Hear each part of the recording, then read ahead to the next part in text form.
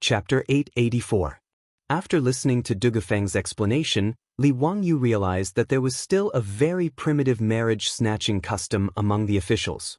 In Dugufeng's words, the laws are lax, the marriages are improper, the villages are violent, they steal people's wives and daughters to escape, they move to other places and live in peace. They are called companions, and Yen Wan thinks they are companions. In other words, the marriage customs of these officials were no different from those of primitive societies. If they took a liking to someone, they would knock them out and carry them away. Not only that, the officials did not even know the etiquette of marriage and did not know the nature of father and son. Not to mention the Tang people, even Li Wangyu found it hard to accept the marriage customs of these officials. Chaotic, it was too chaotic. It was also because of this that Dugu Feng was too embarrassed to say these words in front of Su Chongqing and the others. The rebellion of the officials was related to the marriage snatching that happened a few days ago. There were also thousands of officials living in the area under the jurisdiction of Jiulong County.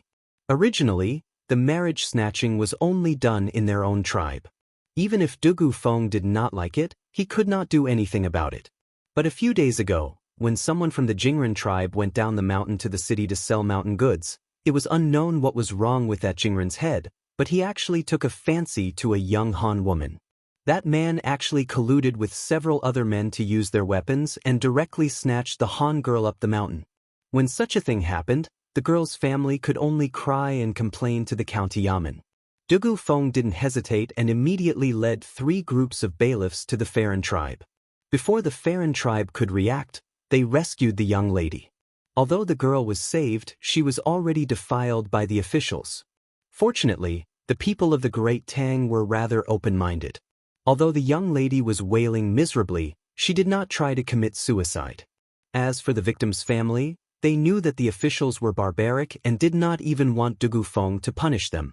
They just wanted to accept their bad luck. However, when the victim's family was prepared to settle the matter peacefully, those people started to cause a ruckus. They even threatened Dugu Feng and demanded that Jiulong County send the person back to them. Otherwise, they would come and snatch the person back. The Tang Dynasty's attitude towards these officials had always been, even though they are in danger, they should be treated with kindness and trust. However, Dugu Feng did not completely agree with this. He had been an official in Jiulong County for a long time, so he knew the nature of these officials well. He knew that to deal with these officials, it was not enough to just show them kindness.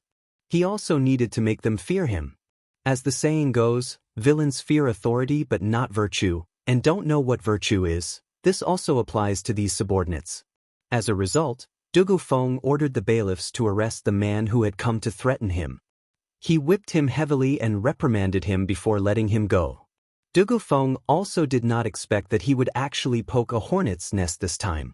Dugu Feng whipped the man who abducted the woman was the son of the leader of the Dugu Ren tribe near Jiulong County. As a result, the leader of the Dugu Ren tribe contacted the other officials to attack Jiulong County to avenge his son. This was the reason why the current situation occurred. After Li Wangyu heard Dugufeng's explanation, he could only let out a long sigh. This matter could not be blamed on Dugu Feng, the county magistrate of Jiulong County. There was nothing wrong with his actions.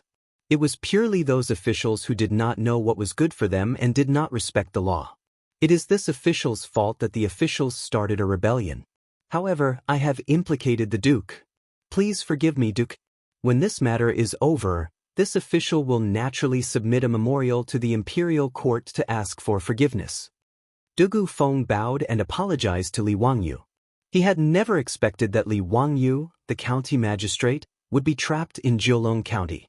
Dugu Feng didn't even dare to imagine what the consequences would be if something were to happen to Li Wangyu under his rule. He was afraid that when the emperor was angry, the officials of Yi province would be slaughtered by the Tang Dynasty's army. Li Wangyu waved his hand. This matter cannot be blamed on the Dugu Ming house. It is all because those officials did not agree with the emperor. There is no need to worry about the Ming house. This matter will not be too big. When the Yi province army arrives, those officials will naturally scatter. Yes, this official is also thinking of this. As the two were talking, a yamen runner rushed in from outside the county office and reporting to the Ming house, The officials outside the city have appeared. Li Wangyu and Dugu Feng heard this and immediately stood up. Let's go and take a look. Although Jiulong County was a lower county, the city walls were very sturdy. The city walls were 20 feet high and 10 feet wide. There was also a horse path connecting the city walls. Li Wangyu and his group rode up the city walls. They looked up and saw torches in the forest outside the city in the east, west, and north of Jiulong County. However, the south gate of Chengdu County was completely dark. There seemed to be no movement at all. Dugu Feng revealed a suspicious expression in response to this. However, Li Wangyu and Niu Wu had mocking expressions on their faces. They smiled and didn't say anything. As Li Wangyu and Dugu Feng were observing the situation of the officials outside the city, they suddenly heard a voice. Duke, look at how powerful these officials are. Just by looking at the torches outside the city, there are at least a few thousand officials surrounding Jiulong County. There are no officials at all at the south gate. If I knew this would happen, I would have opened the gate and let the people out to take refuge. Li Wangyu turned his head and saw that it was Wang Yichuan from the Yi Province's Governor-General's manor. He had run up the city walls and was pointing outside the city as he complained. Clearly, this fellow still held a grudge against Dugu Feng for not opening the city gates. Li Wangyu did not expect Wang Yichuan to be so thick-skinned. He had run away after being reprimanded, but he still dared to come up. Li Wangyu did not find it strange that Wang Yichuan would appear on the city walls. This guy was a major from the Yi Province's Governor-General's manor. He probably had eyes and ears in Jiulong County. If he wanted to go up the city walls, the yamen runners and soldiers would not dare to stop him. Li Wangyu could not help but mock Wang Yichuan in response to his complaint. Major Wang, don't you understand something as simple as surround 3 and guard 1? How did you become a major from the Governor-General's manor? How can you understand something as simple as this? What do you mean by surround 3 and guard 1? Duke, are you saying that there are also barbarians in the south of the city? How is this possible? Do those barbarians know anything about the art of war? Li Wangyu did not want to waste time with this person. Niu Wu, explain it to him. Niu Wu also had a mocking expression. He pointed to the south of the city and said, Major Wang, did you not notice that the forest beside the official road in the south of the city is excessively quiet? There is not even the sound of insects or birds. If there is no one lying in ambush, I will cut off my head and let you kick it like a ball. Major Wang actually doesn't understand such basic military knowledge? Wang Yichuan's face turned red from Li Wangyu and Niu Wu's words, but he did not dare to continue speaking. Li Wangyu and Dugu Feng patrolled around the city walls on their horses. After confirming that there were no flaws in the defenses of the county, they went down the city walls and went back to rest. Tonight, those barbarians would not attack the city. They only needed to see if the reinforcements from the Yi Province's Governor-General's manor would arrive early and disperse those barbarians. Otherwise, if the barbarians attacked the city, it would be a tough battle to fight against the thousands of barbarians outside the city with just the 200 yamen runners and the 200 yamen runners. Chapter 885. The reason why Li Wangyu dared to go back to sleep and not worry about being attacked at night was also because of the way wars were fought in this era. Many people mistakenly thought that the lack of night battles in ancient times was due to the lack of vitamin intake, causing night blindness. This was actually not very accurate. Night blindness naturally existed in ancient times and was known as sparrow blindness or sparrow blindness. However, during the Sui and Tang dynasties, doctors had long known about night blindness.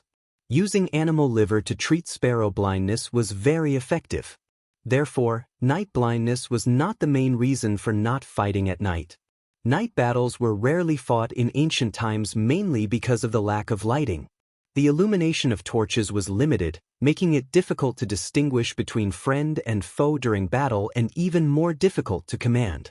Using cold weapons to fight, both sides were often tangled together and it was very easy to injure one another at night.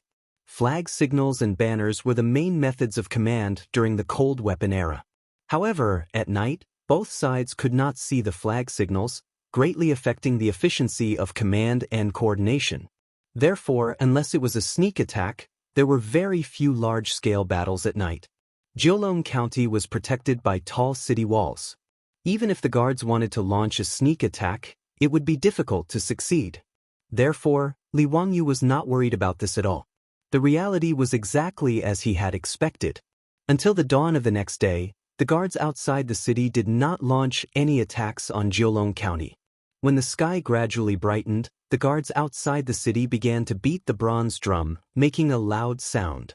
Li Wangyu was awakened by the sound of the bronze drum. Listening to it, he could not help but reveal a worried expression.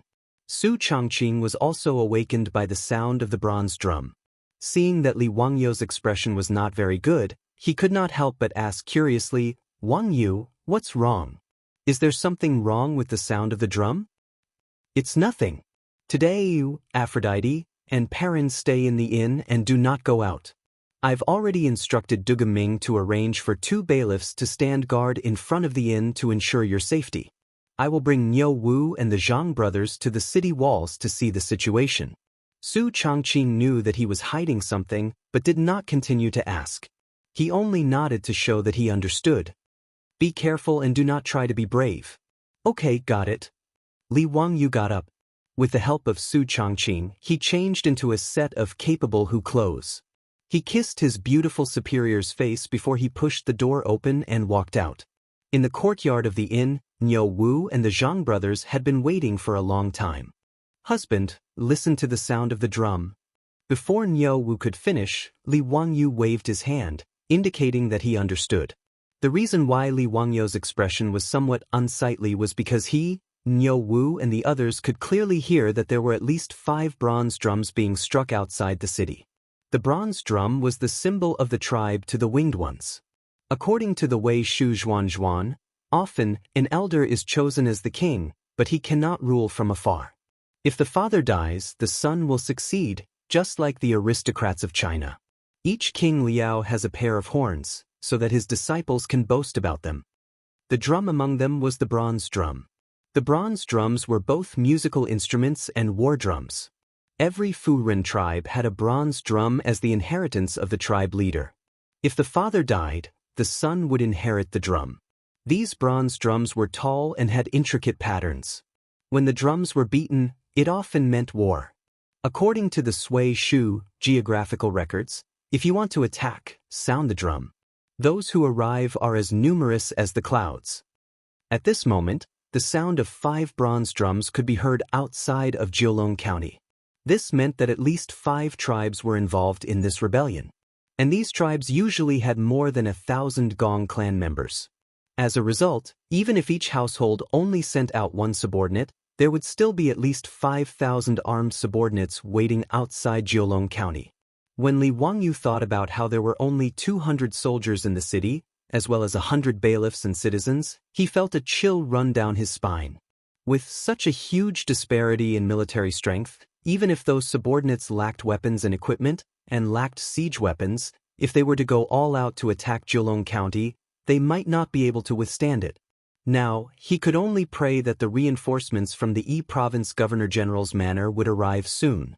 Li Wangyu led Niu Wu and the other 2 to the city wall, but Dugu Feng and Wang Yichuan had already arrived. Looking out, many people had already appeared at the foot of the Jiulong County city wall.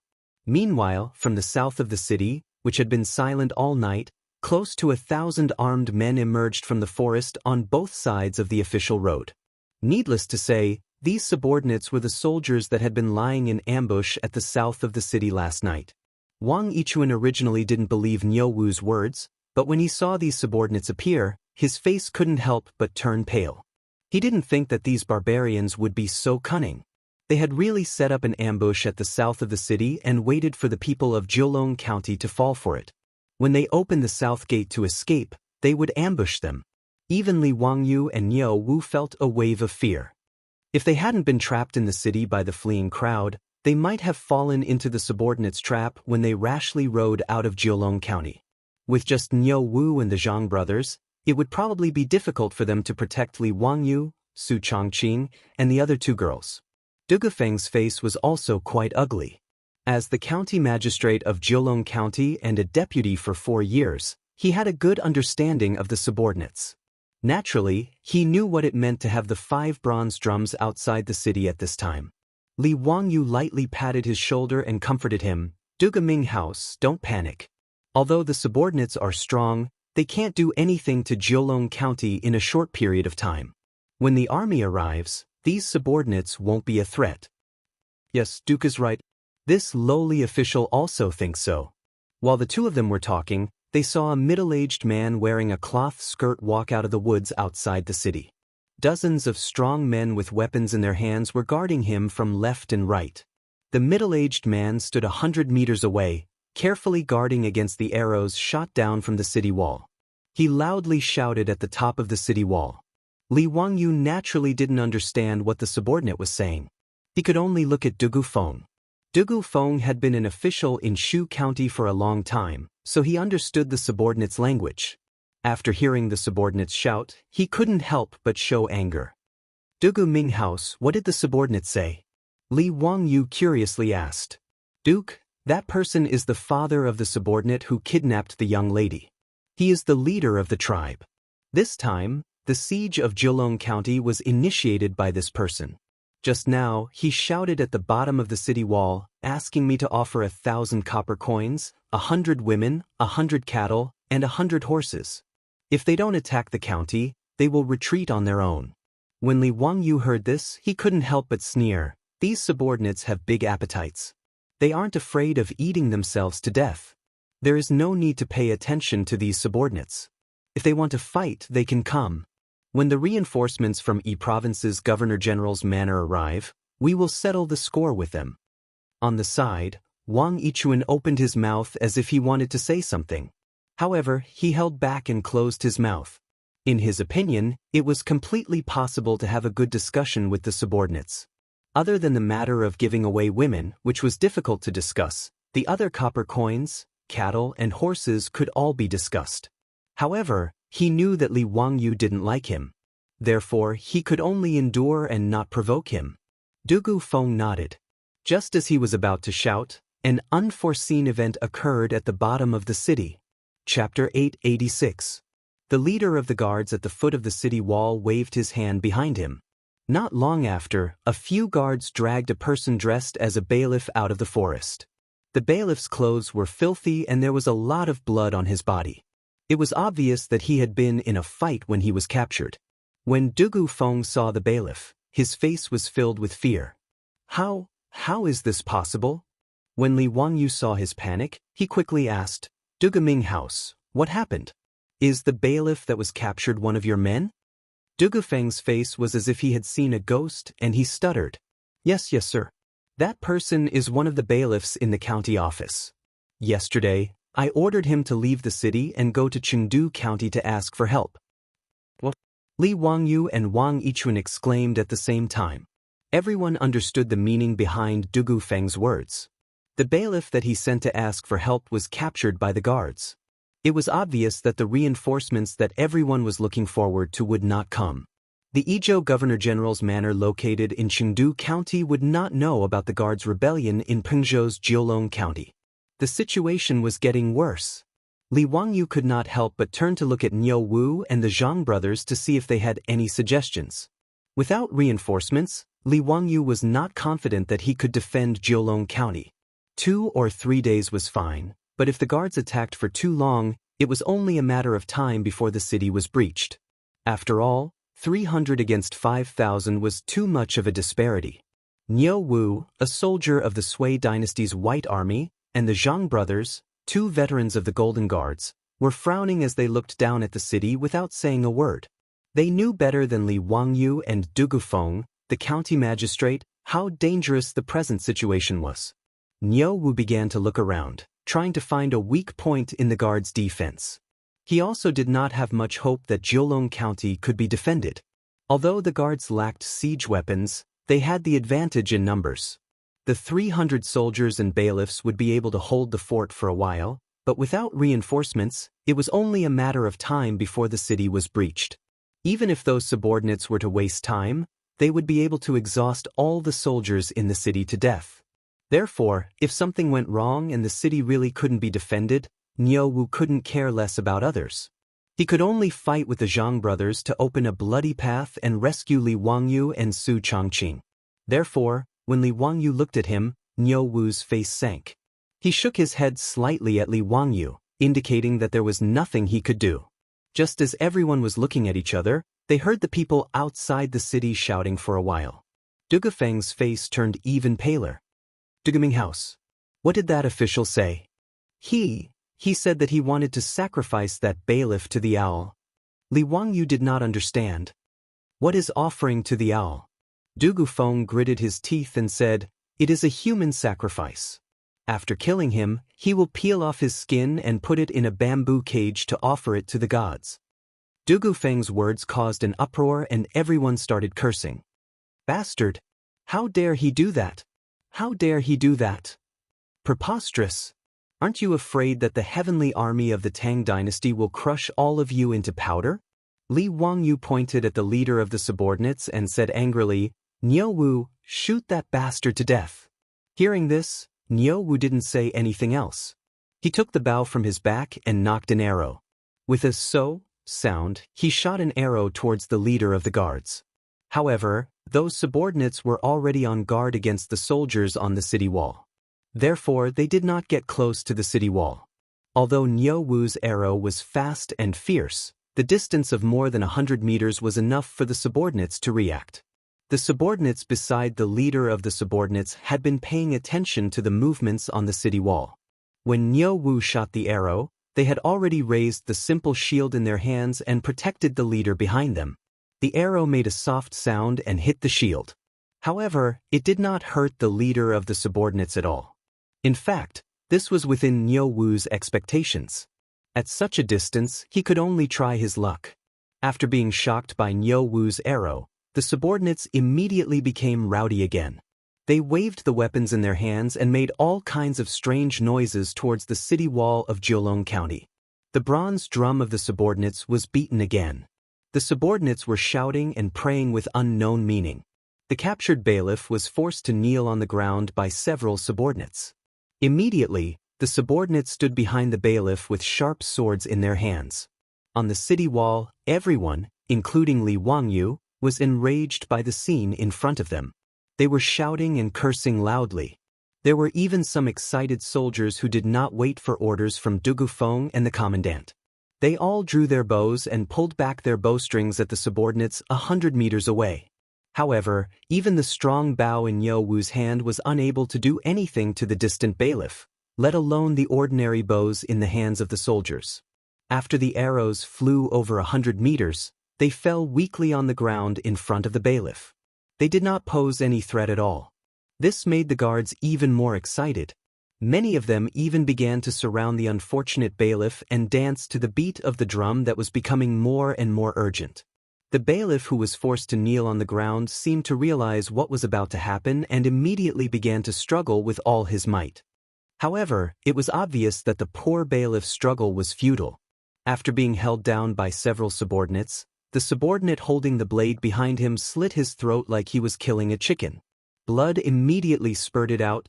Li Wangyu clenched his fists so tightly that his nails dug into his skin. He was completely unaware of it.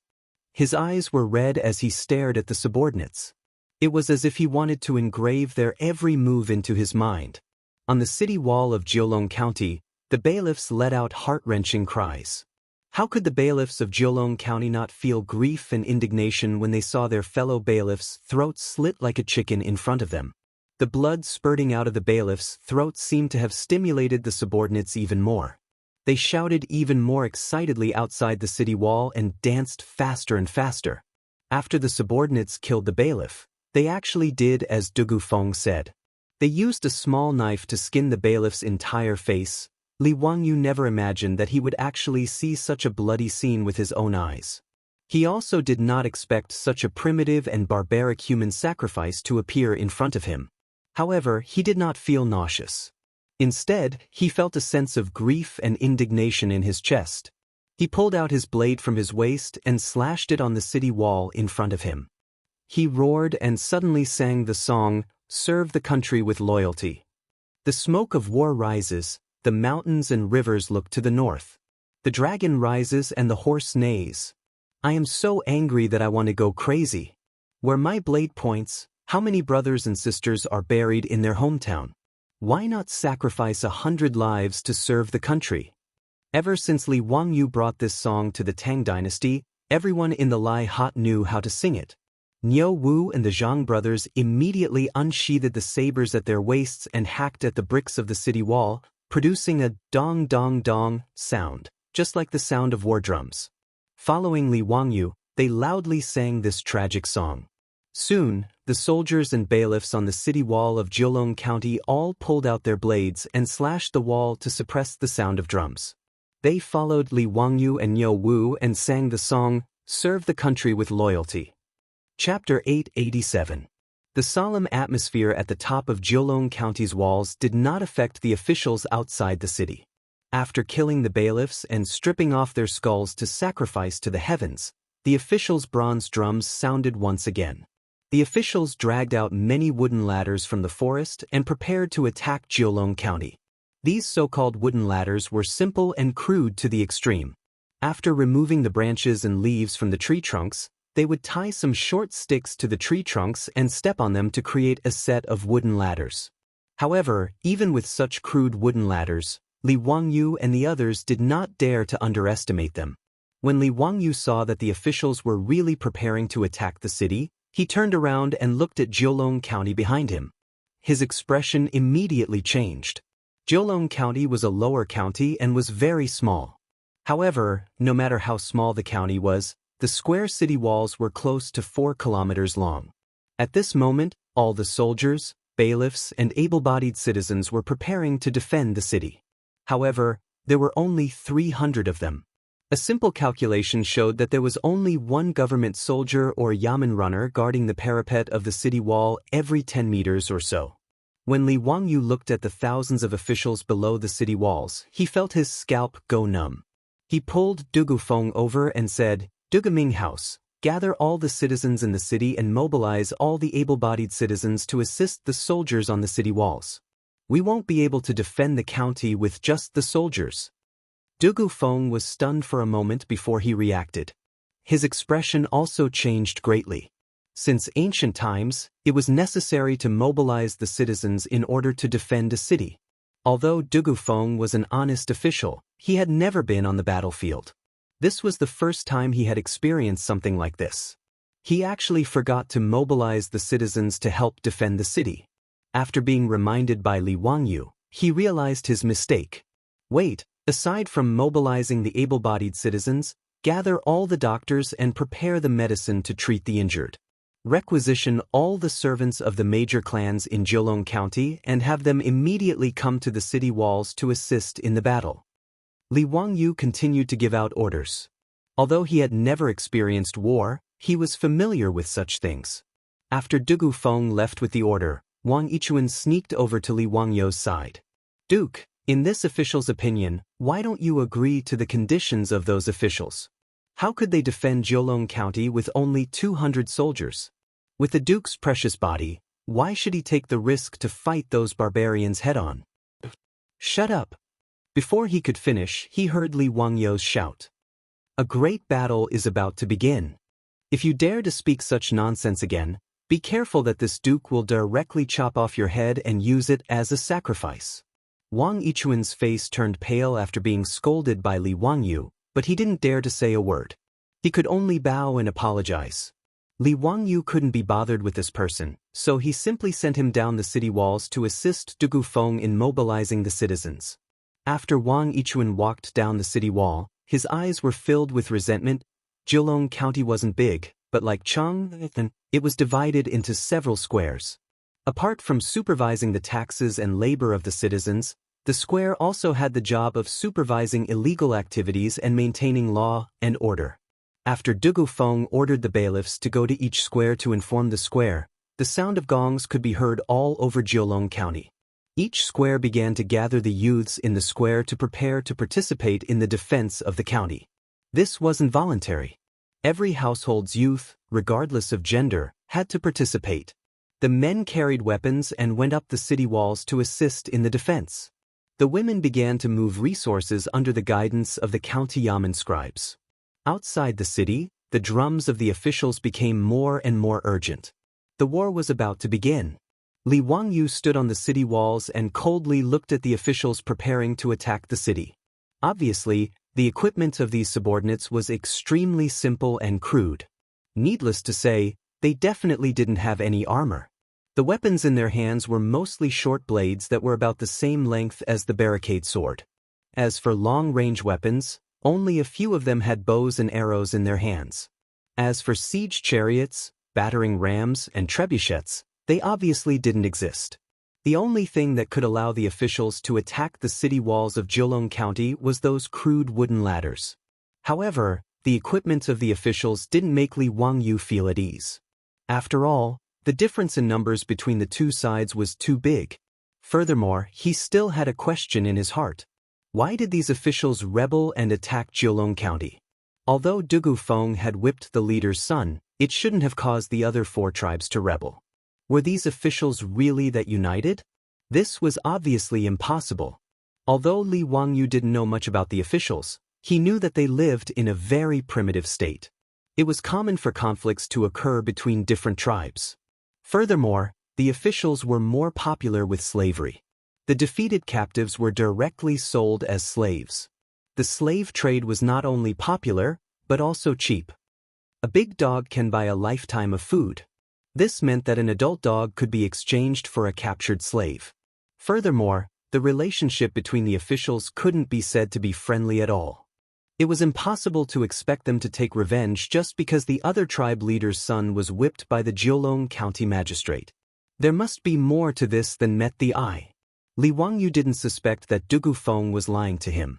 After all, although he had only known Dugu Feng for less than a day, since Dugu Feng had left his name in history, he should be trustworthy. Just as he was thinking about these things, a bugle horn sounded from below the city walls. The officials had started to attack the city. Niu Wu pulled Li Wangyu to the side. Lang Jun, the officials have started to attack the city. Why don't you go back to the inn and accompany Lady Su? On the city walls, swords have no eyes. The Zhang brothers and I may not be able to protect you. When Li Wangyu heard this, he hesitated. According to his temperament, a gentleman would not stand under a collapsing wall. However, the tragic death of the bailiff just now made him feel suffocated and uncomfortable. Niu Wu, don't worry. When I left today, I already wore the inner armor. Just find me a shield. Li Wangyu finally decided to stay and observe the situation. The inner armor that he was talking about was the protective deck that Li Er asked Yen Liben to make after the holy clothes were mercilessly looted by the group of dukes and big shots led by Li Er. The inner armor was also made of well-tempered steel. It was the same as when Niu Wu used it for his experiments. It was lined with silk and cowhide. The armor was divided into 2 parts, one protecting the chest and the other the back. The middle was connected by a cowhide buckle. When worn under clothes, it was like a bulletproof vest in the future. Li Wangyu asked Yen Liben to make more than 100 sets of inner armor like this. Each of the officials in the government had one set. Although he spent a lot of money, it was worth it. Everyone in the government, including Niu Wu and Niu Yong, loved this set of inner armor. It was even said that many of the officials were reluctant to take off the inner armor when they had sex with their wives. This made Li Wangyu speechless. Now, the inner armor came in handy. At least he, Niu Wu, and the Zhang brothers all had the protection of the incomparably strong inner armor under their robes. Niu Wu tried to persuade Li Wangyu. Seeing that he insisted on staying on the city walls, he had no choice but to find a shield for him. He also instructed the Zhang brothers to protect Li Wangyu. At this time, outside Jiulong County, under the sound of horns and drums, the officials formed a messy formation and began to attack the city. Chapter 888. The solemn atmosphere at the top of Jiulong County's city wall did not affect the officials outside the city. After killing the bailiffs and stripping off their skulls to sacrifice to the heavens, the officials' bronze drums sounded again. The officials dragged out many wooden ladders from the forest and prepared to attack Jiulong County. These so-called wooden ladders were simple and crude to the extreme. After removing the branches and leaves from the tree trunks, they tied some short sticks to the tree trunks and stepped on them to create a set of wooden ladders. However, Li Wangyu and the others did not dare to underestimate these simple wooden ladders. When Li Wangyu saw that the officials were really preparing to attack the city, he turned around and looked at Jiulong County behind him. His expression immediately changed. Jiulong County was a lower county and was very small. However, no matter how small the county was, the square city wall was still nearly 4 kilometers long. At this moment, all the soldiers, bailiffs, and able-bodied citizens were preparing to defend the city. However, there were only about 300 of them. A simple calculation showed that there was only one government soldier or yamen runner guarding the parapet of the city wall every 10 meters or so. When Li Wangyu looked at the thousands of officials below the city wall, he felt his scalp go numb. He pulled Du Gufeng over and said, "Du Ming House, gather all the citizens in the city and mobilize all the able-bodied citizens to assist the soldiers on the city wall. We won't be able to defend the county with just the soldiers." Du Gufeng was stunned for a moment before he reacted. His expression also changed greatly. Since ancient times, it was necessary to mobilize the citizens in order to defend a city. Although Du Gufeng was an honest official, he had never been on the battlefield. This was the first time he had experienced something like this. He actually forgot to mobilize the citizens to help defend the city. After being reminded by Li Wangyu, he realized his mistake.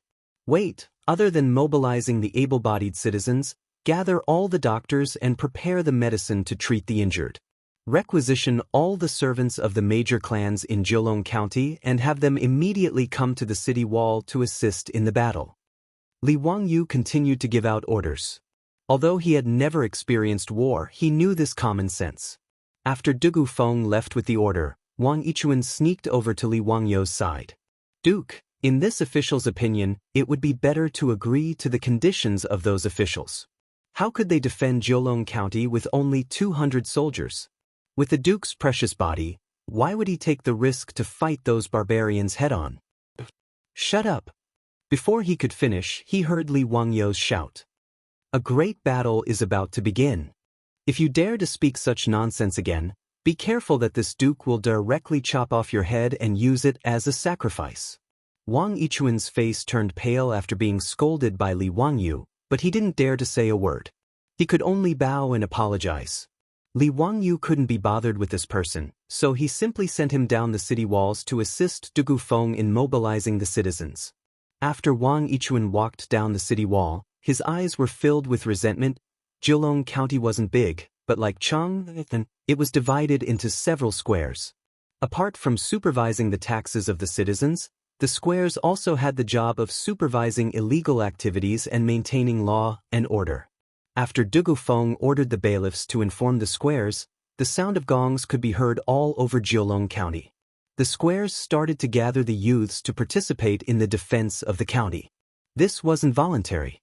Every household's youths, regardless of gender, had to participate. The men carried weapons and went up the city walls to assist in the defense.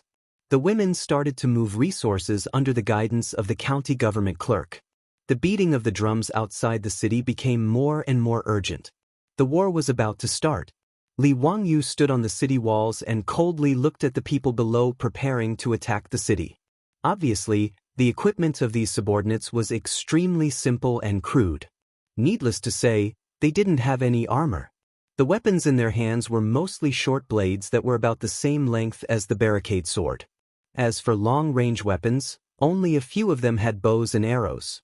As for siege vehicles, battering rams, and trebuchets, they obviously didn't exist. The only thing that could allow the people to attack Jiulong County's city walls was the crude wooden ladders. However, the equipment of the people didn't make Li Wangyu feel at ease. After all, the difference in numbers between the two sides was too big. Moreover, he still had a question in his mind. Why did these people rebel and attack Jiulong County? Although Du Gufeng had whipped the leader's son, it shouldn't have caused the other 4 tribes to rebel. Could it be that these people were really so united? This was obviously impossible. Although Li Wangyu didn't know much about the people, he knew that they lived in a very primitive state. They were naturally aggressive and liked to kill each other. It was common for different tribes to fight each other. Moreover, the people of the Gong tribe were more popular with slavery. The defeated captives were directly sold as slaves. The slave trade was not only popular, but also cheap. A big dog can buy a lifetime of food. In other words, an adult dog could be exchanged for a captured slave. Even when Li Wangyu was in Chang'an City, he had seen slaves with their front teeth chiseled off for sale in the human market. Moreover, the relationship between the people of the Gong tribe couldn't be said to be friendly at all. It was impossible to expect them to take revenge just because the other tribe leader's son was whipped by the Jiulong County magistrate. There must be something hidden in this. Li Wangyu didn't suspect that Dugu Feng was lying to him. After all, although he had only known Dugu Feng for less than a day, since Dugu Feng had left his name in history, he should be trustworthy. Just as he was thinking about these things, a horn suddenly sounded from below the city wall. The people of the Gong tribe had begun to attack the city. Niu Wu directly pulled Li Wangyu to the side. Lang Jun, the people of the Gong tribe have begun to attack the city. Why don't you go back to the inn and accompany Miss Su? On the city wall, swords have no eyes. The Zhang brothers and I may not be able to protect you. Li Wangyu was a little hesitant when he heard this. According to his personality, a gentleman wouldn't stand under a collapsing wall. However, the tragic death of the bailiff just now made him feel uncomfortable. Niuwu, don't worry. When I went out today, I already wore the inner armor. Just find me a shield. Li Wangyu finally decided to stay and observe the situation. The inner armor that he was talking about was the protective deck that Li Er asked Yen Liben to make after the holy clothes were mercilessly looted by the group of dukes and big shots led by Li Er. The inner armor was also made of well-tempered steel. It was the same as when Niu Wu used it for experiments. It was lined with silk and cowhide. The armor was divided into front and back, protecting the chest and the back. The middle was connected by a cowhide buckle. When worn under clothes, it was like a bulletproof vest in the future. Li Wangyu asked Yen Liben to make more than 100 sets of inner armor like this. Each of the soldiers in the Gong tribe had one set. Although he spent a lot of copper coins, it was quite worth it. Everyone in the Gong tribe, including Niu Wu and Niu Wu, loved this set of inner armor. It was even said that many of the soldiers were reluctant to take off the inner armor when they were with their wives. This made Li Wangyu speechless. Now, the inner armor came in handy. At least he, Niu Wu, and the Zhang brothers all had extremely sturdy inner armor under their robes. Niu Wu tried to persuade Li Wangyu again, but when he saw that Li Wangyu insisted on staying on the city wall, he had no choice but to find a shield for him. He also instructed the Zhang brothers to protect Li Wangyu. At this time, outside Jiulong County, under the sound of horns and drums, the people of the Gong tribe formed a messy formation and began to attack the city. Chapter 889. Zhang Dalong Erlang, quickly take Lang Jun down the wall. Niu Wu slashed a subordinate who had just poked his head out of the wall. Seeing that a close combat was unavoidable, he immediately shouted at the Zhang brothers. The Zhang brothers responded and stepped forward to support Li Wangyu, ready to run down the wall. At this moment, Li Wangyu suddenly felt a surge of courage. He shook off Zhang Xian and Zhang Xian's arms and pulled out his saber with a backhand motion. Bullshit. I've also seen blood before. Zhang Dalong, don't worry about me. Go help those bailiffs. The wounded wailing beside him and the blood flowing everywhere on the wall aroused the ferocity in Li Wangyu's bones. Just like that day in the prison, Li Wangyu now had a fierce tiger in his heart. With bloodshot eyes, he held the saber with both hands and strode to Niu Wu's side. He raised the saber above his head and aimed at the gap in the parapet wall in front of him, ready to slash down at any time. He couldn't retreat, and he didn't dare to retreat. Behind him was Jiulong County. Li Wangyu might not be so noble as to risk his life to protect thousands of people of the Tang Dynasty, but behind him were Su Changqing, Aphrodite, and Perrin, when a subordinate with a steel saber in his mouth had just poked his head out of the parapet wall. Li Wangyu let out a beast-like roar from his throat. He aimed his saber at the subordinate's head and slashed down. The saber in his hand was also made of well-tempered steel. It was extremely sharp and could cut iron like mud. Li Wangyu used all his strength to slash down and instantly split the subordinate's head in half. Blood and white brain matter immediately burst out and splashed everywhere. Li Wangyu's face and body were also splashed with blood. Coupled with his ferocious expression, it was terrifying. Niu Wu pulled Li Wangyu behind him and grinned. Lang Jun, I'm afraid you'll scare Lady Su to death like this. Ha, be careful that Miss Su won't let you enter her room.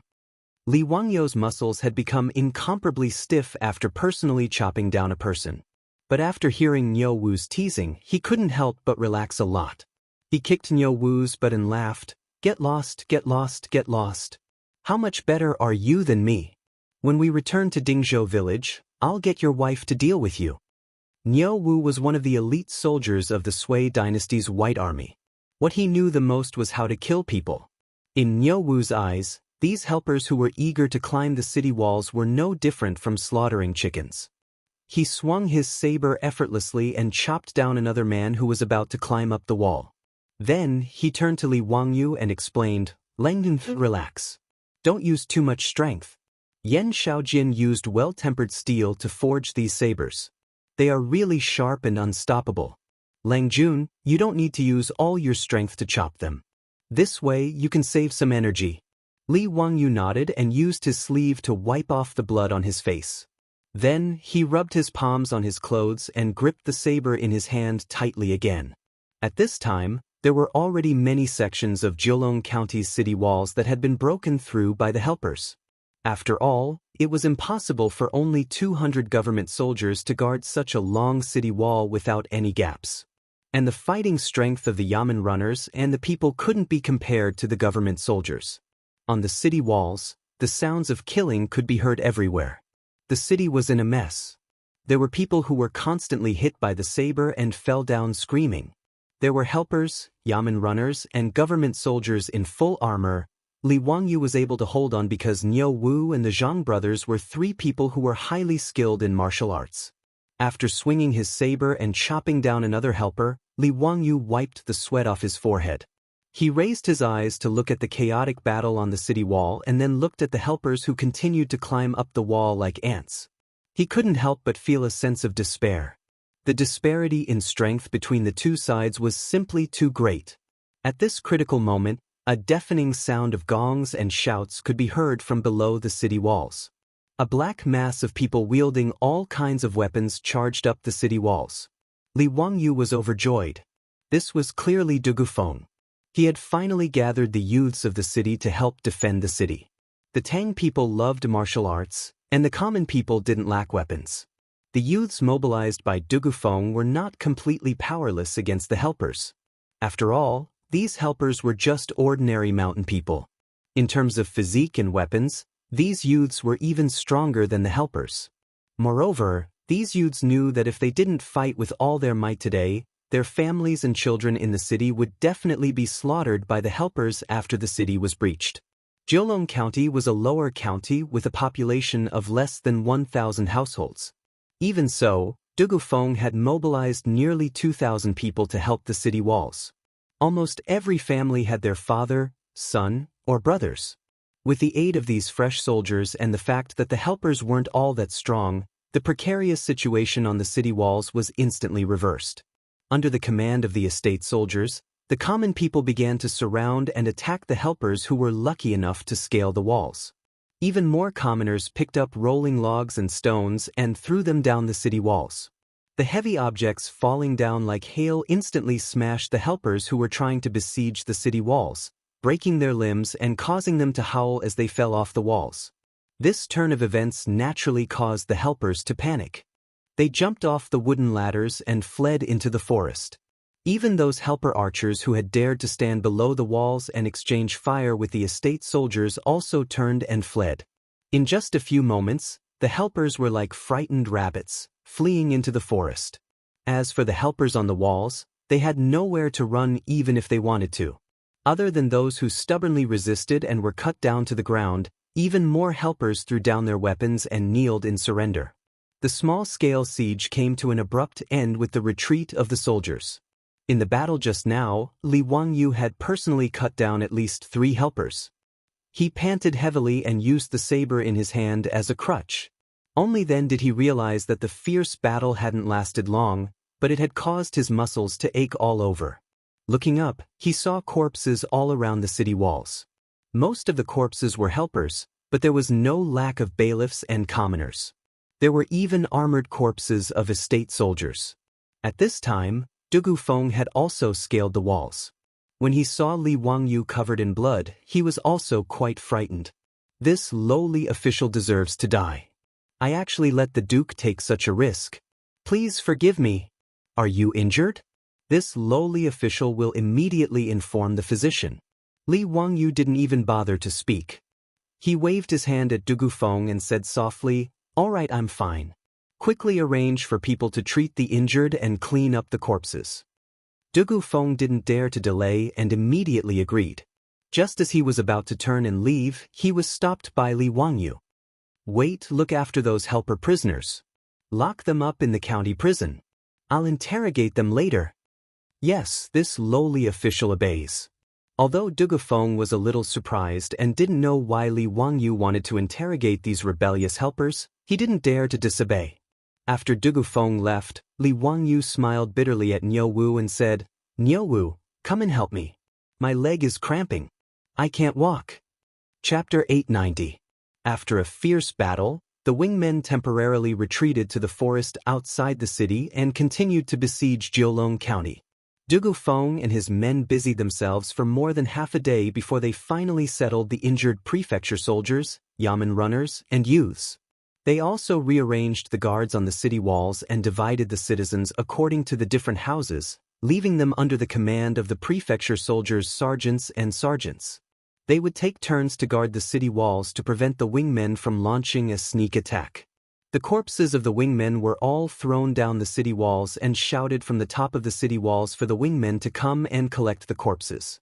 After all, the weather was hot, and if the corpses weren't disposed of as soon as possible, the hundreds of corpses piled up outside the city walls would easily spread diseases once they started to rot. This was hard for both sides to accept. Thus, many wingmen ran out of the forest outside the city. They didn't carry any weapons and started to move the corpses of their tribesmen. This siege didn't last long, but the wingmen had left 200 to 300 corpses behind, and the number of injured was several times more. In Jiulong County, 6 soldiers, more than 20 runners and runners had died in the battle. There were about 10 citizens in the city and hundreds of injured. It could be said that the losses weren't small. The runners, and youths were all locals of Jiulong County. When their relatives learned that their loved ones had died in the battle, they all cried their hearts out in grief. Soon, cries filled Jiulong County. Li Wangyu was carried back to the hostel by Niu Wu. Su Changqing, Aphrodite, and Perrin were so frightened that they almost screamed. He was covered in blood and carried back by Niu Wu. Anyone who saw him would think that he was seriously injured. Today, Su Changqing and the other 2 girls were in the hostel. They heard the sounds of killing coming from all 4 sides of the city walls, and their hearts were already stretched taut. Not to mention Aphrodite and Perrin, even Su Changqing couldn't care less about the fact that she didn't believe in gods and bodhisattvas. She just silently prayed that the gods and Buddhas would protect Li Wangyu and that nothing would happen to him. Therefore, when he saw Li Wangyu appear in front of him like this, Su Changqing almost had the illusion that the world was falling apart. Li Wangyu hurriedly climbed down from Niu Wu's back and smiled at the 3 women, indicating that he was fine. I'm fine. I'm not injured. The blood on my body belongs to those subordinates. Just now, I was just a little tired and my leg cramped. Niu Wu carried me back." Hearing Li Wangyu's explanation, Su Changqing did not care about the gazes of others. She rushed forward and hugged her man tightly. Li Wangyu never knew that his beautiful boss had such great strength. She even hugged him so tightly that he felt like he couldn't breathe. But before he could say anything, Su Changqing had already released him. Then, the ancestral craftsmanship was used on him again. With Su Changqing's slender fingers pinching the soft flesh below his ribs, Li Wangyu could only raise his hands and surrender. "Tangqing, it hurts, it hurts. Be gentle, be gentle. I was wrong, I know I was wrong." "Humph, what did you do wrong?" Li Wangyu was dumbfounded by his beautiful boss's words. "I was wrong? What did I do wrong?" This extremely polemical dialogue was a nightmare for men in the future. She wasn't afraid that you made a mistake, but that you didn't know what you did wrong. This kind of question was simply a question of death. Supported by a strong desire to live, Li Wangyu simply ignored everything. In front of Niu Wu, the Zhang brothers, Aphrodite and Perrin, he directly reached out and hugged Su Changqing and kissed her fiercely. Niu Wu and the Zhang brothers naturally widened their mouths in horror before retreating awkwardly. On the other hand, Aphrodite was chuckling while covering her mouth. As for Perrin, her face was already red with embarrassment. After a long time, the two finally separated. After rolling her eyes at Li Wangyu, Su Changqing finally stopped asking about that question of death. However, she looked at the bloodstains on him with disdain and turned to Aphrodite and Perrin. Go and boil water so that Wangyu can take a bath and change his clothes. Look at how dirty he is. Aphrodite and Perrin responded with a smile and immediately went to prepare a bathtub for Li Wangyu. In fact, there were naturally chores in the hostel who were in charge of this. Before long, the bathtub in the wing room was filled with hot water. Li Wangyu didn't have to hide anything now. After taking off his blood-stained clothes in front of the three women, he soaked his naked body in the hot water. Stimulated by the warm water, the pores all over his body relaxed. Li Wangyu buried his head in the water and felt the strong beating of his heart in his chest. It wasn't until he couldn't hold his breath that he jerked his head up and took in deep breaths of fresh air. Li Wangyu couldn't help but heave a long sigh of relief, feeling that he was finally alive. It was great to be alive. 3 pairs of smooth palms landed on his body and began to help him rub off the dried blood on his body. Li Wangyu closed his eyes and silently enjoyed the massage from his women while thinking about what to do next. Although Jiulong County wasn't under Li Wangyu's rule, as the founding county duke of the Tang Dynasty, he enjoyed a salary from the imperial court and was supported by the people of the Tang Dynasty. Therefore, he naturally had to be responsible for the people of the Tang Dynasty. Although many of them had died in today's battle, there were still several thousand of them surrounding Jiulong County, even if those who were injured were included. It was obviously unrealistic to send people through the blockade and report to Chengdu County's Yizhou Governor General's office. However, Jiulong County was too close to Chengdu County. Moreover, there were many scholars and scholars trapped in Jiulong County. Even the chief of the Yizhou Governor General's office was trapped here. As time passed, the officials might not be able to seal off the news even if they wanted to. As long as Jiulong County could hold on for 7 to 8 days, there was no need to worry about reinforcements not arriving. However, the problem was that it was too difficult to defend Jiulong County for so many days with the current strength of its defenses. If the officials attacked a few more times like today, Jiulong County would probably fall. The reason was simple. After today's battle, most of the remaining soldiers were injured. If they continued to fight, their battle strength would be affected. Moreover, the bailiffs and citizens had suffered even more losses and needed to rest. As for the youths in the city, they were only normal citizens and could only assist the soldiers. They could not truly be used as soldiers. Now, they had to think of a way to strengthen the defense of Jiulong County. Li Wangyu closed his eyes and pondered for a long time. Suddenly, he opened his eyes and stood up from the bathtub, giving Su Changqing and the others a fright. Wangyu, what are you panicking for? The officials have not attacked yet. I have been paying attention to the movements outside the city. Li Wangyu stepped out of the bathtub and carelessly put on his clothes. He explained, Changqing, I am such a pig. How could I forget about the gunpowder? No, I have to find Dugafeng and have him gather saltpeter, charcoal, and sulfur in the city. When Su Changqing heard him say this, she also reacted and her face lit up with joy. Gunpowder, even the most primitive gunpowder, was a godly weapon in the Tang Dynasty. Yesterday, there was a bug in the system and Chapter 887 and 888 were duplicated. If there is a duplicate subscription, please delete this book from the bookshelf and add it again to refresh. Chapter 891. Li Wangyu created gunpowder to make firecrackers and fireworks for fun. However, he did not give the gunpowder to Pai Lupi as a weapon because Li Wangyu felt that gunpowder was too overbearing and that it would be harmful to heaven and earth if it was turned into a weapon. However, after experiencing the battle today, he realized that his thoughts were too naive. Swords and spears could kill people, bows and arrows could kill people, and gunpowder could also kill people. Since the purpose was to kill people, it would be too stupid to say that using gunpowder to kill people was harmful to heaven and earth. From Li Wangyu's point of view, any weapon that could kill those people outside the city was a good weapon. He called Niu Wu over and told him to find Dugufeng and collect saltpeter, sulfur, and charcoal in the city to make gunpowder. Lang Jun, you still want to make exploding rods at this time? Many people in the city are in mourning. Isn't it inappropriate to set off exploding rods at this time? Niu Wu was puzzled. Although he was the one who created the gunpowder with Li Wangyu, Niu Wu knew that the purpose of gunpowder was to make exploding rods and fireworks. Now that Jiulong County was facing a huge crisis, how could his Lang Jun be in the mood to make these things? When Li Wangyu heard this, he was so angry that he wanted to kick Niu Wu. Idiot, who told you that I want to make exploding rods? Then you want to make fireworks? Do you want to shoot fireworks into the night sky as a warning to the outside world? Li Wangyu was almost angered to death by this uncultured fellow, but he was too lazy to continue explaining. If I tell you to go, then go. Remember, collect as much as you can and transport it all.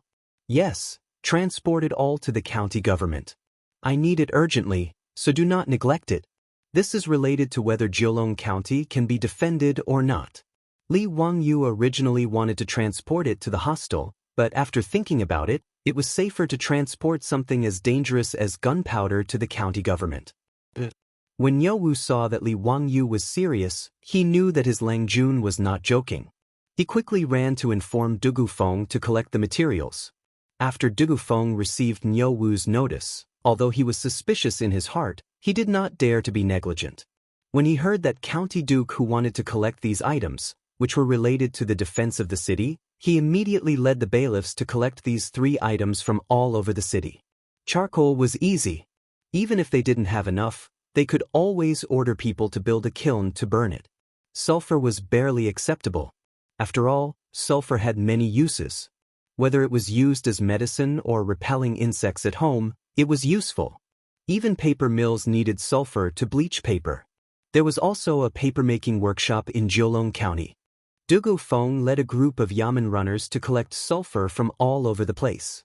They collected all the sulfur stored in the medicine shops, paper mills, and the homes of the commoners. They managed to gather quite a bit of sulfur. The only thing they couldn't find was nitrate. Saltpeter could be used to make leather, but there were no leather workshops in Jiulong County. Saltpeter was mainly used to treat moisture and skin diseases. However, the amount used was not large. Therefore, the medicine stores in the county did not have much saltpeter in stock. Dugufeng searched the entire county, but he could only find less than half a kilogram of saltpeter. When Li Wangyu found out about this, he also frowned. To make gunpowder, the amount of saltpeter needed was much more than sulfur. Now that Jiulong County was besieged, where could he find saltpeter? If he didn't have enough saltpeter, or in other words, potassium nitrate, how could he make gunpowder? Wouldn't that mean that he had the dragon-slaying skill but no dragon to kill? When Su Changqing found out about this, he originally hoped that Li Wangyu would be able to make gunpowder and kill everyone to save the people of Jiulong County. However, he didn't expect that he would be hit in the head by the lack of raw materials.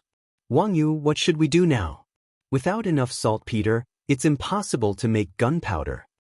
Let's make as much as we have. If we really can't, we can only use it as a trump card and use it at a crucial moment. Li Wangyu was also very depressed. With less than half a kilogram of saltpeter, he couldn't make much gunpowder. Moreover, the power of gunpowder wasn't very strong. As a result, its usefulness was even more limited. He could only make gunpowder to catch them off guard and see if he could scare those ignorant officials. After all, when gunpowder exploded, the sound and flames produced would be quite shocking. For the officials who had never seen gunpowder before, it would certainly scare them. Li Wangyu unhappily ordered Niu Wu to grind out the charcoal, sulfur, and saltpeter first. They had to make gunpowder first. When it came to making gunpowder, Niu Wu was even more skilled than Li Wangyu. After all, this guy was very lazy. When he had researched how to make gunpowder, he had thrown it to the 2 brothers, Niu Wu and Niu Yong, to manage. After sending Niu Wu to the county yamen to make gunpowder, Li Wangyu stayed in the hostel with waning interest. He continued to ponder about what other methods he could use to win by surprise. While he was thinking hard, he felt a burst of discomfort in his stomach. He quickly got up and went to the outhouse. The outhouse of the hostel was relatively clean. However, no matter how clean the outhouse of the Tang Dynasty was, it was still limited. There was no need to talk about the smell. It was unavoidable. Moreover, the floor and corners of the outhouse were often cleaned, but there were still layers of white crystals. Li Wangyu squatted in the outhouse and looked at the white crystals. Suddenly, a flash of lightning flashed through his mind, causing him to immediately stand up. Immediately, Li Wangyu squatted down again. Damn, I forgot what I was doing and almost stained my pants. Li Wangyu quickly dealt with the aftermath. Like a whirlwind, he lifted his pants and rushed out of the outhouse. Zhang Delang Zhang Erlang. Quickly go and find Dugeming house for me. The two brothers of the Zhang family saw that their master was so anxious that he didn't even have time to tie up his pants. They didn't dare to ask anymore and quickly turned to look for Dugu Feng. Not long after, Dugu Feng, who had received the news, rushed to the hostel. However, when he heard Li Wangyu's words, he was dumbfounded. Duke? Are you kidding? At this time, you want me to mobilize the people in the city to scrape soil from the outhouse and the pigsty? Why is this so? Li Wangyu squatted in the outhouse. When he saw the white crystals, he thought of scraping soil. When he was young, he heard from the elders in the village that in the old days, there was a popular business in the village called making salt. Every morning, the villagers would carry baskets and scrape soil from the outhouse, pigsty, and walls of the old houses in the village. After processing, they would boil the salt and sell it. Li Wangyu didn't know when this process of scraping soil and boiling salt appeared. It was recorded in the Ming Dynasty's Tian Gong Kai Wu, but the Tang Dynasty definitely didn't have this method of extracting salt. The salt used in the Tang Dynasty was extracted from natural saltpeter. In Jilong County, there were naturally no saltpeter mines, but there were outhouses, pig feet, and old houses everywhere. The main thing was to mobilize people to scrape soil, so the problem of restricting the production of gunpowder was easily solved. However, Su Changqing could understand this matter, but Dugu Feng found it hard to understand. The dignified county duke who founded the country actually wanted to mobilize the people in the city to scrape white crystals from the outhouse at this time. Wasn't this a waste of time? Could it be that this county duke had some special hobby? Dugu Feng cursed in his heart, but he didn't dare to refuse. He could only brace himself and agree. Chapter 892. As the county magistrate of Jiulong County, Dugu Feng was clearly a capable official. Even though he did not understand why the citizens were asked to scrape the white crystals, Li Wangyu said that this matter was related to the survival of Jiulong County, so he carried it out seriously. Thus, everyone in Jiulong County, from the elderly to the children, carried baskets on their backs and squatted in the latrines, pigsty, and old houses to scrape the white crystals. Regarding this, the commoners in the city complained. Who would be willing to go to such a dirty and smelly place to get these useless things? What's more, the sword of Damocles was still hanging over everyone's heads. At this time, they were still asked to do such ridiculous things. Naturally, it would cause the common people in the city to complain. At this time, Li Wangyu did not care about how the citizens complained about him behind his back. He ran to the Jiulong County Yamen and ordered people to dig a saltpeter pond in the yard. He was going to extract the saltpeter from the saltpeter soil. This method was heard from the elders in the village. Because they were in a hurry, digging the saltpeter pond turned the perfectly fine yamen into a muddy mess. At this time, Dugu Feng wanted to cry but had no tears. How could his perfectly fine yamen be ruined by this county magistrate who? The pond was half a meter deep and the four walls were built with bricks. The bottom of the pond was pounded with wheat straw to ensure that it would not leak. At one end of the pond, a hole was dug and a small urn was buried in it. At the bottom of the pond, a small hole was made and a clay pipe connected to the small urn. After everything was ready, Li Wangyu ordered people to mix the saltpeter soil with plant ash and put it into the saltpeter pond. After stepping on it, the pond was filled with water. After the water in the saltpeter pond seeped through the saltpeter soil, It would bring out the saltpeter from the soil and enter the small urn through the clay pipe. The dark red water was the saltpeter water. After that, Li Wangyu ordered people to set up a large stove in the yard of the county yamen. He directly took out several large iron pots from the county yamen kitchen and began to boil the saltpeter. This made Dugufeng's face twitch, but he could only silently endure. The dark red nitric acid was poured directly into the iron pot and boiled over a large fire. Only when the white salt was boiled out from the bottom of the pot, and the nitric acid was boiled into a thick liquid, did the job finally come to an end. Li Wangyu ordered people to take out the boiled nitrate water and put it into the taopan. He then placed it in a cool place to store it carefully. After the boiled nitrate water cooled down, the sides and bottom of the pot were filled with white crystals. This was the refined nitrate. When the saltpeter was extracted, Niu Wu, Dugufeng, and the others were stunned. How could they have imagined that the soil scraped from the side of the latrine could actually produce saltpeter? This completely subverted their understanding. Lang Jun, this is really salt. Then how could the latrine produce nitrate? This is really an eye-opener. Dugufeng even turned to Li Wangyu and bowed deeply. This lowly official only knows now that Duke knows everything from the heavens to the earth. You are truly a learned man. However, this lowly official still does not understand why Duke ordered this lowly official to collect things like saltpeter, sulfur, and charcoal. Li Wangyu smiled at Dugufeng and spat out 2 words.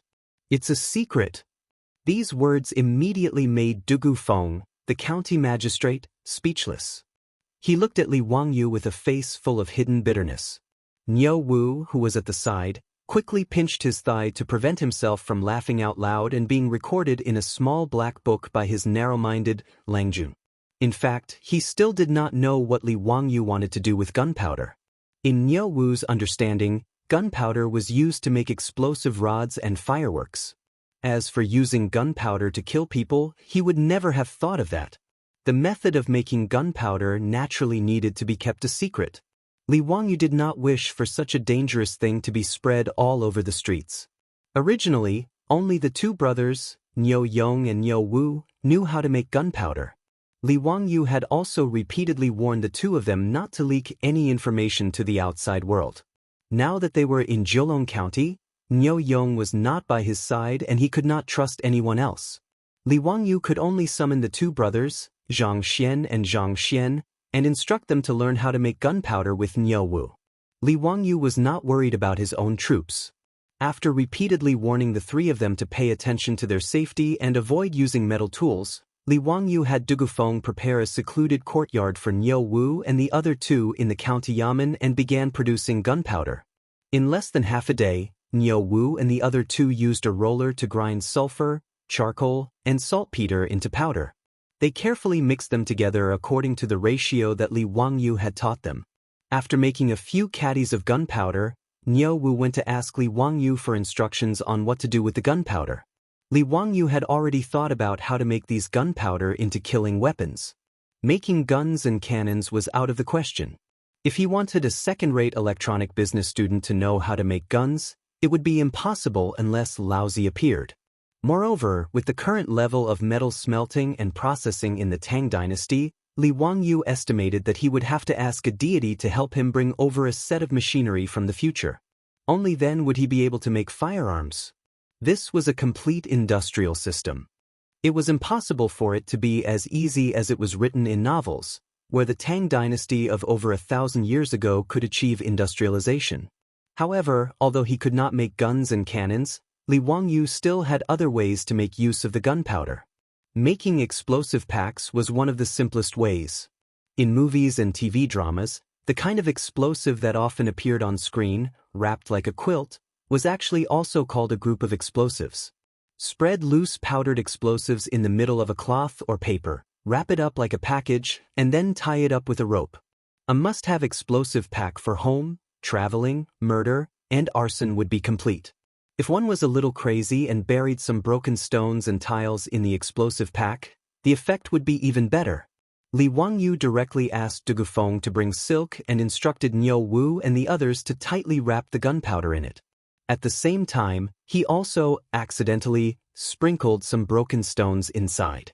The several caddies of gunpowder that Niu Wu and the others ground were all wrapped in a square explosive pack. Lang Jun, what the hell is this thing? If it explodes, it will be too big. How big of a brazier do you need to light this thing?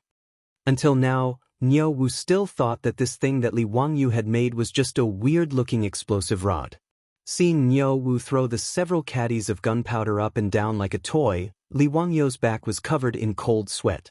*CK. This bastard Niu Wu who could scare people to death, did he really think that the thing in his hand was just for listening to the sound? Stop! Li Wangyu shouted loudly, scaring Niu Wu. The explosive pack in his hand almost fell to the ground, scaring Li Wangyu so much that his heart almost stopped beating. Although he knew that the gunpowder wouldn't explode even if it fell, who could say for sure about this kind of thing? If the several caddies of gunpowder in front of him exploded, there was no need to think about the consequences. He wouldn't even have to collect the corpse. He, Li Wangyu, could only pray that the heavens would let him transmigrate again. Li Wangyu could only angrily kick Niu Wu who had almost scared him to death. With a dark face, he signaled the Zhang brothers to carry the explosive pack and follow him. He had to find a place to test the power of the explosive pack. Chapter 893. Li Wangyu was a kind person. In order to extract the nitrate, he had already turned the Jiulong County Yamen upside down. If he were to test the power of the explosive in the Yamen, well, he was actually afraid that Dugu Feng would fight him to the death. If he accidentally blew up the Yamen, no matter how thick-skinned Li Wangyu was, he would not be able to face Dugu Feng. After asking Dugu Feng, Li Wangyu decided to go to the military camp's drill ground to test it out.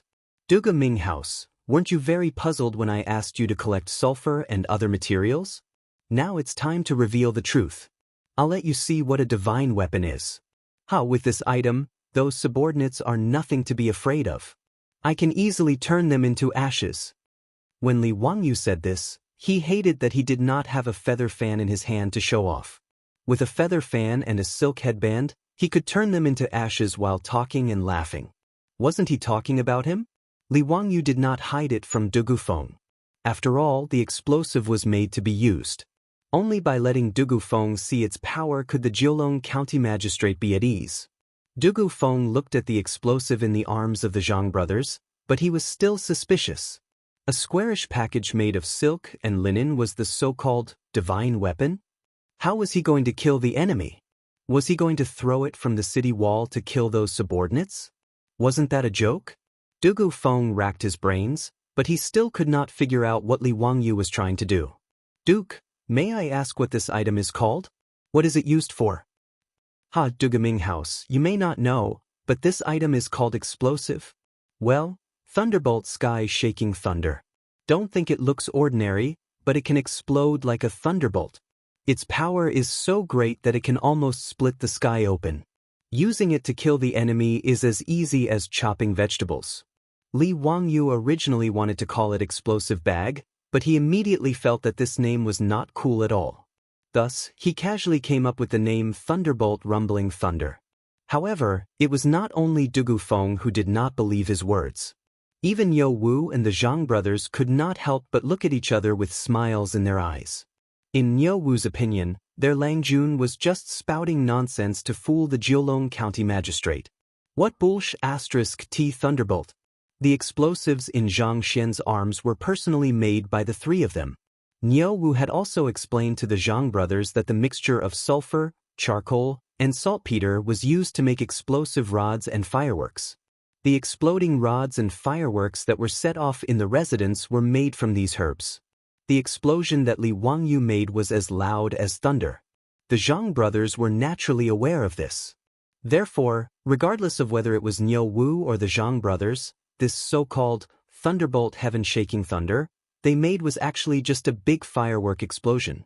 Thunderbolt rumbling thunder. At most, this explosion only contained a little too much gunpowder. Normally, the exploding rods that Niu Wu made would contain at most 1 or 2 grams of gunpowder. However, the explosives in front of them contained at least 7 to 8 kilograms of gunpowder. Niu Wu estimated that after this big explosive rod was ignited, it would definitely cause a huge commotion. Could it be that Lang Jun was planning to use this loud noise to scare those people to death? In short, in Niu Wu and the Zhang brothers' opinion, their Lang Jun was just fooling the honest people. In fact, Dugu Feng was also skeptical of Li Wangyou's words. How could he really believe in the thunderbolt rumbling thunder? The group walked to the drill ground in the city. Li Wangyou looked at the drill ground, which was about the size of a soccer field in his previous life, and nodded his head in satisfaction. Such a spacious area was perfect for testing the explosives. It would also prevent them from accidentally injuring other people due to the narrow space. Li Wangyou ordered people to set up a wooden stake in the middle of the drill ground and hung the explosives on it. He pondered for a moment, then turned his head to Dugu Feng and ordered, "Dugaming House, get people to find a few more pigs. This duke wants to test the power of the thunderbolt rumbling thunder." Dugu Feng was even more confused about what Li Wangyou wanted to do. However, he could only helplessly order the bailiffs to find a few more pigs. According to Li Wangyou's instructions, the bailiffs tied up the pigs that were making a mess and placed them 5 to 6 meters away from the drill ground. After everything was ready, Li Wangyou led the group to the edge of the drill ground. He took out a match and had a smirk on his face. "Which one of you wants to test the power of this duke's thunderbolt rumbling thunder? This is an unprecedented feat. This duke will give the glory of releasing this thunderbolt rumbling thunder to all of you. Alright, find someone who can run fast. Don't get blown up by the thunderbolt rumbling thunder. That would be too unjust." "Husband, let me do it." "Hee, this explosive rod." No, it's the thunderbolt rumbling thunder. I haven't released such a big one yet. I think it will be very satisfying." Niu Wu rubbed his hands and smiled. Li Wangyou rolled his eyes at him and ignored his words. Instead, he turned his gaze to the bailiffs behind Dugu Feng. To be honest, Li Wangyou wasn't very confident in the powder that he made, which was the fuse. Although it was simple to make a fuse, it was just a paper wrapped in gunpowder and twisted into a rope. Then, a layer of rice paste was brushed on the outside to prevent the paper from falling apart. However, after the fuse was made, Li Wangyou secretly tested it a few times. He discovered that the burning speed was not uniform. It was sometimes fast and sometimes slow. This was actually very normal. When the powder was twisted by hand, the gunpowder wouldn't be spread evenly. Even when he was setting off firecrackers in his previous life, Li Wangyou had almost burned his finger because the fuse of some firecrackers burned too fast. Therefore, Li Wangyou wasn't willing to let Niu Wu and the Zhang brothers do such a dangerous experiment. Although it wasn't very kind, he still decided to give this heavy responsibility to the bailiffs of Jiulong County. The bailiffs of Jiulong County looked at each other. Then, someone immediately stood out.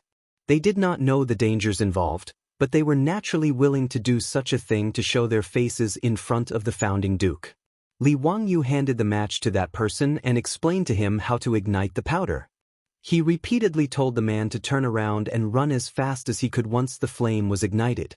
Otherwise, if he was killed by the thunderbolt rumbling thunder, it wouldn't be his fault. Niu Wu and the Zhang brothers looked at each other. In their hearts, they felt that Li Wangyou was making a fuss over nothing. Wasn't it just setting off fireworks? Was there a need to be so exaggerated? The bailiff in charge of lighting the fire was frightened by Li Wangyou's words, but he also felt some regret in his heart. However, it was too late to say anything now. He could only grit his teeth and walk towards the powder with the match. Following Li Wangyou's instructions, he found the long powder. His hands trembled as he lit the match. Then, he gently moved to the side of the powder. Sizzle! A light sound was heard. Then, a puff of smoke rose. The powder was ignited and quickly burned. The bailiff, who had never seen a fuse burn, was stunned. He didn't move for a long time. When Li Wangyou saw the smoke rise, he knew that the fuse had been ignited. Seeing that the bailiff was still standing there, he quickly shouted, "Run!" The bailiff was stunned for a moment. Then, he reacted and immediately turned around to run. After he ran 40 to 50 steps, he heard a loud bang behind him. Then, there was a buzzing sound in his ears. After that, he couldn't hear anything. The bailiff, who was still running, felt as if someone had pushed him from behind. He immediately fell to the ground. At the side of the training ground, everyone, including Li Wangyou, was dumbfounded. Niu Wu and the Zhang brothers only had one thought in their minds. This firework explosion was really exciting. I am me, a different kind of firework. Chapter 894. In the history of human firearms, black gunpowder was the beginning of the era of firearms. However, strictly speaking, the power of black gunpowder wasn't that great. In terms of physical data, the explosive speed of black gunpowder was only 500 meters per second. The explosive speed of TNT in the future was 6,920 meters per second, the explosive speed of nitroglycerin was 8,000 meters per second, and the explosive speed of C4 was 8,040 meters per second. All of them could instantly turn black gunpowder into dregs. Therefore, the explosive bag that Niu Wu and the others made wasn't that powerful. At least, it was much less powerful than the explosive bag used by the 8th Route Army during the anti-Japanese War. Even so, when the explosive bag made of 8 to 9 kilograms of black gunpowder showed the power of firearms for the first time in this world, the huge roar and the power of the explosion still shocked everyone present. In the mansion soldiers' drill ground, there was a loud roar and a flash of fire. The shock wave of the explosion blew up the yellow soil on the drill ground, and a huge dust column rose from the ground. After the black gunpowder exploded, a huge cloud of black smoke rose up into the sky. The deafening sound of the explosion caused everyone's ears to ring and hum. Li Wangyu was smart. When the Yamen runner lit the fuse, he had already covered his ears with his hands and opened his mouth to offset the shock wave of the explosion. Therefore, when the explosive bag was detonated, he was the first to recover. In fact, the explosion of the explosive bag also shocked Li Wangyu. After all, in the future, other than seeing explosive scenes in movies and TV shows, he didn't have the chance to experience the shock of an explosion at close range. As for Niu Wu and the Zhang brothers, at this time, their mouths were wide open and their faces were full of horror. In their eyes, the explosive bag was just a large explosive rod. After it was ignited, it caused such a violent explosion. Naturally, the three of them didn't expect it. The shock of the explosion, which was like a thunderbolt, made the three of them finally believe that what their Langjun asked them to make wasn't a toy explosive rod, but a thunderbolt shocking thunder that could be used to kill people. Dugu Feng, the county magistrate of Jiulong County, was also stunned. He stared blankly at the column of smoke rising from the explosion, unable to speak for a long time. The few bailiffs behind Dugu Feng felt their legs go weak. They all knelt down and kowtowed to the location of the explosion. From their point of view, there was no other explanation for this thunderous fury other than the legendary magic of the immortals. The bailiffs looked at Li Wangyu with fear and reverence. After Li Wangyu came back to his senses, he couldn't help but laugh. The power of the explosives was completely in line with his imagination. As such, as long as they had the explosives in their hands, would they still have to worry about being surrounded? He was afraid that when those subordinates attacked the city again, they would throw down a few packs of explosives. After killing a group of people, they would be so scared that they would piss their pants and directly run back to the mountains. Who knows, maybe that would happen. Dugu Minghouse, what do you think? Are you satisfied with the power of my thunderbolt shocking thunder? Li Wangyu smiled pretentiously at Dugu Feng, waiting for the county magistrate of Jiulong County to worship and respect him. However, his words were like a blind man throwing flirtatious glances. Dugu Feng rubbed his ears hard and shouted, "Duke, what did you say? I can't hear you." Li Wangyu silently rolled his eyes. Damn it, he forgot to tell them to cover their ears. Obviously, there was only ringing in their ears. Whatever he said would be a waste of breath. After waiting for a while, when everyone's ears had recovered, Li Wangyu signaled for Dugu Feng to come with him to see the effect of the explosion. However, Li Wangyu felt that he had forgotten something. After looking around, he slapped his forehead. It seemed that he had forgotten about the brave warrior who lit the fuse. When he turned back to look for that person, he finally saw that Yamen runner struggling to get up from the ground. However, he seemed to have suffered some injuries. His face seemed to have been cut by the flying pebbles, and there was already blood flowing down. Li Wangyu hurriedly had Niu Wu and the Zhang brothers check on the Yamen runner. When the black gunpowder exploded, the shock wave wasn't very strong. However, the pebbles that Li Wangyu mixed in were fatal. Fortunately, the Yamen runner ran quickly. At a distance of 50 to 60 steps, the flying pebbles no longer had any lethality. They only scratched his skin. Although it looked like he was bleeding, it was only a superficial wound. After confirming that the Yamen runner didn't suffer any injuries, Li Wangyu and Dugu Feng encouraged him and ordered him to see a doctor. Only then did everyone continue to check on the effect of the explosion. The pillar that originally hung the bag of gunpowder had long disappeared. On the ground of the training ground, which was very sturdy, there was a 1 meter wide and half a meter deep crater from the explosion. As for the pitiful second senior brothers who were a few meters away from the explosion, there was no need to mention them. They were all dead on the ground, bleeding from their mouths and noses. Even the bodies of the pigs were riddled with holes from the flying pebbles. Blood flowed out from the holes. They looked very pitiful. Tiski, these pigs are so pitiful, Li Wangyu said hypocritically. He turned his head to look at Dugu Feng. Dugu Ming House, get someone to kill these pigs. After today's fierce battle with the officials, use these pigs to reward the government soldiers and Yamen runners. Ah? Yes. I will immediately send someone to do it. Dugu Feng looked at the dead pigs and was already shocked to the point of losing his soul. Only when he heard Li Wangyu talking to him did he come back to his senses. Duke, this heaven-shaking thunderbolt was made from the saltpeter, sulfur, and charcoal that you had me collect? This is too frightening. Could it be that the Duke used some kind of immortal magic? Li Wangyu naturally wouldn't reveal the truth to Dugu Feng. Gunpowder was the top secret of this era. Even though some monks, Taoists, and alchemists knew about gunpowder, no one had truly grasped the correct formula of gunpowder. The different ratios of sulfur, saltpeter, and charcoal determined the explosive power of gunpowder. In history, it wasn't until the 13th century, during the Southern Song Dynasty, that gunpowder was used in large quantities on the battlefield and became something that could be fatal. It was now the 4th year of Kai Jingguan, the year 630 AD. There were still 500 to 600 years before gunpowder was used on the battlefield. Li Wangyu pretended to be mysterious and nodded at Dugu Feng. He spat out 2 words in a very pretentious manner, yes. Worried that Dugu Feng would misunderstand, he added, of course, the main thing is the sulfur, charcoal, and other materials that the Dugu Ming house painstakingly collected from the city. Otherwise, this duke would be like a clever housewife who can't cook a meal without rice. I wouldn't be able to make this heaven-shaking thunderbolt. Dugu Feng was slightly stunned. He didn't even have time to greet Li Wangyu before he turned around and ran out with his official robes. Li Wangyu was stunned by his reaction and couldn't help but shout, Dugu Ming House, what are you doing in such a hurry? This official is going to supervise the people and continue to scrape the saltpeter from the city.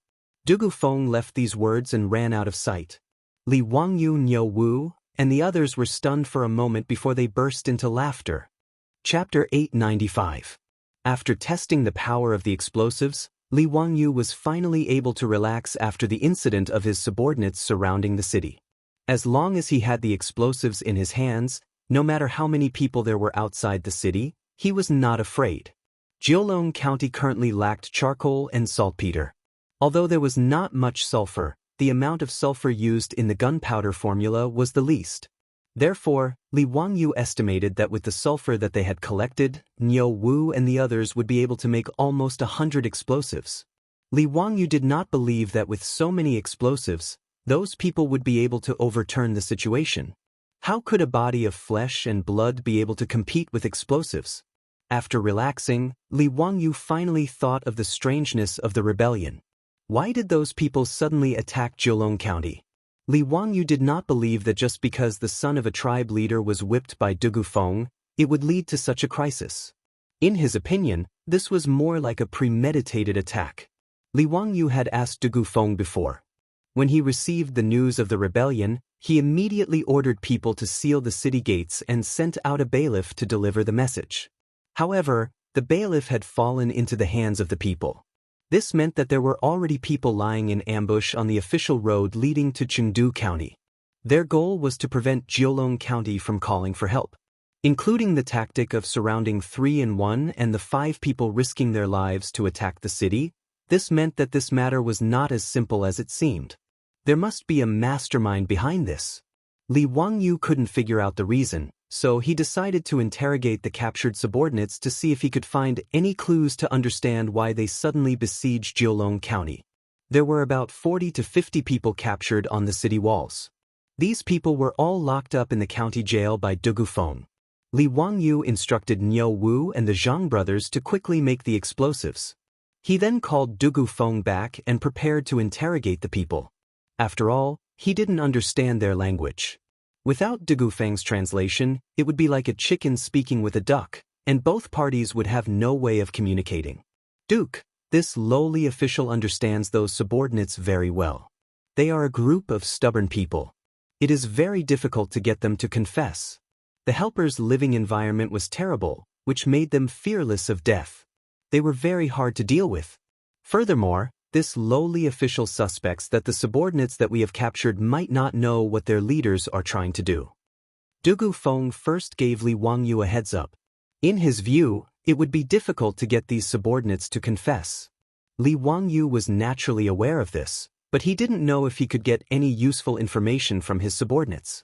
However, since he had nothing to do, he might as well interrogate him first. When the Tang Dynasty interrogated criminals, they used all kinds of torture to extort confessions. They used all kinds of cruel methods to torture the person being interrogated. Things like flogging, whipping, pinching fingers with bamboo sticks, burning with hot iron. Li Wangyu, on the other hand, looked down on these interrogation methods. Beating people until they were badly mutilated and using pure pain to extort confessions was too low-end. Li Wangyu couldn't bear to do it. He wanted to try out a few interrogation methods that he had seen when he was browsing the internet in his previous life. In his previous life, extorting confessions through torture had become the target of scorn.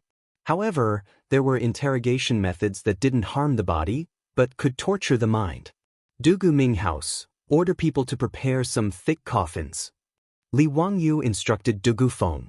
His words naturally gave Du Gufeng a fright. Why would he want coffins for no reason? Could it be that this duke was planning to bury those subordinates alive? Duke, why do you need coffins? Naturally, to interrogate those subordinates. Li Wangyu's words, which came out of nowhere, made Du Gufeng even more puzzled. However, it was not good for him to continue asking. He could only arrange for bailiffs to go to a coffin shop in the city and requisition a few thick coffins. Looking at the empty coffins that the bailiffs carried into the county office, Du Gufeng didn't know how to complain. How annoying! This is really annoying. His county office of Jiulong County had been tormented by Li Wangyu to the point that he couldn't even look at it anymore. The courtyard of the county office had been dug up into a mess. There were also a few iron pots and earthen stoves set up, and thick smoke was billowing out of them. Now, so many unlucky coffins had been brought in. It had completely overturned Du Gufeng's worldview. However, he was just a 7th-grade county magistrate. How could he dare to say no to Li Wangyu, the 2nd-grade county magistrate who had founded the country? He could only pinch his nose and endure. Li Wangyu directly ordered people to carry the coffins into the prison and find a secluded place to place them. Duke, the coffins are here. How do you want to interrogate those subordinates? I have already summoned all the experienced officials in the county office who are in charge of interrogation. All kinds of torture tools have been prepared. Duke, you only need to instruct them. Li Wangyu looked at the gloomy torture tools in the prison. There were even black bloodstains on the torture tools. He shook his head and said with a smile, "There is no need to use these messy tools. When interrogating a person, there is no need to make it so bloody and messy. Go find a few subordinates and directly put them in these coffins." Ah? Why is this? Du Gufeng and the bailiffs behind him who were in charge of interrogation in the county office were all stunned. Li Wangyu didn't explain. He just let them do as they were told. In fact, Li Wangyu's interrogation method was a type of sensory deprivation. After putting the subordinates in the thick coffins, the lid of the coffins was closed, and they were sealed in a secluded space that was isolated from sound. Other than being able to breathe, they couldn't feel the slightest stimulation from the outside world. What seemed like an unremarkable punishment was actually quite terrifying. In the past, there was a research organization that did an experiment. They invited 17 people who volunteered to participate in the experiment and sealed them in a box. Almost no one was able to endure for long. Most people felt deep anxiety and panic when they were in the box. Being imprisoned for a few hours under sensory deprivation gave the prisoners the feeling of being locked up in an ordinary prison cell for weeks or even months. The reason Li Wangyu had Dugu Feng find coffins and not other sealed boxes was to increase the psychological pressure on the subordinates. He didn't explain the theory to Dugu Feng. As for whether this method, which he had seen on the internet, would be effective, Li Wangyu didn't know. He could only lock the subordinates in the coffins for a few hours before seeing the results. It didn't matter even if it didn't work. Li Wangyu was prepared to try other interrogation methods. For example, sleep deprivation. He wouldn't let the interviewee sleep for a few days. He would use fatigue to make the interviewee confess. This was a method often used by countries all over the world. Although this method was good, it was time-consuming. Li Wangyu didn't have the patience to spend a few days interrogating these subordinates. Li Wangyu felt that sensory deprivation, stress positions, and extreme temperatures were too cumbersome. Now, he wanted to try the quickest interrogation method on these subordinates. It was the CIA's infamous water torture. Chapter 896. The so-called water torture was a torture method that made the person being interrogated feel drowned. The person being tortured would not suffer any obvious physical injuries, but the pain would be unbearable. In the future, water torture was recognized as a form of torture. It was cruel, inhumane, and damaging to one's dignity, and was banned by many countries. However, the U.S. military and the CIA did not officially abolish waterboarding until 2009, when they were forced to do so. The tools of water torture were simple. The person would be tied up in a position where his feet were higher than his head. A wet towel would be used to cover his face, and water would be poured onto the towel. This form of torture would make the person feel suffocated and drowned. It was extremely cruel. Li Wangyu said that he could not bear to see his subordinates being tortured, but in reality he did not want to see a bloody scene. He did not think that there was anything wrong with torturing his subordinates. After all, if these subordinates conquered Jiulong County, they would not be merciful and let the civilians, Su Changqing, and the others go. Li Wangyu ordered his men to drag out one of the subordinates from the prison and prepare to water torture him. The subordinate was very strong. His hands were tied behind his back by 2 yamen runners, but he did not stop struggling. His expression was ferocious and he was cursing. Even though Li Wangyu did not understand the language of the subordinates, he knew that this person did not have anything good to say. After ordering the yamen runners to tie the subordinate up, Li Wangyu ordered his men to bring a towel and a bucket of water. He was ready to torture the subordinate. However, Li Wangyu's water torture was seen as cruel by Dugu Feng and the other yamen runners. They did not think much of it. When Li Wangyu ordered them to lock the subordinate in a coffin, they did not understand what he meant. Now that they saw that the so-called tools of torture Li Wangyu ordered his men to prepare were just a bucket of water and a towel, they thought that Li Wangyu, the county duke who founded the country, was just messing around. The yamen runners, who had been torturing prisoners for years, looked at each other and saw a hint of amusement in each other's eyes. Obviously, they thought that Li Wangyu's so-called interrogation was just child's play. It was simply a fantasy to expect these stubborn subordinates to confess with a bucket of cold water that didn't hurt them at all. Of course, they did not dare to say this in front of Li Wangyu. They also did not dare to show any strange expressions on their faces. After all, Li Wangyu was a god that no one dared to offend. Therefore, even though the yamen runners did not think much of it, they were still very happy. They followed Li Wangyu's instructions and prepared to torture of the subordinates. After tying him up from head to toe, they covered his face with a towel. Then, a few yamen runners lifted a bucket of water and slowly poured it on his face. Originally, the yamen runners thought that this kind of punishment was no different from washing the subordinates' faces. But they did not expect that when the bucket of water was only half poured, the subordinates who were fixed to the platform suddenly started to struggle violently. They seemed to be in great pain. Some sharp-eyed Yamen runners even noticed that the subordinates' pants were wet. There was a foul smell. The subordinates actually lost control of their bowels. The Yamen runners were stunned. They were all veterans who had been torturing prisoners for a long time. They knew that it was not easy to beat the prisoners until they lost control of their bowels. Moreover, these subordinates were known for their stubbornness. In the past, torturing them was a difficult task. Don't think that beating people would not be tiring. But now, did the subordinates see a ghost?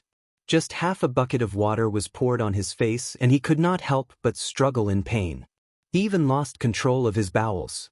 Could it be that this punishment was really that terrifying? Li Wangyu did not know what the Yamen runners were thinking. Otherwise, he would definitely laugh out loud. Water torture did not seem like much, but it was actually quite painful. He had seen a piece of information on a military forum in his previous life. A CIA official had once revealed that water torture was very efficient. 80% of the people who were interrogated by water torture would confess. As for the remaining 20%, it was not because they were heroes who would rather die than surrender, but because they were tortured to death. Perhaps the only people who could survive water torture were those who had the halo of a main character in a Hollywood movie. The reason why water torture was so cruel was that it was impossible to breathe during the process. This caused the person being interrogated to subconsciously open their mouth and swallow. This caused a large amount of water to be sucked into their stomach, lungs, and trachea. This would cause the person being interrogated to vomit, cough, lose control of their bowels, and experience indescribable pain. They would be tortured to the point of death. According to the information disclosed by the CIA official, if an ordinary person was subjected to water torture, they would confess within 16 seconds to 2 minutes. The efficiency was very high. The Yamen runners of Jiulong County naturally did not know about this, and Dugu Feng did not know either. Everyone looked at the subordinates' painful appearance in horror, but they did not understand why. That's enough. Be careful not to drown him if you continue to water him. So, Dugu Minghouse, can I trouble you to ask him if he is willing to cooperate? Li Wangyu saw that the Yamen runners were still pouring water on the subordinates' faces and hurriedly spoke to stop them. Dugu Feng was stunned for a moment before he hurriedly nodded. I will go ask him now. The Yamen runners hurriedly put down the buckets of water and removed the wet towel covering the subordinates' faces. At this time, the subordinates could finally breathe again. He opened his mouth and greedily took in large mouthfuls of the not-so-fresh air in the prison.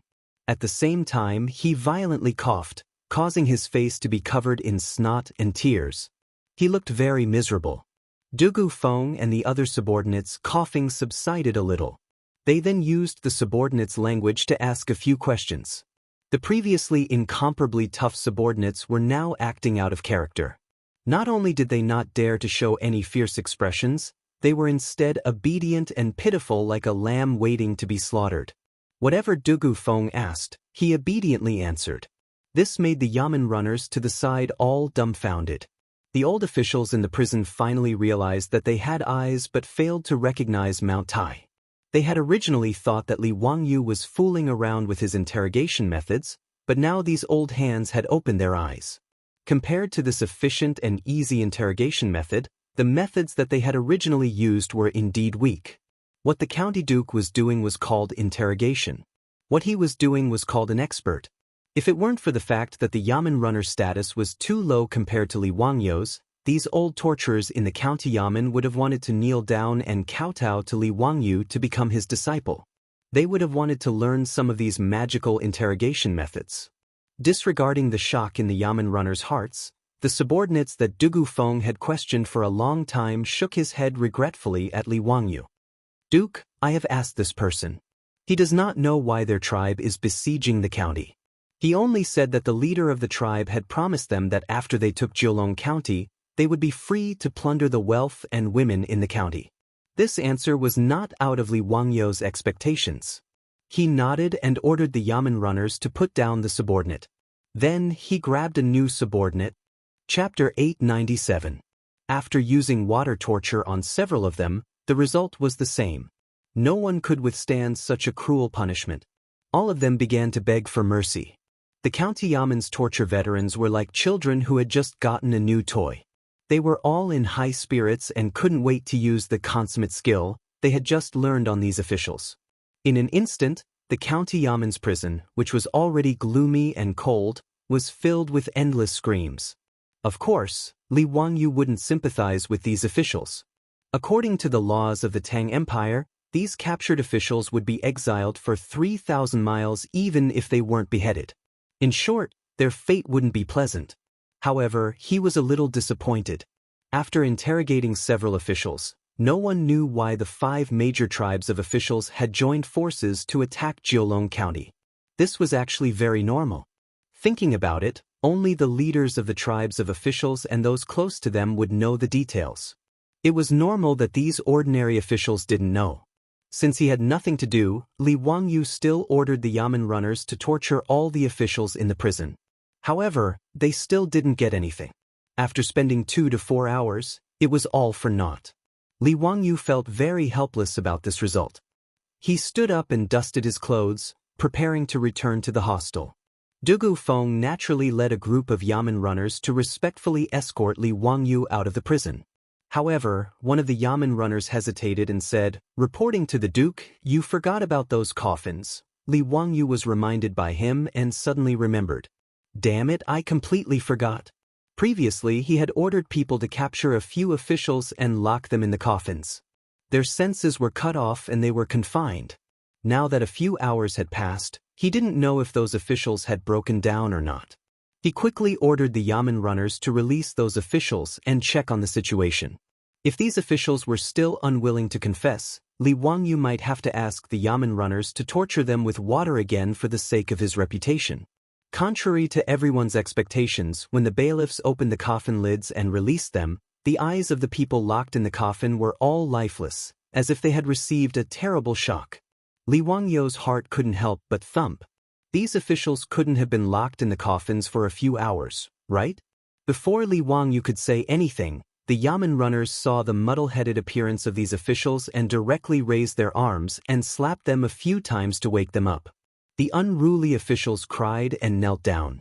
They kowtowed to Dugu Feng, who was wearing an official's robe. They were mumbling something that no one knew what they were talking about. Li Wangyu couldn't understand what the officials were saying, but the Yamen runners and Dugu Feng could. After listening to the officials' words, the Yamen runners looked at Li Wangyu as if they were looking at their ancestor. They were full of worship. It was no different from when the most fanatical obsessive fans saw their idol in the future. This group of experienced torturers felt that their worldview had been turned upside down. If it was water torture, then it would be fine.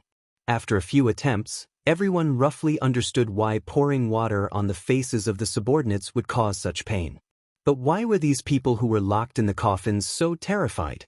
At this moment, the officials who were kneeling on the ground and kowtowing like they were pounding garlic were begging for mercy. As long as they weren't locked in the coffins, they would be willing to do anything. The Yamen runners even suspected that if they were thrown a knife at this moment and asked to kill themselves, these officials might immediately use the knife to slit their own throats.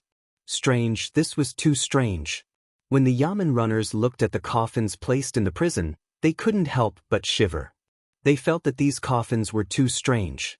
In their hearts, they were certain that this county magistrate who must have cast some kind of spell on the coffins to frighten these officials to such an extent.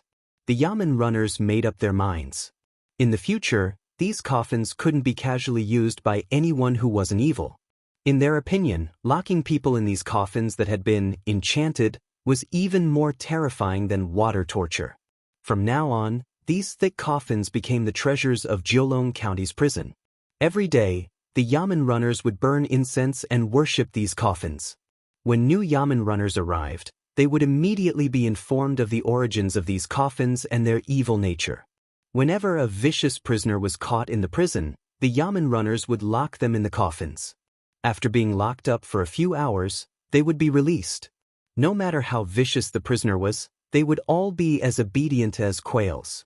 This added a mysterious aura to these coffins, and it led to many legends, Putting aside the misunderstanding caused by Li Wangyou's sudden decision to get a few coffins to replace the confinement room, one of the officials told Du Gufeng something that caught Du Gufeng's attention after being interrogated by Du Gufeng and the Yamen runners. "Duke, this matter is rather strange." Li Wangyou's eyes flashed as he asked curiously, "Duga Minghouse, did you find out anything useful?" Du Gufeng pondered for a moment before replying, "I can't say that it's useful. However, according to this person, a Tang person appeared in their tribe a few days ago. He was led by the trusted aide of their tribe's chief.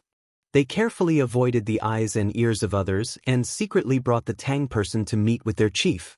Oh right, he also said that the Tang person had an extraordinary identity and wasn't a commoner."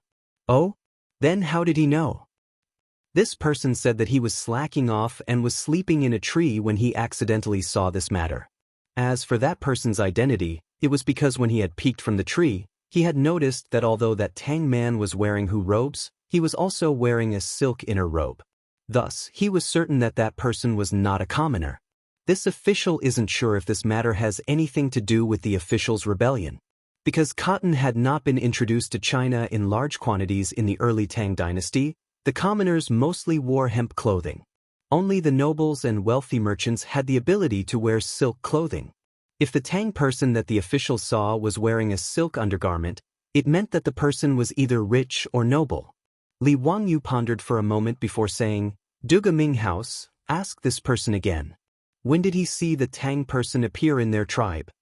Du Gufeng turned his head and asked a few more questions before replying, "Duke, he said that it was 10 days ago." "Then when did Dugu Minghouse's official kidnap a commoner's girl happen?"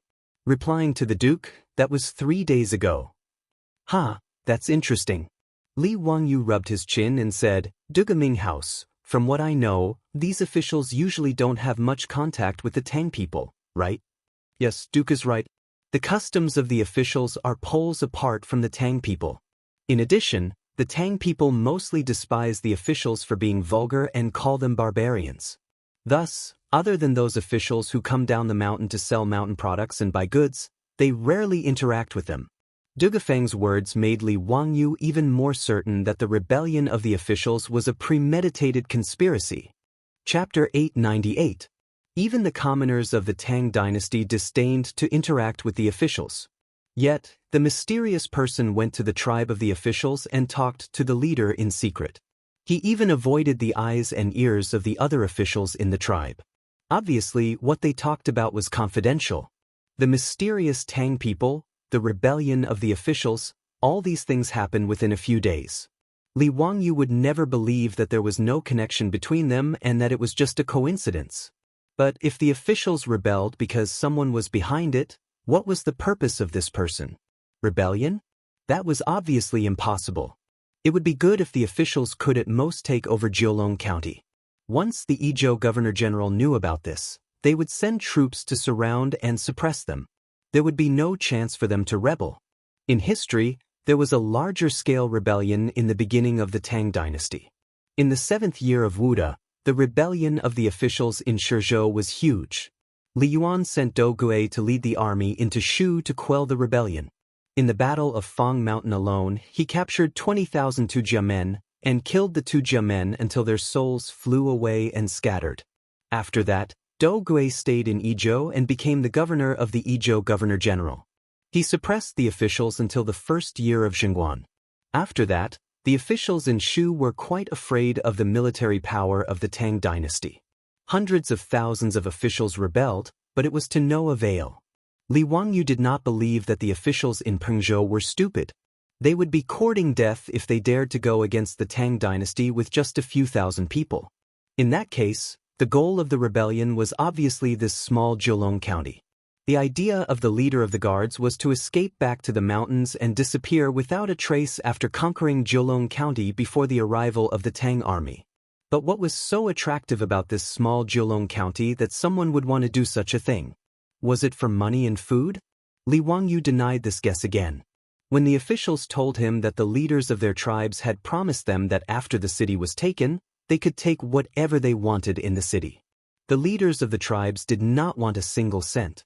If that was the case, Why did the leaders of the 5 tribes still want to drive their people to attack Jiulong County? What was their purpose? He asked Du Feng again and confirmed that there wasn't any large amount of money or grain stored in Jiulong County. Jiulong County was just an ordinary county in the Tang Dynasty. How could there be many benefits in it? For a moment, Li Wangyu didn't know what to do. He only knew that this matter was very strange. Since there was no clue for the time being, Li Wangyu was too lazy to think about it. In short, he had to guard the city well and wait for reinforcements to arrive.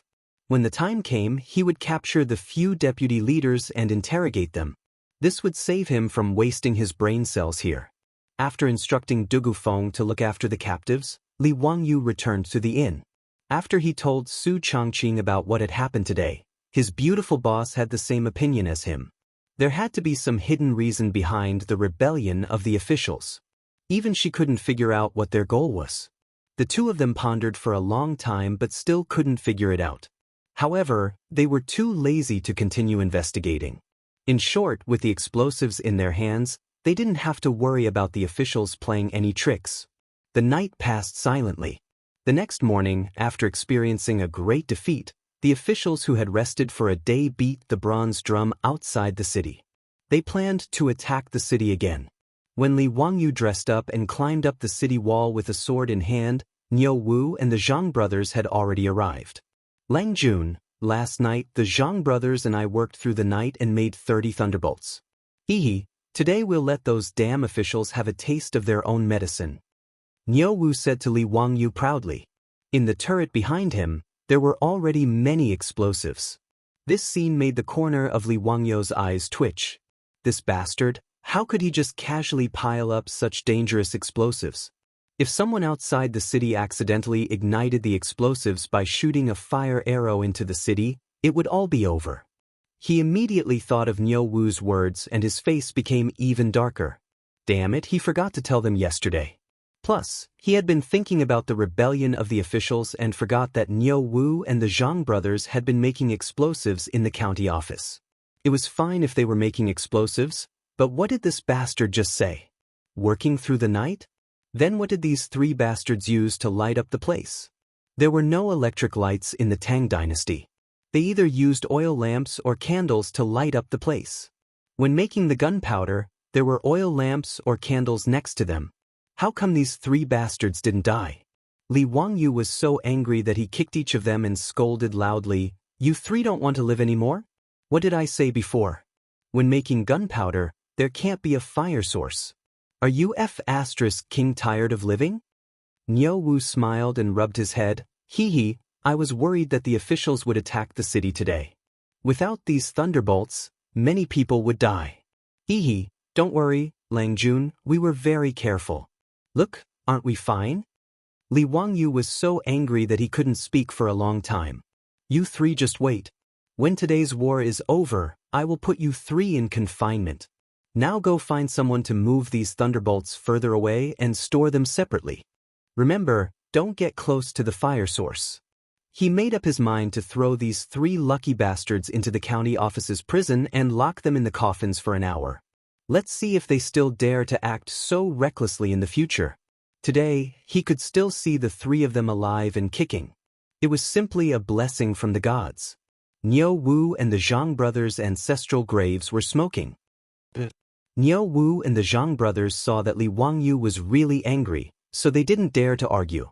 They quickly ran away to move the explosives. Li Wangyu shook his head at the 3 of them. At this time, he didn't have the energy to continue to cause trouble for them. In front of the city wall, more than 100 government soldiers were already on the battlefield. They led many of the city's youths and waited on the city wall. Accompanied by the deafening sound of the officials' drums, a black mass of officials appeared in the forest outside the city.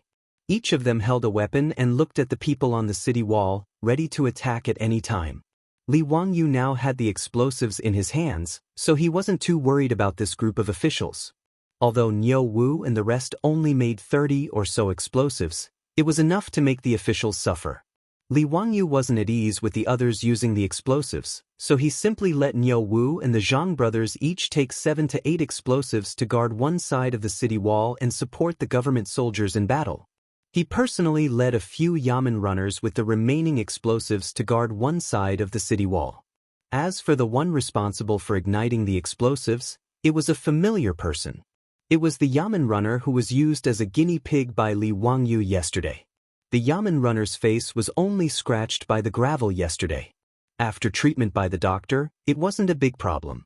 At this moment, this bailiff was bragging to the bailiffs beside him about his glorious achievements yesterday.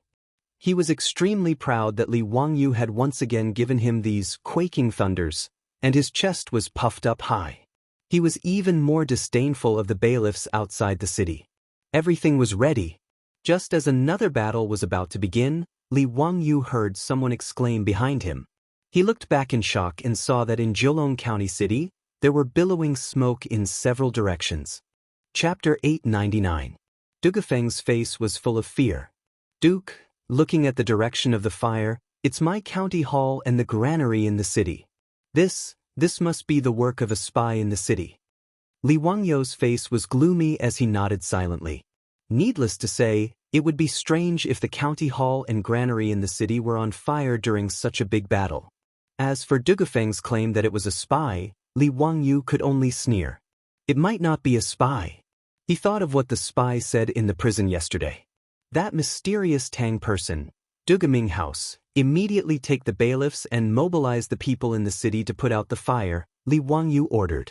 Dugu Feng looked at the people outside the city who were ready to attack at any time and hesitated. Duke, why don't I stay here? Li Wangyu waved his hand. That's enough, I'm here. You don't know how to use the quaking thunder, so it's useless for you to stay on the city wall. Don't worry, with my quaking thunder, those people won't be able to reach the city wall. Dugaming House just put out the fire. Yes. Then I'll leave the safety of Jiulong County to you, Duke. Dugu Feng knew that Li Wangyu was right and did not continue to insist.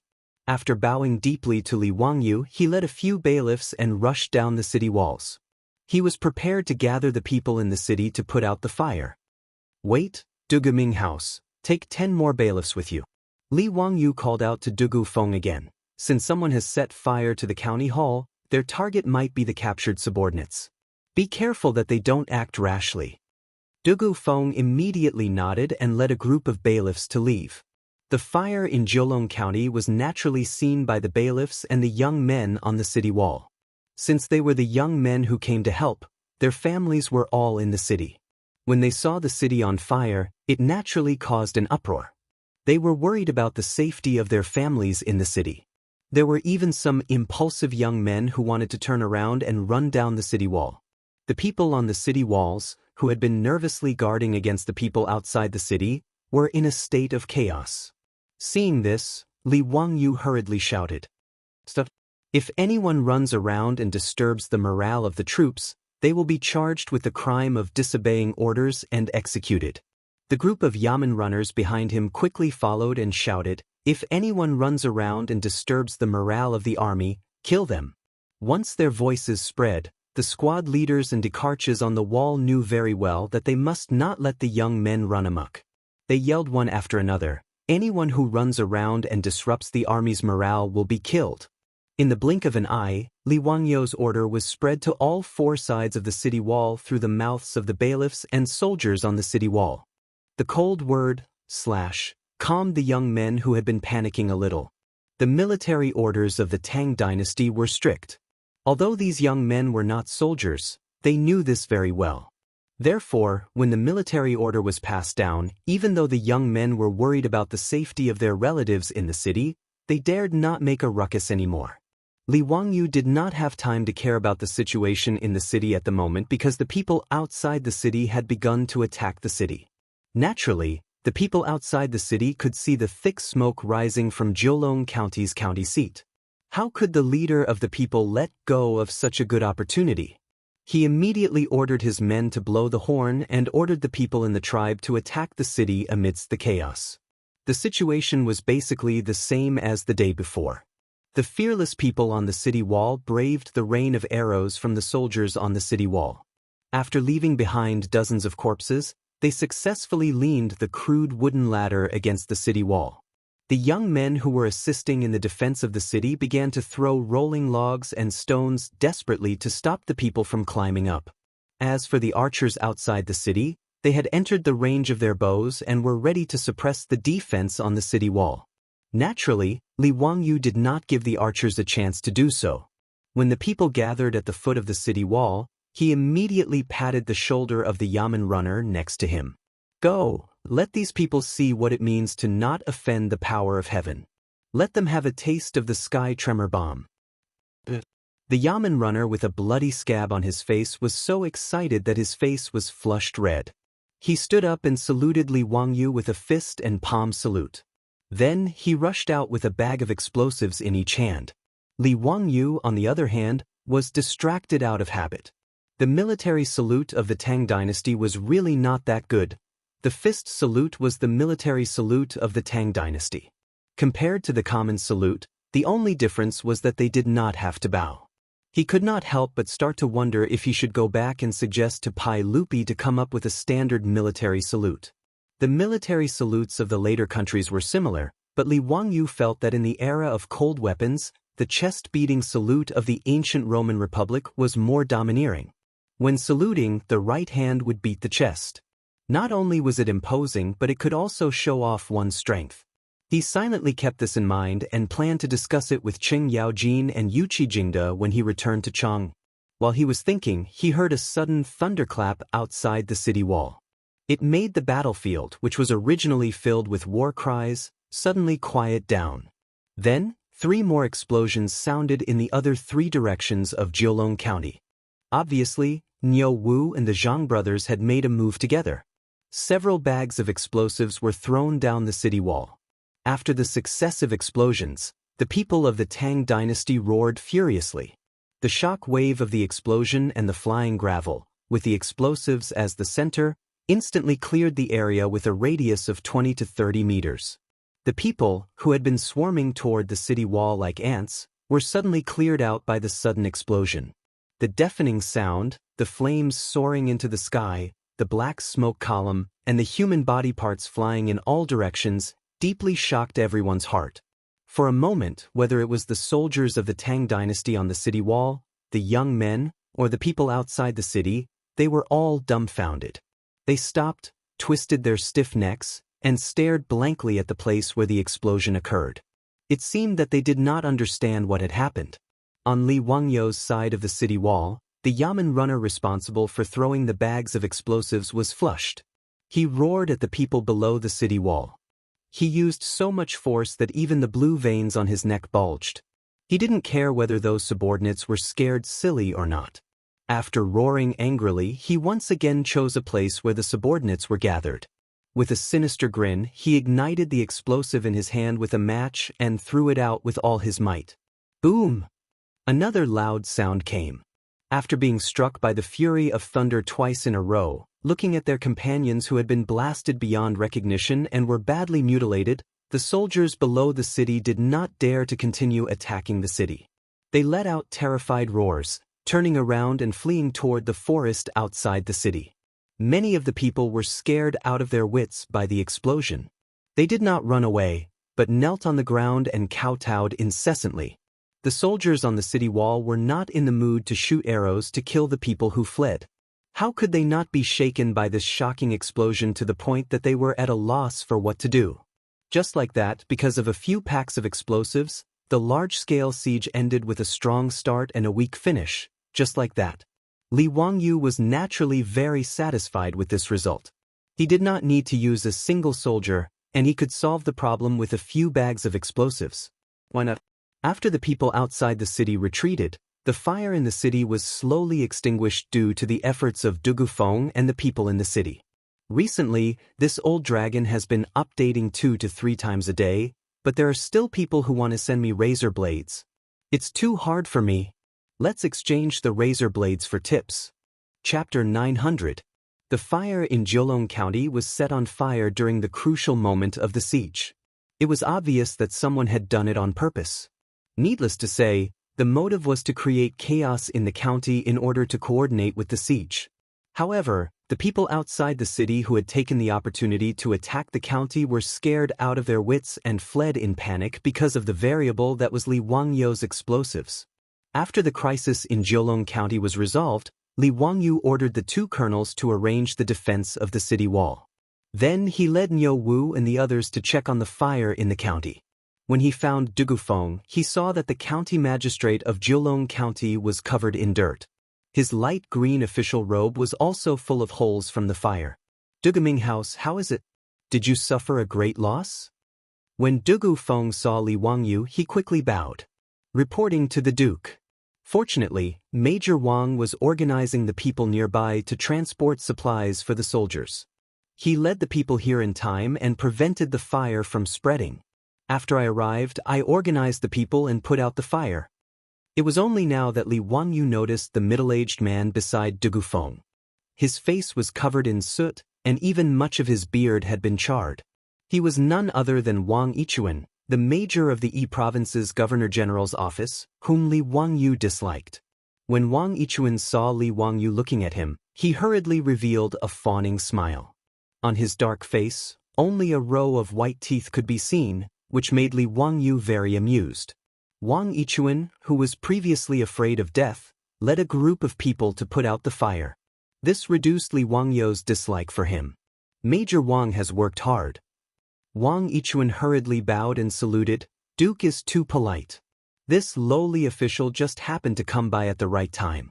I was organizing the people nearby to move rolling logs and stones when I saw that the granary was on fire. I hurriedly led the people to put out the fire. I am ashamed to say that as a major, I did not dare to go to the city wall to supervise the battle.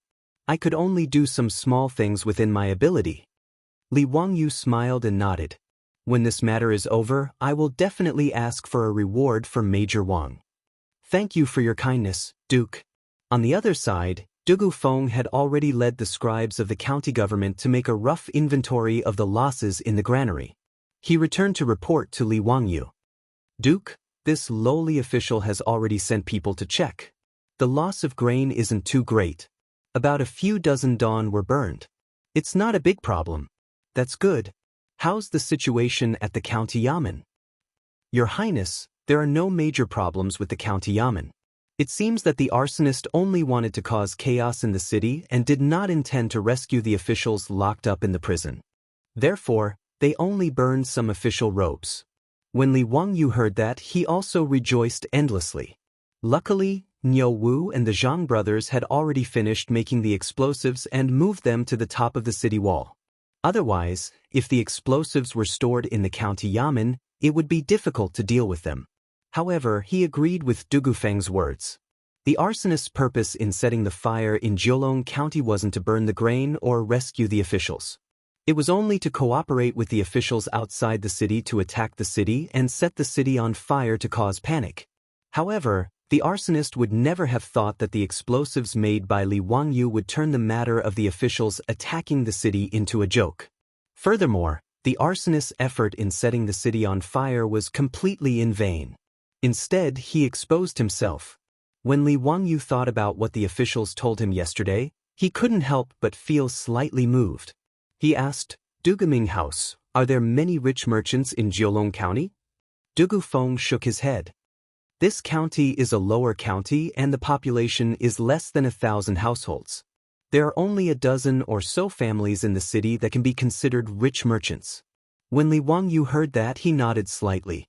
Today's fire in the city confirmed one of his suspicions. The person who colluded with the officials was also in Jiulong County. According to the officials, the mysterious person wearing a silk undergarment gave Li Wangyu reason to suspect that the mysterious person was one of the rich merchants in Jiulong County. He thought about it from left to right, but he still couldn't figure out the purpose of the officials attacking Jiulong County. However, no matter what, the people who were related to Jiulong County must be the local tycoons of Jiulong County.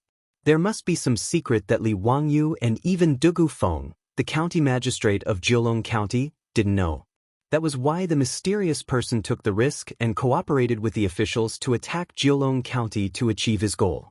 Li Wangyu thought for a long time and came up with a solution that wasn't really a solution. "Du Guming House, today is another great victory. Why don't you invite the Ming House to choose a restaurant in the city and invite the rich merchants in Jiulong County to celebrate today's victory? What do you think? When Dugu Feng heard that, he was slightly stunned. He didn't quite understand Li Wangyou's words. Now that there were thousands of officials surrounding the city, how could they invite the rich merchants in the city to a banquet?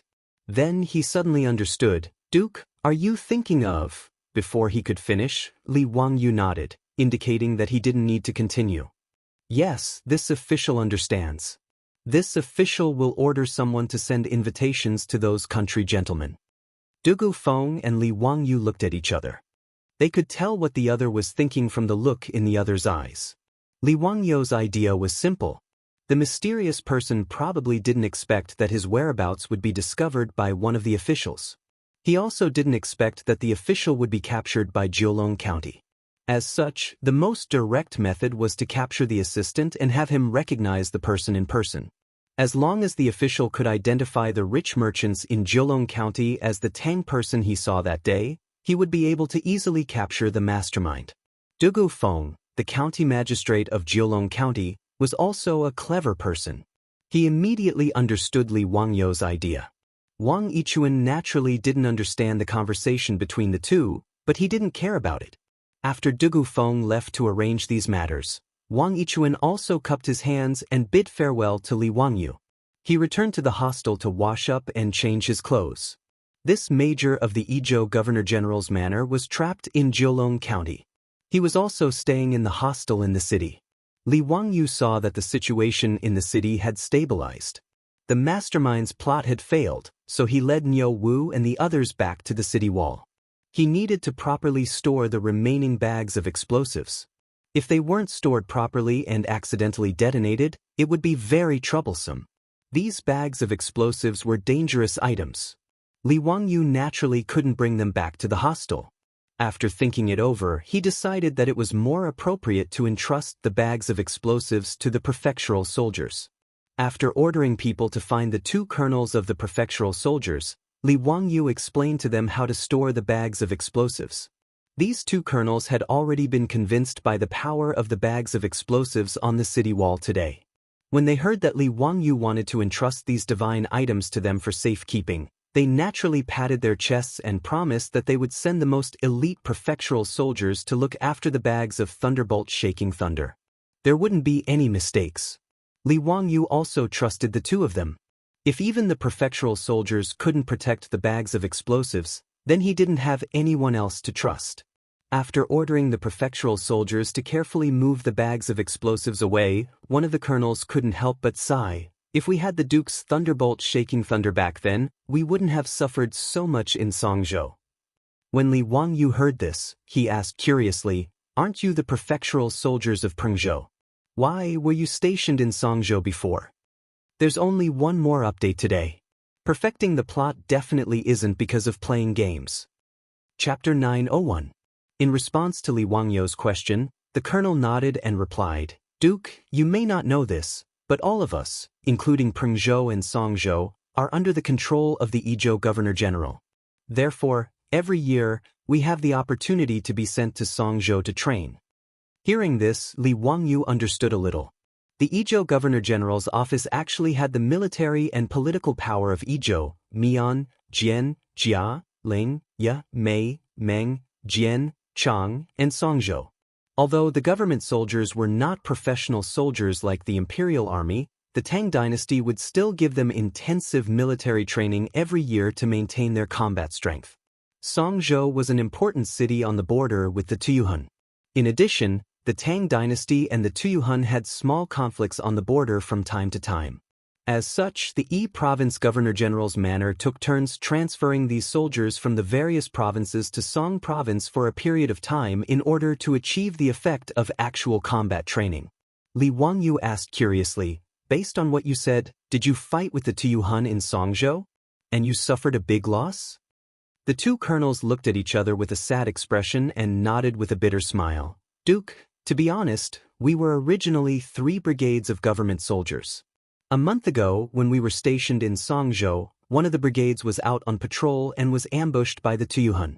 The entire brigade died in battle. The colonel's words made Li Wangyu very surprised. There was actually such a thing happening? Immediately, he thought of the government soldiers he saw rushing to Songzhou when he departed from Yinzhou. It must have something to do with this. Is the Tuyuhun so arrogant? Aren't they afraid of the Tang dynasty's revenge? The colonel shook his head. Duke, you may not know, but it is normal for the Tang dynasty and the Tuyuhun to attack each other. It's just that it's rare to see an entire brigade like us die in battle without even a messenger escaping. The colonel continued, after this happened, we originally wanted to avenge our comrades, but we didn't expect to be immediately sent back to Pingzhou. Sigh. As he spoke, he angrily punched his own palm, his face filled with grief and indignation. Li Wangyu had never been in the army before, but he could immediately understand the mood of the two colonels. He sighed and comforted the two colonels. After the regiment commander left, Li Wangyu also returned to the hostel to prepare for the feast at Hongmen that night. After receiving Dugufeng's invitation, the 10 or so wealthy merchants of Jiulong County were somewhat surprised, but none of them refused. They all arrived at the restaurant as scheduled. Dugufeng had already ordered someone to bring the assistant out of the prison. After washing up and dressing up, he got him a set of restaurant doctor's clothes and had him follow the bailiffs to receive the rich merchants in front of the restaurant. His goal was naturally to find out who that mysterious Tang was. However, to Li Wangyu and Dugufeng's surprise, even after all the guests had arrived, the guard was still unable to identify the mysterious Tang from the crowd. Regardless of whether it was the rich merchants themselves or their servants, none of them matched the description. After receiving Dugufeng's report, Li Wangyu frowned. Could it be that his previous thoughts were wrong? The people who were spying on Jiulong County were not the rich merchants in the city? However, other than these people, Li Wangyu could not think of anyone else who would benefit if Jiulong County was taken over by the guards. What was the motive? Needless to say, the people outside the city must have been promised great benefits, which was why they were tempted. However, what was the motive of the mastermind behind the scenes? Who would benefit if Jiulong County was taken over by the guards? Li Wangyu thought until his head was about to explode, but he could not think of anyone who would benefit from it. This matter was too king illogical. He even suspected Wang Yichuan, the major of the Izhou Governor-General's office. He ordered Dugufeng to investigate in private to see if Wang Yichuan had any connection with Jiulong County. However, after Dugufeng ordered the bailiffs to investigate, they confirmed that Wang Yichuan had no relationship with the rich merchants of Jiulong County. He did not have any relatives or old friends, nor did he have any family members. Wang Yichuan only liked Pengzhou's peonies. Whenever Pengzhou's peonies bloomed, he would come to Jiulong County to admire the flowers. This time, he was trapped in Jiulong County, just like Li Wangyu and company. Seeing the situation, Li Wangyu no longer suspected Wang Yichuan.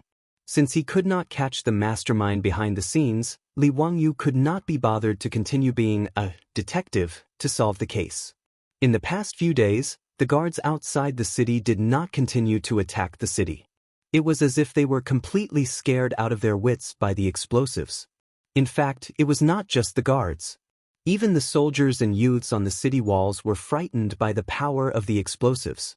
Even the commoners of Jiulong County took out their incense burners, burned incense, and kowtowed to thank the god of thunder for his protection. In the eyes of the commoners, the sound of the explosives exploding was the god of thunder's wrath, striking those damned guards to death. Jiulong County and the guards outside the city were in a stalemate. Early in the morning, when the sun rose as usual, the soldiers on the city wall who were in charge of guarding the city were surprised to find that the shadows of their subordinates who had appeared from time to time outside the city had disappeared. The forest outside the city was silent. Li Wangyu and Dugufeng, who had been notified, hurried over. When they saw the situation, they were very suspicious. Did the guards give up and retreat, or were they deliberately trying to mislead the enemy? After the two discussed for a while, they ordered people to use ropes to hang a hanging basket and let a group of guards go down the city walls to check on the situation.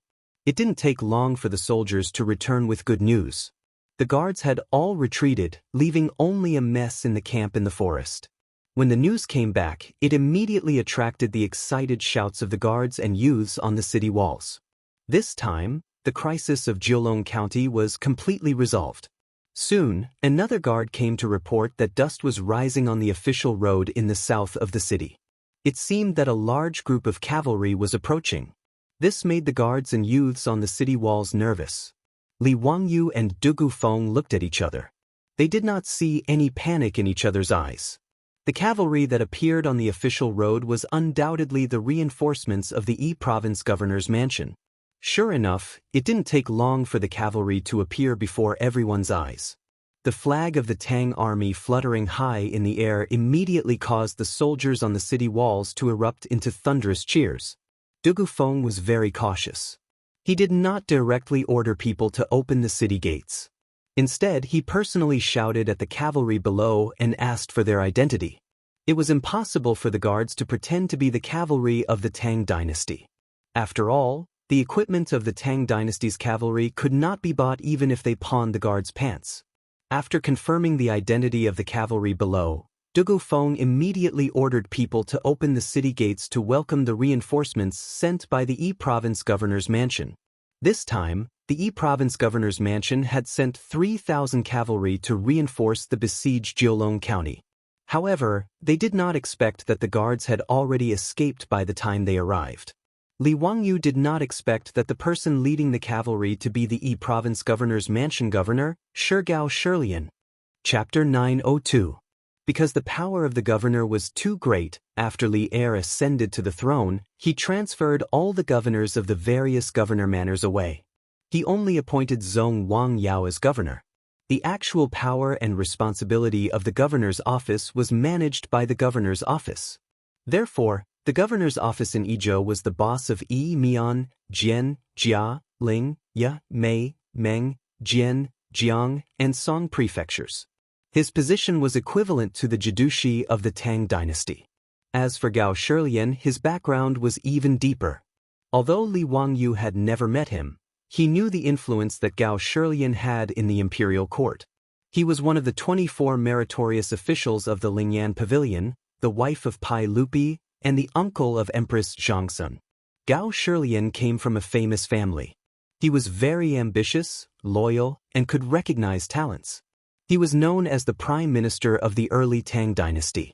Xianxia Wuji and Empress Xianxia were both brought up by their uncle, Gao Shilian, and were educated into talents.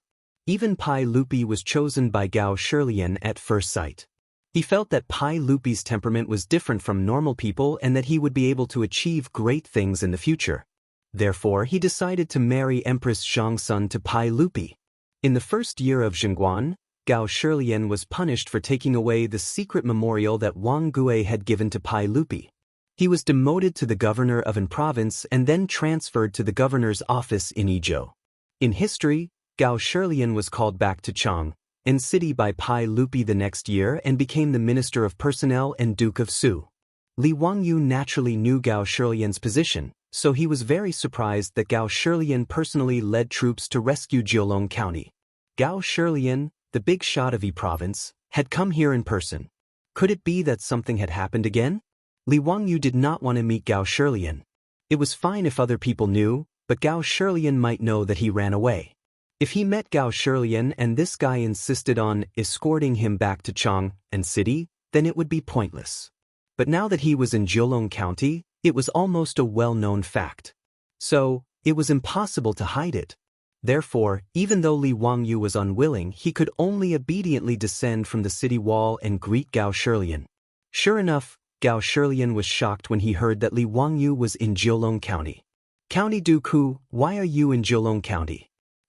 This old man didn't expect that you would actually run to this old man's territory when the saints were searching all over the world for you. Li Wangyu rubbed his nose awkwardly. Sure enough, Gao Shilian knew about this. In fact, ever since Mi Tuo and the other playboys failed to find Li Wangyu in Zhengzhou, Pai Lupi simply sent secret letters to all the governors of the Tang dynasty, asking them to keep track of the whereabouts of County Magistrate Hu. Once they found County Duke Hu, they would immediately send troops to escort him back to Chang. Wu Shixian had not received the letter when he arrived in Lizhou. Otherwise, he would have been escorted back to Chang and given to Pai Lupi to kick his ass. He had considered this possibility that day, So he deliberately set up a deceptive formation and played the trick of a cicada shedding its shell on the riverboat. When Wu Shixian received Pai Lupi's secret letter, he smiled bitterly. He had fallen for Li Wangyou's trick and sent people to chase him along the waterway. Gao Shilian naturally received Pai Lupi's secret letter. So, when Li Wangyou appeared in front of him, Gao Shilian could not help but stroke his beard and laugh. County Duke Hu, don't blame this old man for being rude. I've finally found you. Let's go back to Chengdu County together. Later, this old man will arrange for people to escort County Duke Hu back to Cheng. County Duke Hu, please don't make things difficult for this old man. Gao Shilian was only a secondary grade 3 official, slightly lower than Li Wanyu, a secondary grade 2 official who had founded the country. However, with Gao Shilian's experience, he did not need to call himself a lower official. He was on the same level as Li Wanyu. In terms of seniority, Li Wanyu could even be considered Gao Shilian's grandson. After all, Pai Lupi was Li Wangyou's uncle, and Gao Shilian was Pai Lupi's wife's uncle. Li Wanyu could only bitterly smile and shake his head at Gao Shilian's words. Duke Gao can just call me Ziyo. When this matter is over, I will return to Chang, and will not make things difficult for Duke Gao. Then this old man will not be polite. Ziyo, you have been away for several months. His Majesty and Maid Guanyin have missed you a lot. Right? Is Marquis Yanling also in Jiulong County? Marquis Yanling. Li Wanyu was slightly stunned, and then his face was filled with surprise. Duke Gao, did His Majesty give my Lady Su a title? Gao Shilian twisted his mustache and smiled. That's right. His Majesty has already given her the title of Marquis Yanling and announced it to the world. Speaking of which, Marquis Yanling is really amazing. The 3 female marquises in the former Han did not have any achievements. They were only given titles because they were close to Han Emperor Gaozu and Empress Lu. As for Marquis Yanling, she relied on her own merits to be given a title. She is a heroine, a woman amongst women. I really respect her. Li Wanyu was naturally overjoyed. He laughed and said, You're exaggerating, Duke Gao. Since Pai Lupi had already given Su Changqing a title, Li Wangyou's goal had been achieved. In this way, returning to Chang and city would not be a difficult task. Although he would definitely be taught a lesson by Pai Lupi when he returned, Li Wangyu felt that it was worth it to run away. Knowing that Su Changqing had already been given a title, Li Wangyu no longer held any grudges and chatted happily with Gao Shilian. After the army entered the city, Li Wangyu and Gao Shilian were carefully invited to the county office by Dugu Feng. He also ordered people to invite Wang Yichuan, the major of the Izhou Governor-General's manor, to the county office. After everyone talked, Li Wangyu found out that Gao Shilian was not clear about the situation in Jiulong County. However, after the rebellion, although they tried their best to block the news, there were still many scholars and ladies from Chengdu County who came to admire the flowers. Even Wang Yichuan was trapped in Jiulong County and could not leave. This matter could not be hidden for long. When people from Chengdu County went to the county office to report that their relatives had gone to Jiulong County and never returned, the matter was quickly reported to the Izhou Governor-General's manor. The Governor-General's manor quickly sent out scouts and the matter of the rebellion was immediately exposed. After learning about this matter, Gao Shilian was naturally furious. Originally, this kind of matter did not require him, the chief of the Izhou Governor-General, to personally deal with it. However, Gao Shilian was like an old man who had gone crazy. Frankly speaking, he was just bored in Chengdu County. Thus, he decided to personally take action. He planned to lead the army and crush these reckless subordinates into smithereens. Gao Shilian did not expect that he would make a wasted trip. Li Wangyu and Dugu Feng also told Gao Shilian about the rebellion from beginning to end. When Gao Shilian heard that there were Tang people who colluded with the rebels, he was also furious. To think that there was such a thing.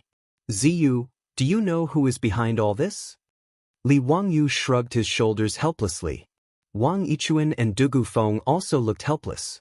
Obviously, the mastermind behind this was very well hidden.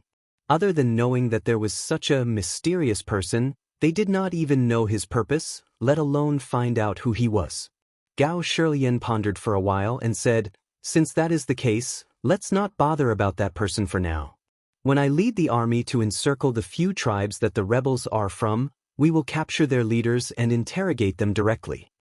Li Wangyu and the others looked at each other and nodded in agreement. That was the only thing they could do now. Chapter 903. The 3,000 soldiers rested for a day in Jiulong County. The next morning, the army set off to attack the Farron tribe. After Li Wangyu and Su Changqing discussed, they led Niu Wu and the Zhang brothers and set off with the army. It wasn't that Li Wangyu wanted to join in the fun, but because he heard that the Farron tribe was in the mountains. They usually chose places that were easy to defend and hard to attack. Thus, he wanted to bring the remaining packs of explosives to see if they could help. Niu Wu and the Zhang brothers had spent the night making explosives, and there were still 20 or so left.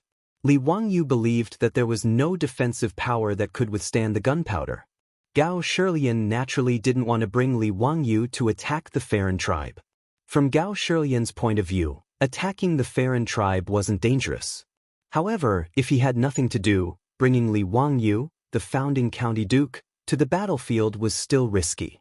Gao Shilian obviously didn't want to do something that didn't bring him any benefits.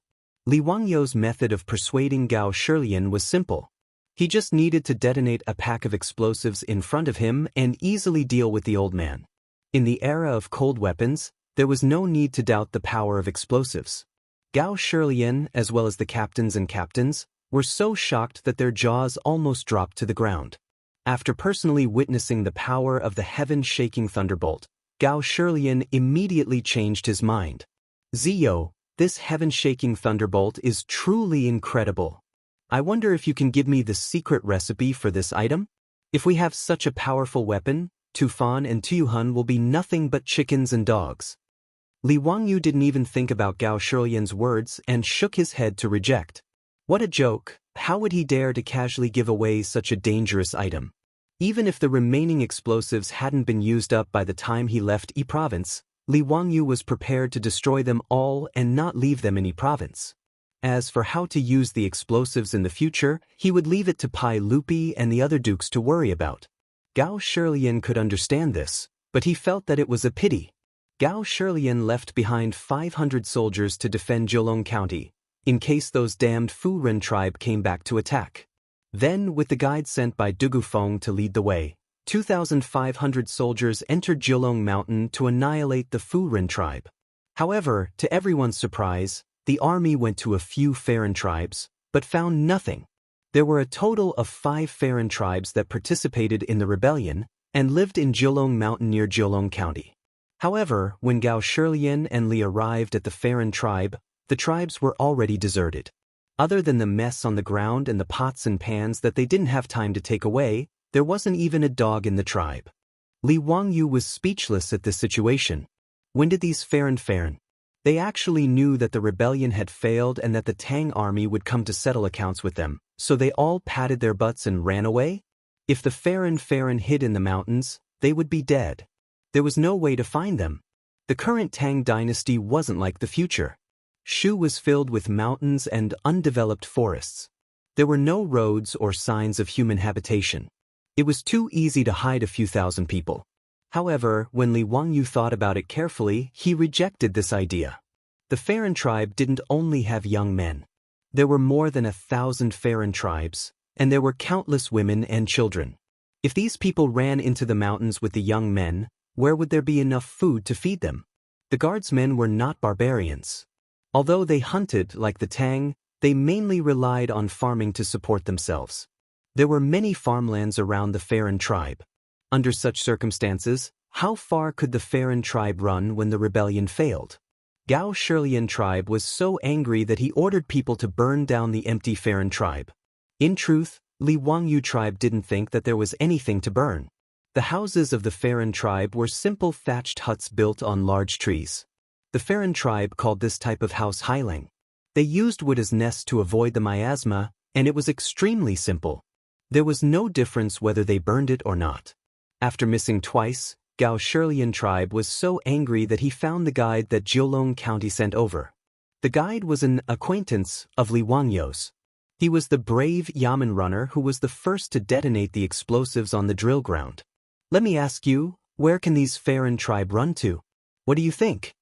The bailiff thought about it and replied, if these Farron tribe members didn't run into the mountains, then only Zhang Fei camp can hide so many Farron tribe members. Zhang Fei camp? Where is that? Gao Shilian tribe did not understand. Legend has it that during the Three Kingdoms period, Zhang Fei camp was where Shu country general Zhang Fei led his troops. There were very few people there, and it was filled with forests and wilderness. Zhang Fei camp was about 700 to 800 steps tall, and the top of the mountain was flat. It was about 3,000 mu wide. It was surrounded by rocks, and there was only one small path up the mountain. It was the best place to hide troops. The bailiff's words made Gao Shilian and Li Wangyu tribe members frown. If there was such a place, it wouldn't be hard for the Farron tribe members to hide in Zhang Fei camp.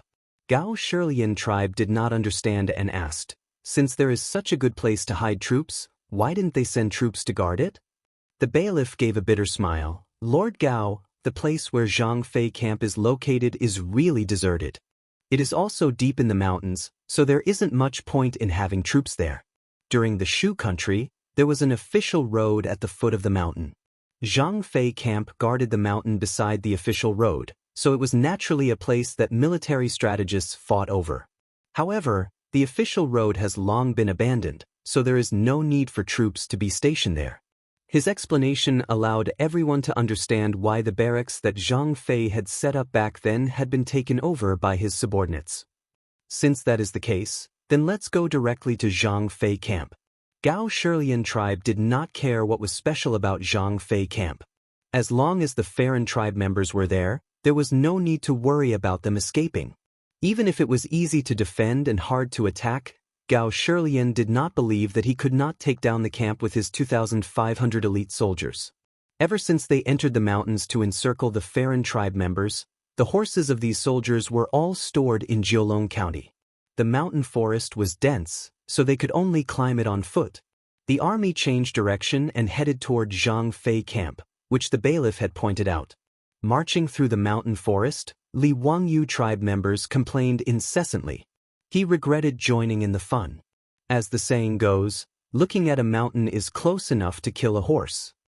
Furthermore, they were marching through the mountain forest on foot. Not only was Li Wangyu tribe members tired, Gao Shilian tribe members also walked until they were out of breath. Fortunately, there were smart people among the soldiers. Seeing that the two nobles could not walk anymore, they chopped some bamboo and made two simple poles for them to carry Li Wangyu and Gao Shilian tribe members. After marching for about a day, the army finally arrived at the foot of the mountain where Zhang Fei camp was located. Li Wangyu tribe members and Gao Shilian tribe members got off the poles and looked up. Both of them could not help but suck in a breath of cold air. The terrain in front of them was more dangerous than they had expected. Chapter 904. The stone mountain in front of Zhang Fei was about 700 to 800 meters high and surrounded by cliffs. Only the top of the mountain was lush and green, and was as flat as a round table. As for the path up the mountain, it was just as the bailiff had said.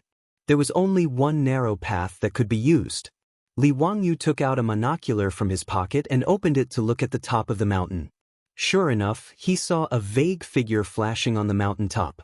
Needless to say, those were the people who had disappeared. Li Wangyu was in awe of these subordinates for being so decisive.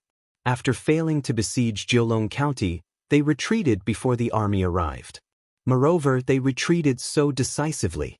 The 5 tribes all ran to Zhang Fei Ying's camp to avoid being chased by the Tang army. They were really decisive. In this kind of terrain, even if the Tang army was well equipped, it would be extremely difficult to take down Zhang Fei Ying's camp. The saying, "one man can hold back 10,000 men," described the terrain in front of them. Not to mention the thousands of strong men and close to 10,000 women and children on the top of the mountain. In this kind of terrain, as long as the people weren't stupid, they could send out hundreds of archers to seal off the entire path up the mountain.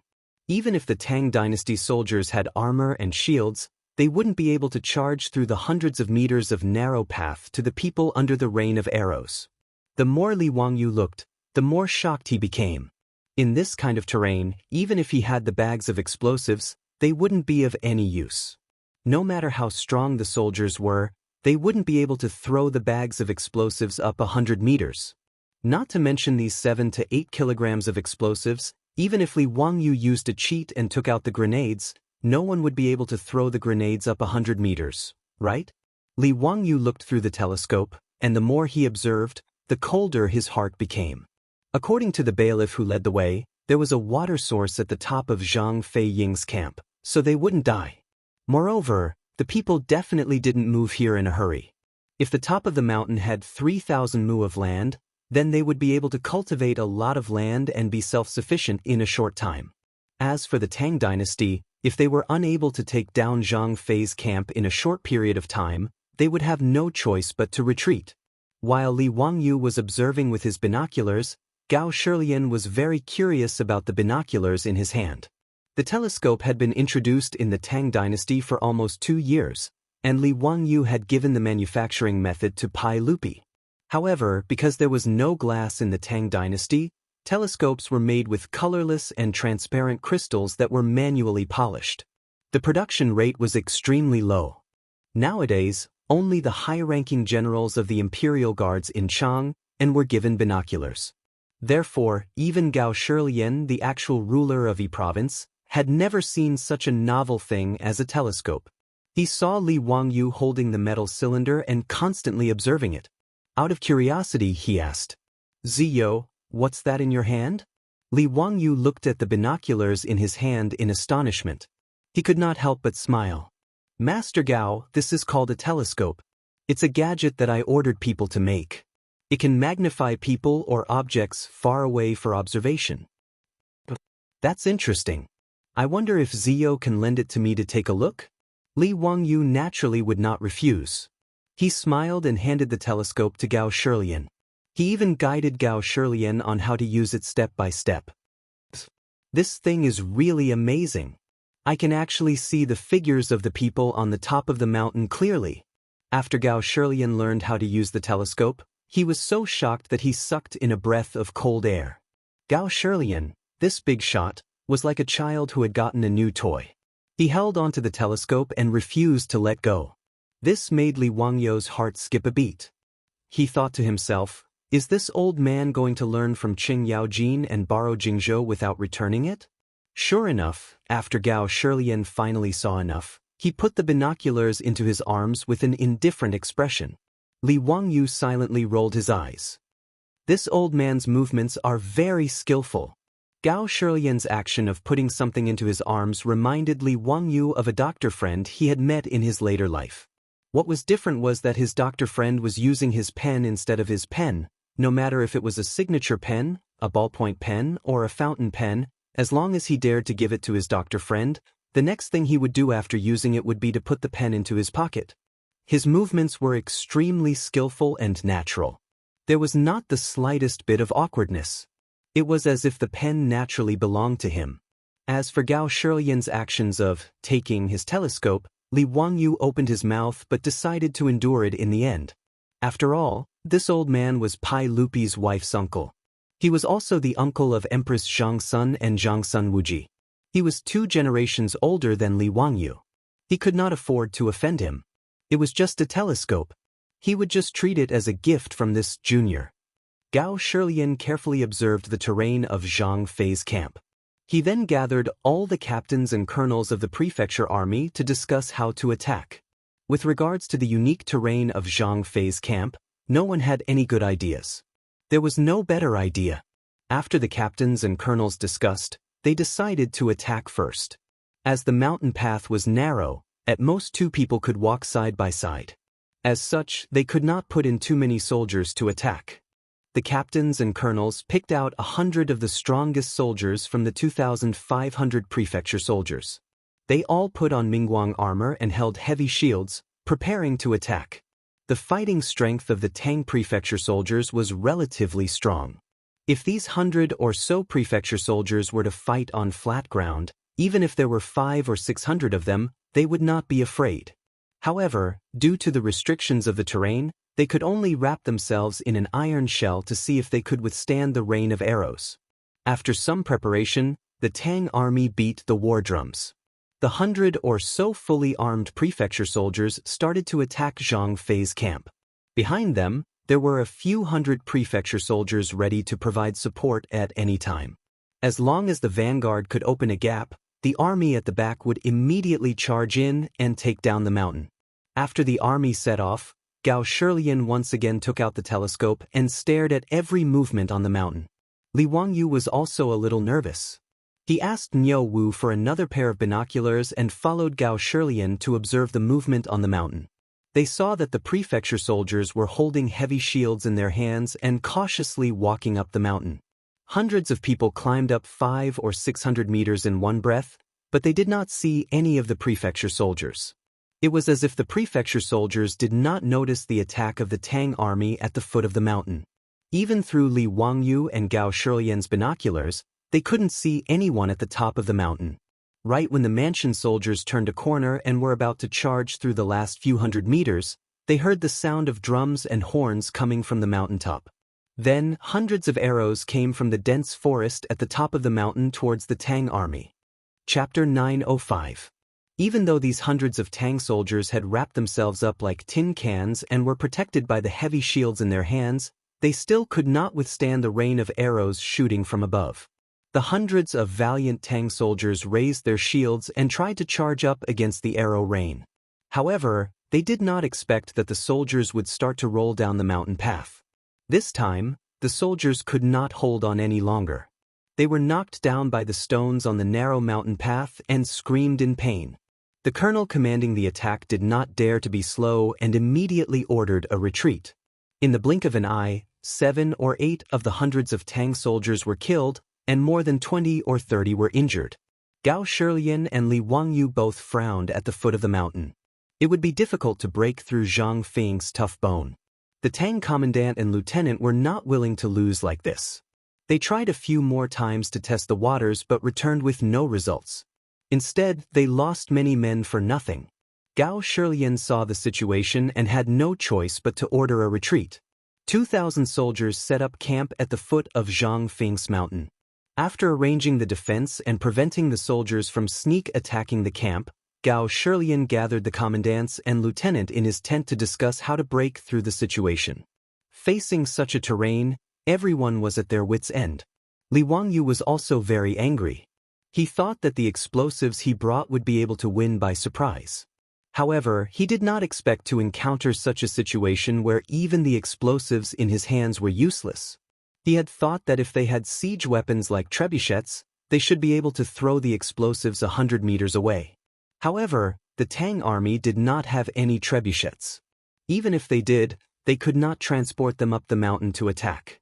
Furthermore, there was no place to place trebuchets on the narrow mountain path.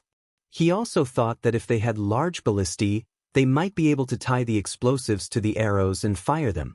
However, like trebuchets, large ballistae were also very large and difficult to transport up the mountain. Usually, large ballistae were fixed on the city walls for defense.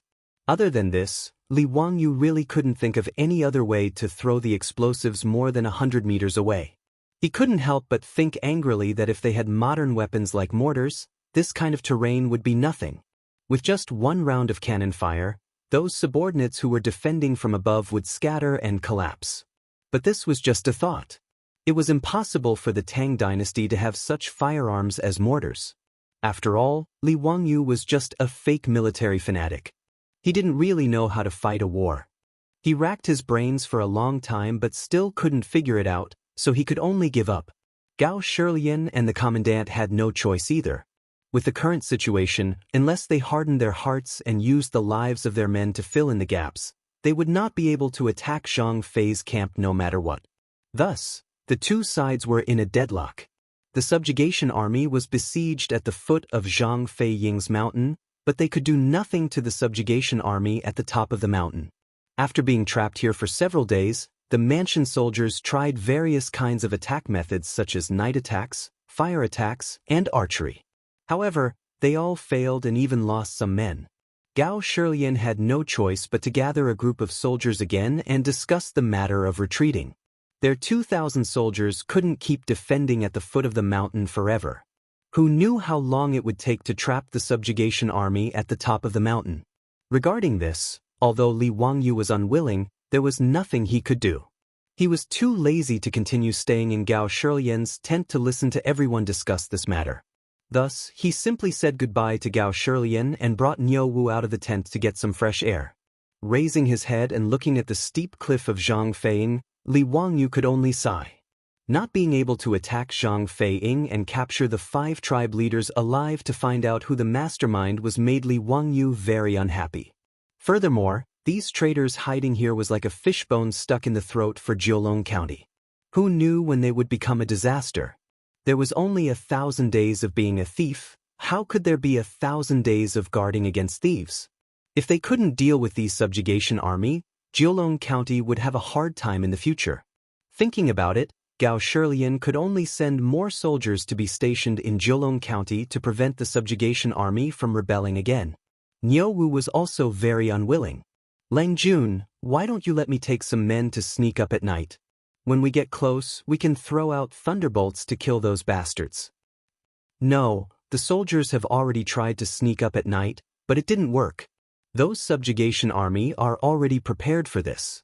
Once night falls, they will light up a bonfire on the mountain peak. There are no trees on the mountain path to hide, so how can we sneak up?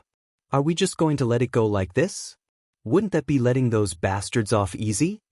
Niu Wu angrily pulled out his blade and chopped off a small branch beside him to vent his anger. Li Wangyu shrugged and comforted Niu Wu. He continued to wander around the camp aimlessly, thinking about how to get out of this situation. Unknowingly, he walked to the camp's kitchen. Next to the kitchen tent, the squad leader was busy preparing food. When the squad leader saw Li Wangyu, the nobleman, he quickly gestured for everyone to greet him. Li Wangyu waved his hand, indicating that he was just looking around. He told them not to bother about him and to do their own things. After the cooks apologized, they busied themselves with their own affairs. Just as Li Wangyu was about to turn and leave, he saw 2 cooks putting something in a big wooden bucket. He couldn't help but be curious, so he went over to take a look. He saw a layer of cobblestones in the wooden bucket. The cooks at the side were constantly digging out hot cobblestones from the bonfire and throwing them into the wooden bucket. Seeing as Li Wangyu looked over, the cooks quickly explained with a smile that they were preparing to cook meat. The method of cooking meat with roasted cobblestones was famous in Sichuan. After the bottom of the bucket was covered with hot cobblestones, the cooks poured the condiments and meat on top of the cobblestones. Following that, a bucket of boiled bone broth was poured into the bucket. Sizzle, sizzle, sounds were heard, and an aroma immediately gushed out of the wooden bucket. Li Wangyu nodded as he was pleased. Looks like I'm going to have a good lunch today. He had seen the method of cooking meat with cobblestones in his previous life, and the taste was very unique. After praising the cooks, Li Wangyu turned around and left. But he hadn't taken a few steps when he suddenly stopped and turned around to look at the steaming hot wooden barrel. Immediately after, Li Wangyu's mind seemed to have been struck by lightning, and his thoughts became clear all of a sudden. Mwah, wonderful, truly wonderful. Niu Wu, reward these brothers. Li Wangyu raised his head and laughed loudly. Even Qing Yaojin's laughter could be heard. Niu Wu and the Zhang brothers looked at each other. They didn't understand what their Lang Jun meant. The cooks were pleasantly surprised. They couldn't understand why their Lang Jun would reward them for no reason at all. Li Wangyu didn't pay any attention to them and directly walked towards Gao Shilian's tent with large strides. 2nd Battalion Commander, where's your mother's Italian artillery? Pull it up for me. Chapter 906. During the War of Liberation, the People's Liberation Army had very few cannons at that time, so their weapons and equipment were at a disadvantage. In order to solve the problem of insufficient firepower, the soldiers invented a crazy weapon, the Heartless Cannon. It used a gasoline barrel as a barrel to launch explosives. The official name of the launcher should be the Flying Thunder Cannon. In the movies of later generations, Li Wangyu had seen this kind of extremely crude weapon many times. Its structure and principle were also quite simple. It was an empty gasoline barrel, and the bottom was filled with propellant. Then, bundles of explosives were stuffed into a round shape. After the propellant was ignited, the 10-kilogram explosives could be thrown a distance of 1 to 200 meters. The caliber of the Heartless cannon was the same as the thickness of the gasoline barrel. It was not an exaggeration to say that this was definitely the cannon with the largest caliber. Although its firing range was not very far, the explosive power of the 10-kilogram explosives could not be underestimated. Everywhere it passed, the bunkers, people, and horses would be blown away. Many of the enemies who were killed by the explosions often did not have any wounds on their bodies, but they died with blood flowing out of their 7 orifices. They were killed by the shock wave of the explosives.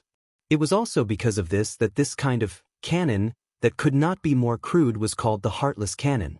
This kind of homemade cannon played a huge role in the Huai Sea battle and the War of Resistance against the United States and Aid Korea. Li Wangyu had just seen the big wooden barrel in the cook's camp. When he saw the steam coming out of the barrel, the words, "Heartless cannon," unconsciously popped up in his mind. This naturally made him feel enlightened. That was why he was so excited and asked Niu Wu to reward the cooks. The principle of the Heartless cannon was too simple.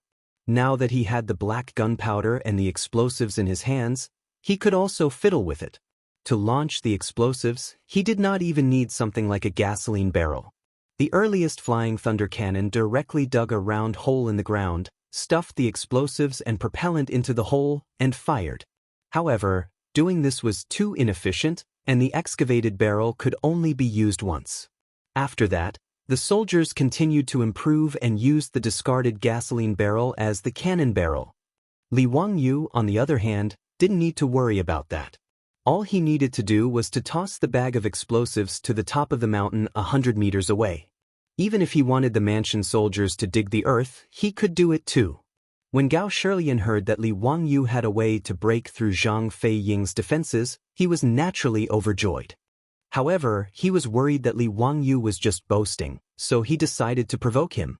"Ziyo, there's no joking in the military. You must not speak nonsense. Otherwise, even if His Majesty is here, this old man will punish you for the crime of making a false report." How could Li Wangyu not see through the old man's thoughts? He couldn't help but silently roll his eyes.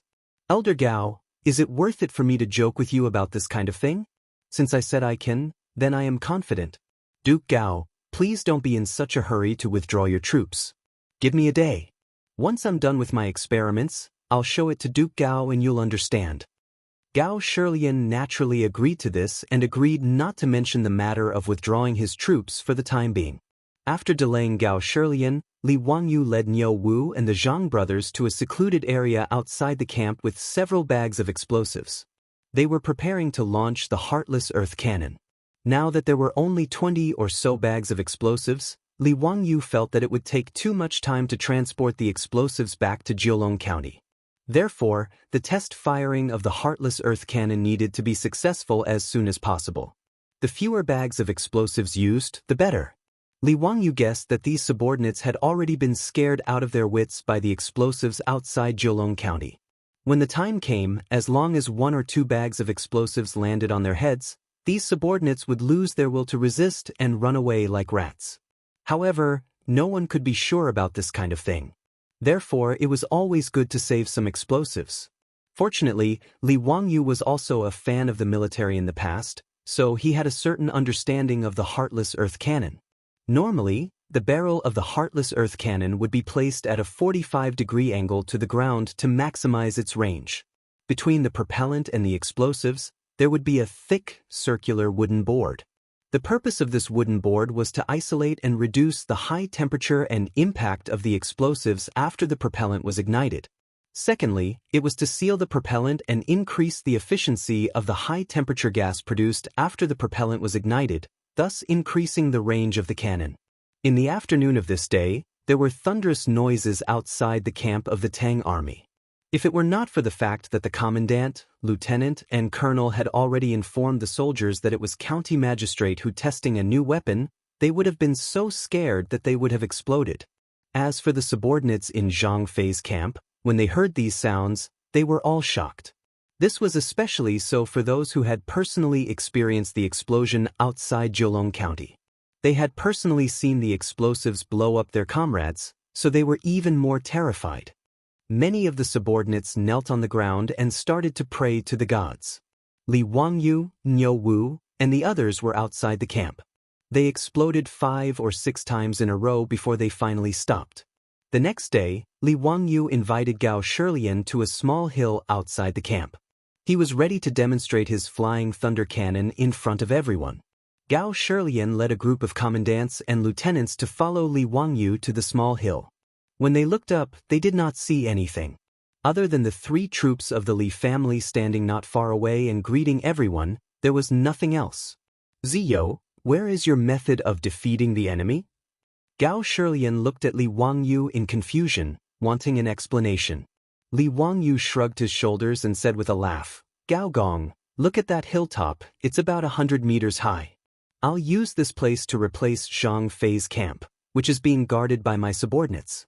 I'll demonstrate to Gao Gong how to defeat the enemy. His words not only confused Gao Shilian, but also the captains of the Tang army looked at each other in confusion. Other than the 3 troops of the Li family, there was nothing else. County Duke who was going to attack that hill with just 3 troops? Could it be that this County Duke who really knew how to use immortal methods? Looking at the situation, could it be that he was going to show everyone how to use beans to create soldiers? Or was he going to summon celestial soldiers and generals? He couldn't be joking and think that he could break through the hill with just 3 troops, right? Li Wangyu did not care about how confused Gao Shilian and the others were. He turned and waved at Niu Wu and the Zhang brothers, indicating that they could begin. Gao Shilian and the others saw Niu Wu and the other 2 take out matches from their bosoms. After lighting them, they turned and squatted on the ground, as if they were burning something. Then, in the next moment, the 3 of them turned and ran back. Their speed was so fast that Gao Shilian and the others were shocked. They did not understand why the 3 of them were running. Niu Wu and the others could not be blamed for running so fast. It was because Li Wangyu's heartless earth cannon was not reliable at all. Yesterday he had tested it 5 or 6 times. Although it was a great success, there was still one time when the explosive pack did not fly out of the barrel and exploded. Fortunately, Li Wangyu also knew that this thing was not reliable enough. He had Niu Wu and the others immediately retreat after lighting the fire. In the end, the explosive pack only drenched Niu Wu and the others in a layer of mud. Fortunately, they were not injured. So today, after demonstrating this heartless earth cannon to Gao Shilian and the others, the 3 of them immediately ran back after lighting the fire, fearing that it would explode again.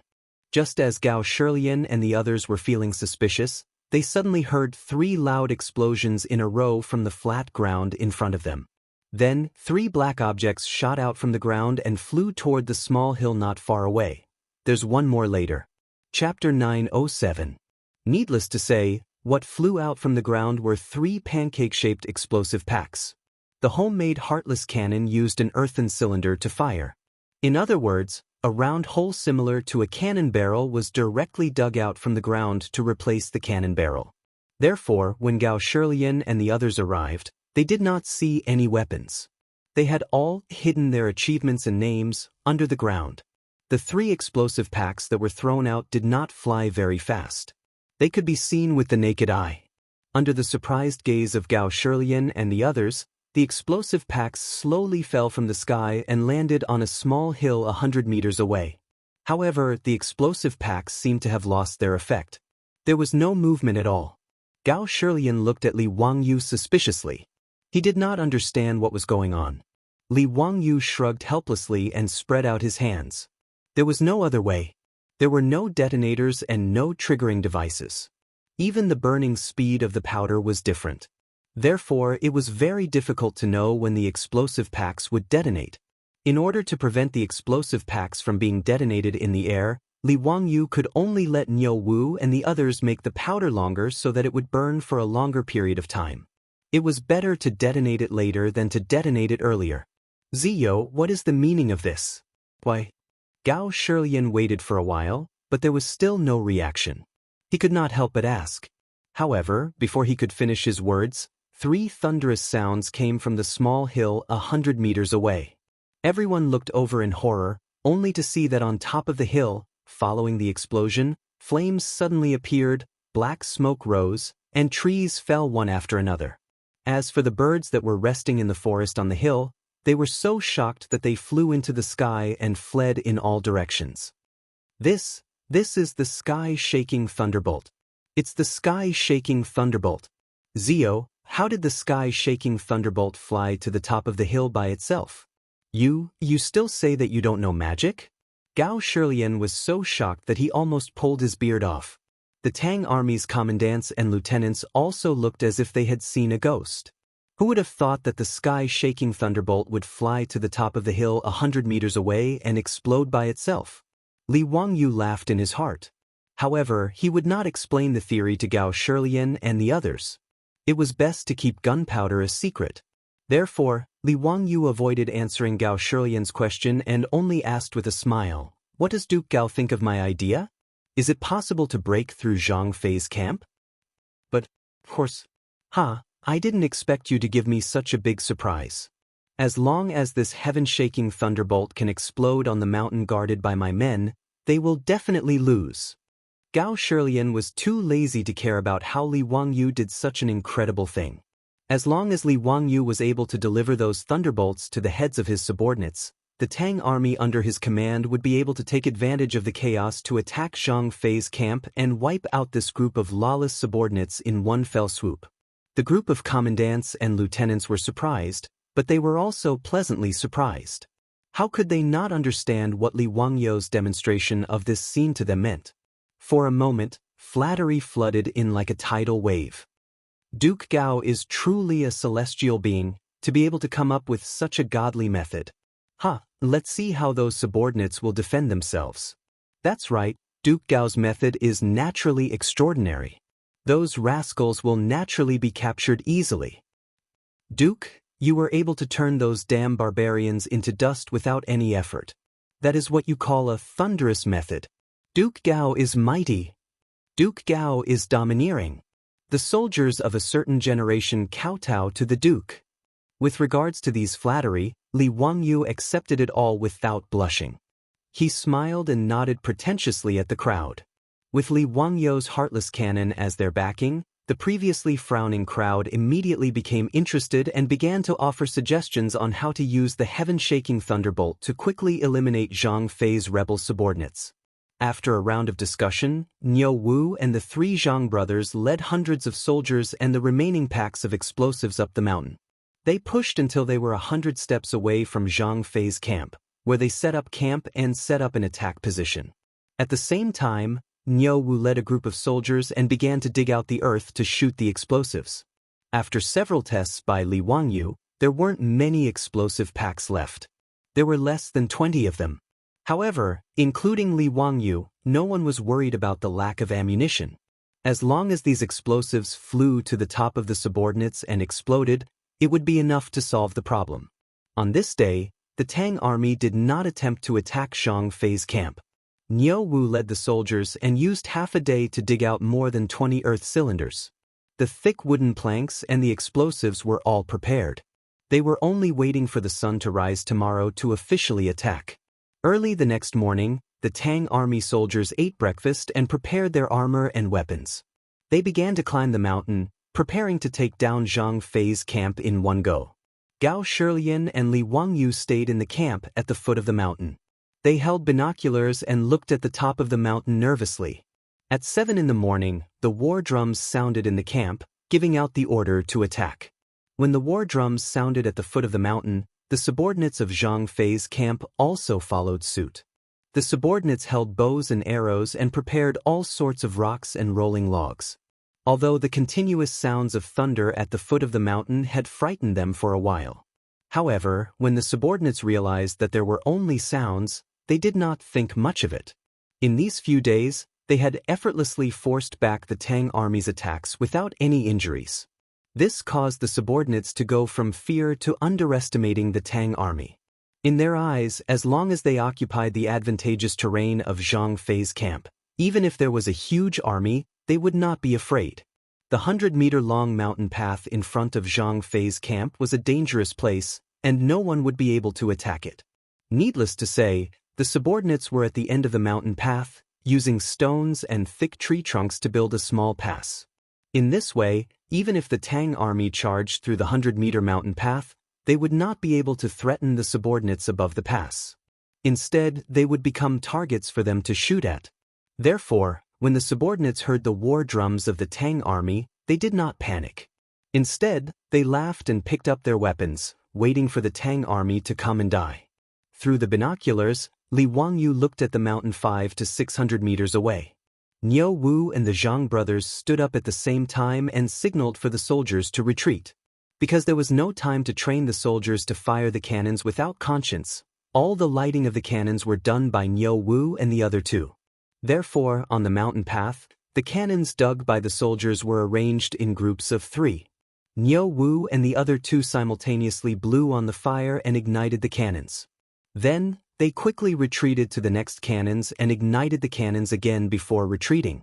When they ignited the third cannons, they heard 3 loud explosions in front of them. Then, everyone watched as the cannons slowly flew toward Zhang Fei's camp 100 meters away. Niu Wu and the Zhang brothers did not have time to admire the results of their battle. They ran all the way and ignited the cannons. When all the cannons were ignited, the first thunderous sound finally came from the top of the mountain. The soldiers who had been waiting impatiently immediately pulled out their swords and led the soldiers to charge toward the top of the mountain. Chapter 908. Zhang Fei's camp, where one man could hold off 10,000 men, was broken after the first explosive pack exploded. The appearance of explosive packs in the era of cold weapons was something that could not be solved. Whether it was the power of the explosive packs or the strong impact brought about by the shock, it was something that the subordinates could not handle. In fact, not to mention these uncivilized subordinates, even the Tang army would most likely collapse in the face of such a dimensional attack. Following the sound of dozens of explosive packs exploding like thunder, hundreds of Tang soldiers surged over the 100-meter mountain path like a tidal wave and surged into Zhang Fei's camp. As for those subordinates, they had already thrown down their weapons and fled like rats when the explosives exploded. When the fully armored Tang soldiers charged into Zhang Fei's camp, there was no longer any suspense in this battle. Although Zhang Fei's camp was about 3,000 mu in size, it would still take some effort to capture all of them if they wanted to escape in all directions with just these 2,000 soldiers. But the subordinates had already lost their will to fight after being shocked by the explosive packs. They ran back to their camp like frightened birds returning to their nest. This saved the prefecture soldiers the effort of capturing them from the top of the mountain. When the Tang army arrived, the subordinates of the 5 tribes quickly put down their weapons and surrendered. Knowing that the battle on the mountain had ended, Gao Shilian could not help but laugh and invited Li Wangyu to go up the mountain to see the captives. Li Wangyu was naturally interested. He wanted to know if the leaders of the 5 tribes had been captured. But when he and Gao Shilian, one old and one young, finally reached Zhang Fei's camp, they received a piece of bad news. According to the captives, the 5 tribe leaders and their trusted subordinates had all escaped into a wooden house on the mountain top after the Tang army had attacked Zhang Fei's camp and never appeared again. As for that wooden house, Li Wangyu looked in the direction of the Tang lieutenant's finger, only to see a wreckage that had been burned to the ground with smoke rising from it. What was going on? Li Wangyu was dumbfounded by this scene. Were all these subordinates so unyielding? He would rather commit suicide than be captured by the Tang army? Even if they would certainly be killed after they were caught, even ants would struggle to survive. Li Wangyu did not believe that the leaders of the tribes would be so righteous and brave as to sacrifice their lives for justice. This was too freaking illogical. Could there be a secret passage in the house? Did those deputy leaders escape through the secret passage? Li Wangyu asked, unwilling to give up. The Tang military officer shook his head, replying to the Duke, "This humble one has already led people to check that house and did not find the existence of a secret passage. Furthermore, I found more than a dozen charred corpses in the house.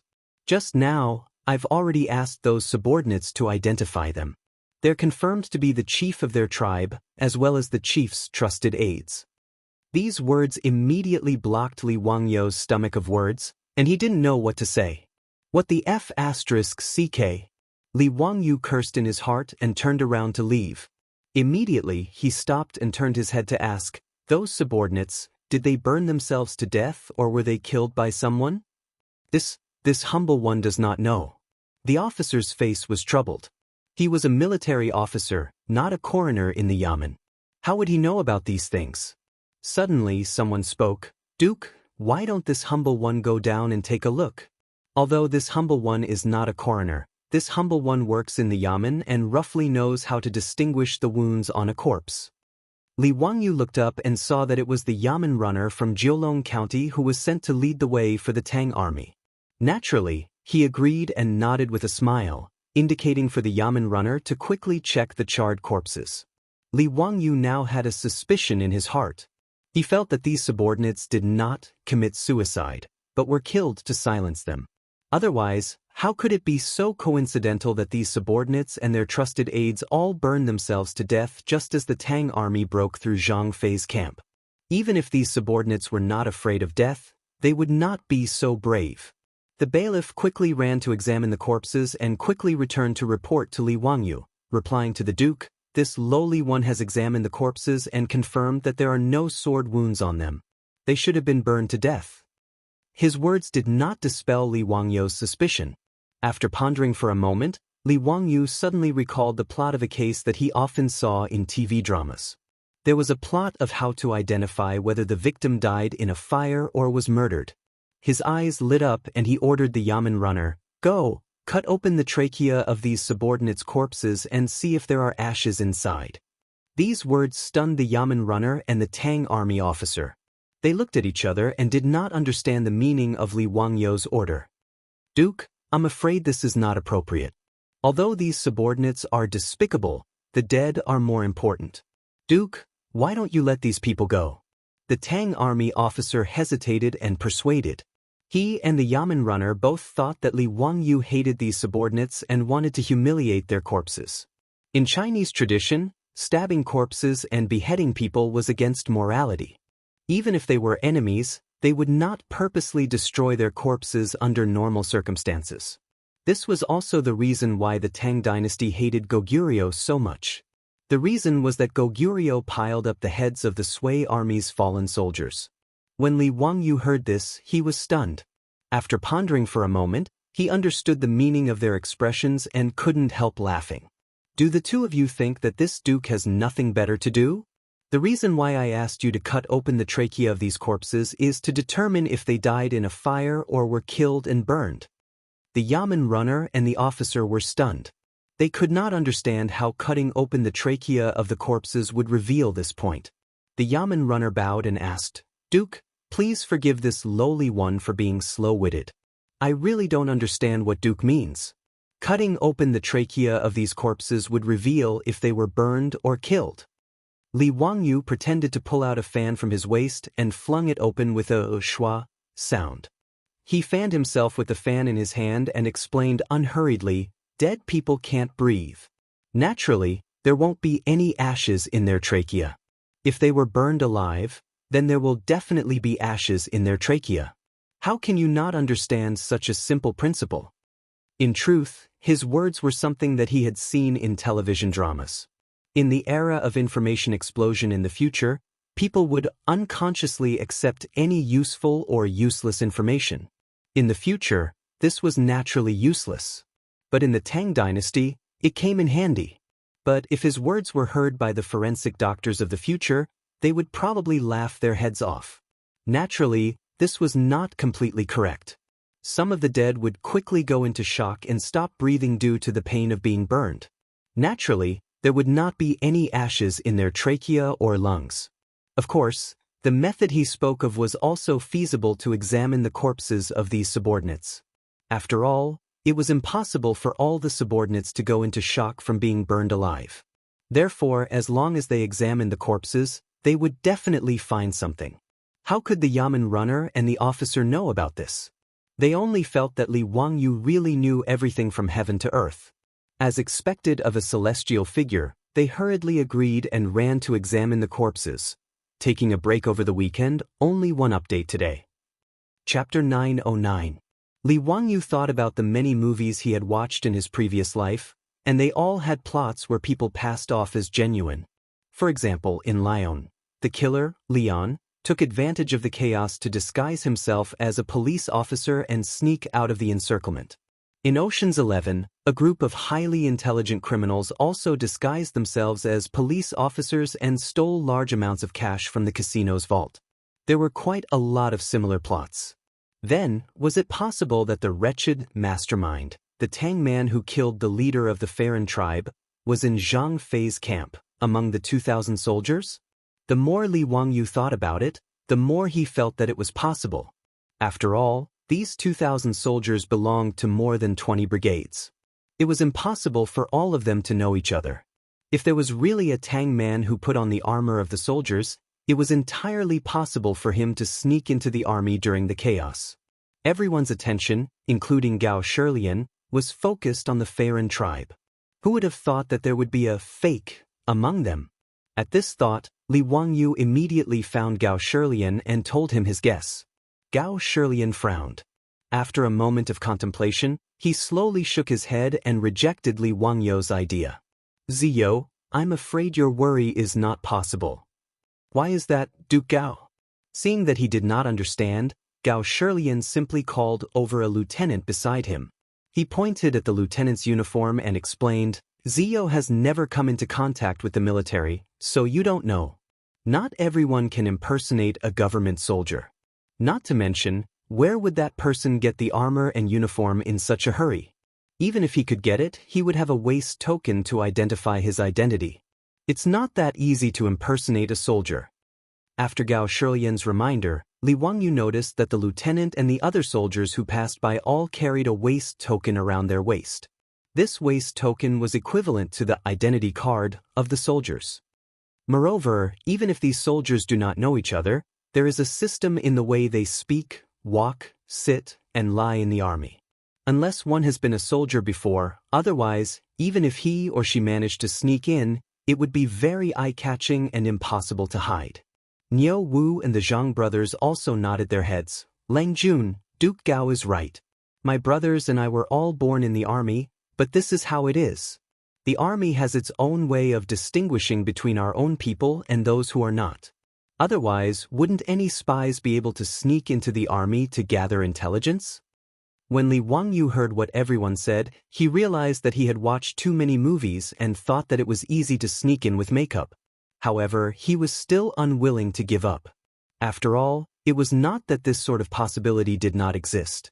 It was just that the probability was very small. Duke Gao, as a precaution, why don't we order the soldiers to do a head count? It won't take much effort anyway. Seeing Li Wangyu so insistent, Gao Shilian pondered for a moment and nodded in agreement.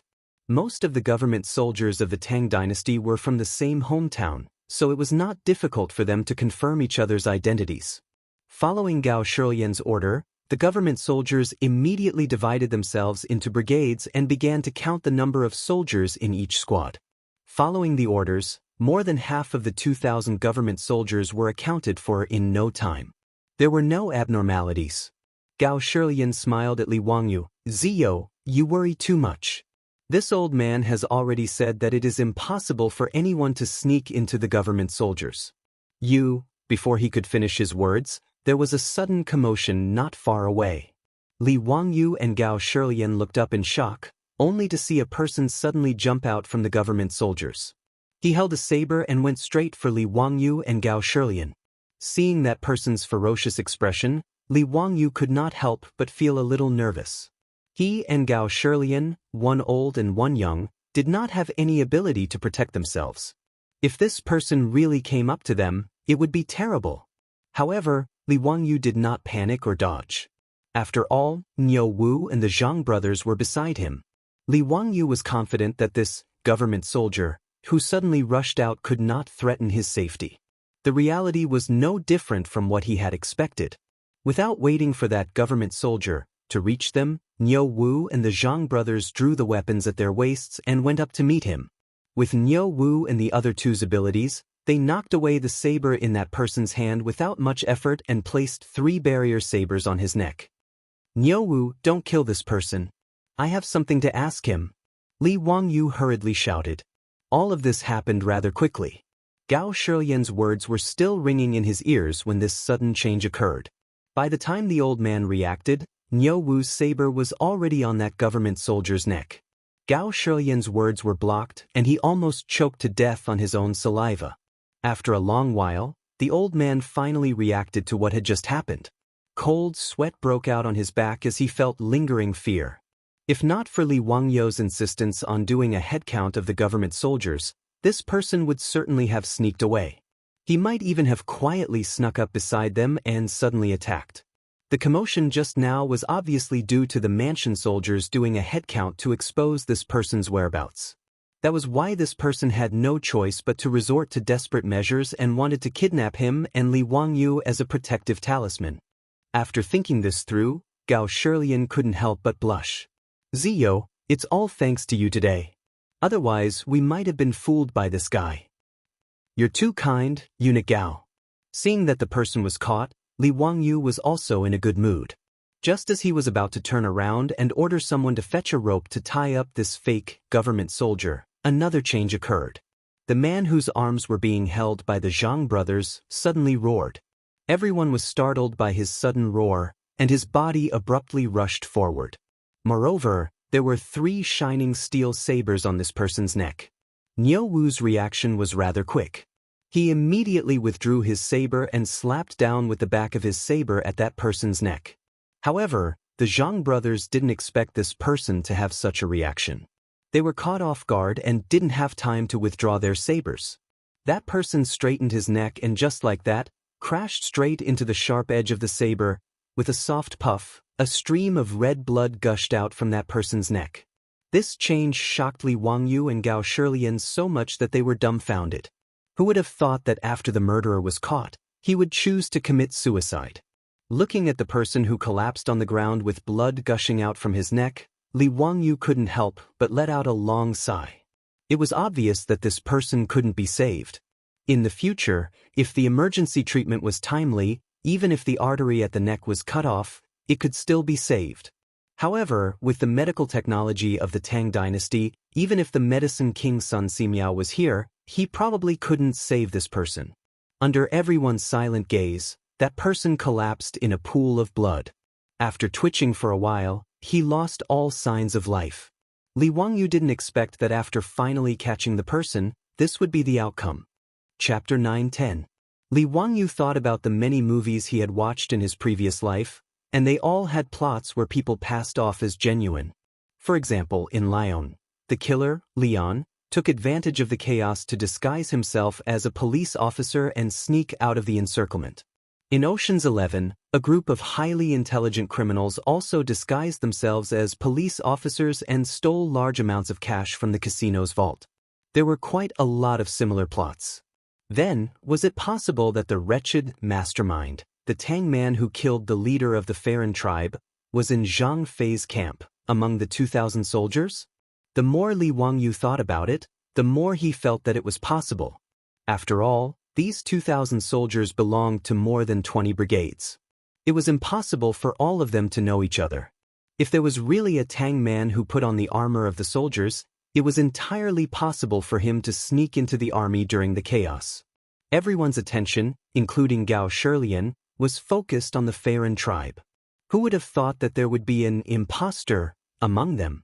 At this thought, Li Wangyu immediately found Gao Shilian and told him his guess. Hearing this, Gao Shilian frowned. After a moment of contemplation, he slowly shook his head and rejected Li Wangyu's idea. Ziyo, I'm afraid your worry is not possible. Why is that, Duke Gao? Seeing that he did not understand, Gao Shilian simply called over a lieutenant beside him. He pointed at the lieutenant's uniform and explained, Ziyo has never come into contact with the military, so you don't know. Not everyone can impersonate a government soldier. Not to mention, where would that person get the armor and uniform in such a hurry? Even if he could get it, he would have a waist token to identify his identity. It's not that easy to impersonate a soldier. After Gao Shilian's reminder, Li Wangyu noticed that the lieutenant and the other soldiers who passed by all carried a waist token around their waist. This waist token was equivalent to the identity card of the soldiers. Furthermore, even if it's impossible for all of these soldiers to know each other, there is a system in the way they speak, walk, sit, and lie. Unless one has been a soldier before, otherwise, even if one were to sneak in, it would be very eye-catching and impossible to hide. Niu Wu and the Zhang brothers also nodded their heads. Lang Jun, Duke Gao is right. My brothers and I were all born in the army, but this is the case. The army has its own way of distinguishing between our own people and those who are not. Otherwise, wouldn't any spies be able to sneak into the army to spy on them? When Li Wangyu heard what everyone said, he realized that he had watched too many movies and thought that it was easy to sneak in with makeup. However, he was still unwilling to give up. After all, it was not that this sort of possibility did not exist. It was just that the probability was very small. Duke Gao, as a precaution, why don't we order the soldiers to do a head count? It won't take much effort.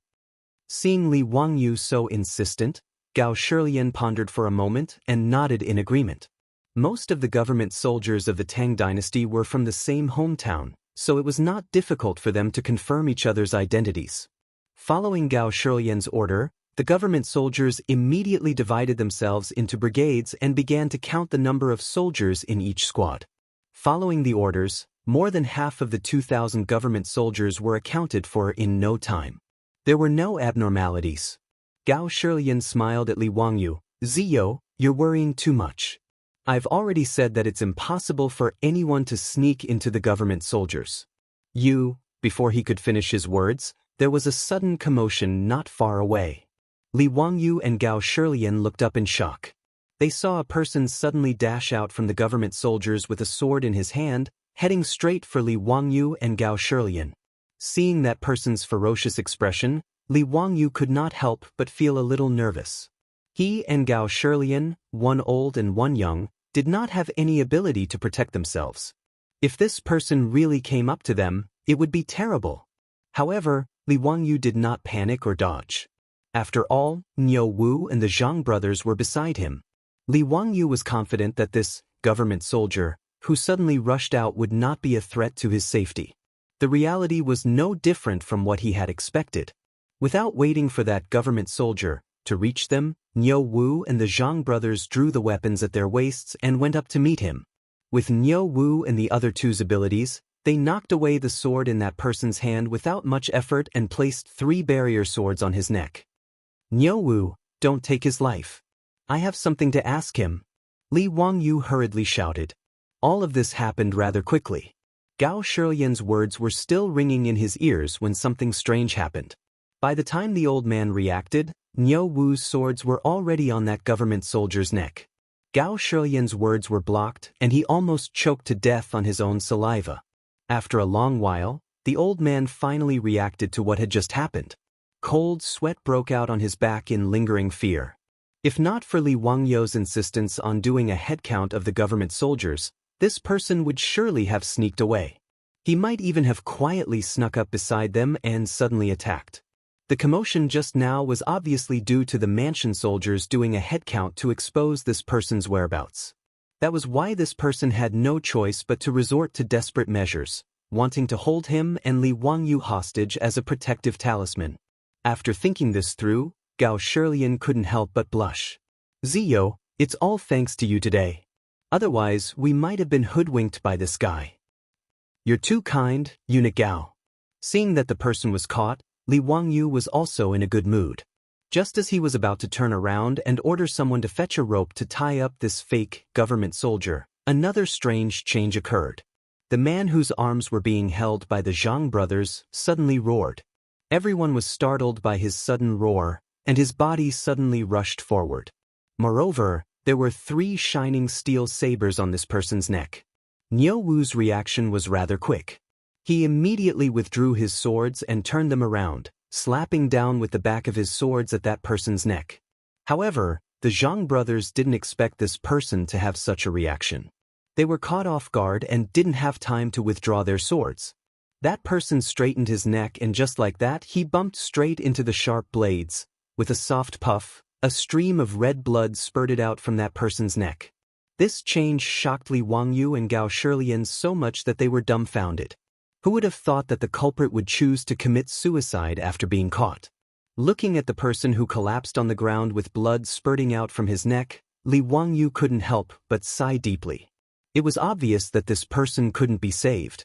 In the future, if the emergency treatment was timely, even if the artery at the neck was cut, it could still be saved. However, with the medical technology of the Tang Dynasty, even if the king of medicine, Sun Simiao, was here, he wouldn't be able to save this person. Under everyone's silent gaze, that person collapsed in a pool of blood. After twitching for a while, he lost all signs of life. Li Wangyu didn't expect that after finally catching the person, this would be the outcome. Chapter 909. If there's a mistake, please refresh. Chapter 911. After spending so much effort to take down Zhang Fei's camp, this was the result that Li Wangyu got. This made Li Wangyu feel very depressed. For this murderer to be able to kill himself so cleanly, it was certain that he was not the real mastermind. At most, he was just a knife in the mastermind's hand. Originally, they thought that they could catch the real murderer, but who would have thought that the clues would be cut off again? Everyone examined the murderer who had pretended to be a government soldier, but they found something strange about him. The government soldier's waist tag on this person was actually real. The wooden waist tag was engraved with complicated patterns. These patterns that were difficult to imitate were the key to identifying the authenticity of the waist tag. Although there was no name on the Tang soldier's waist tag, there was basic information engraved on it. From the waist tag of the deceased, it could be seen that this person was also a government soldier of Yizhou and his official position was a colonel. Elder Gao, could this person really be a government soldier? Li Wangyu asked curiously. Gao Shilian nodded. It is very possible. I have already ordered everyone to check. No government soldier lost his waist tag. This means that this waist tag must be something that he always carried with him. This is interesting. A government soldier's colonel actually colluded with his subordinates to commit treason. I wonder who this person is? Gao Shilian snorted. Ziyo, you don't need to worry. When I return to Chengdu County, I will immediately order people to check all the government officials and see which one has a missing colonel.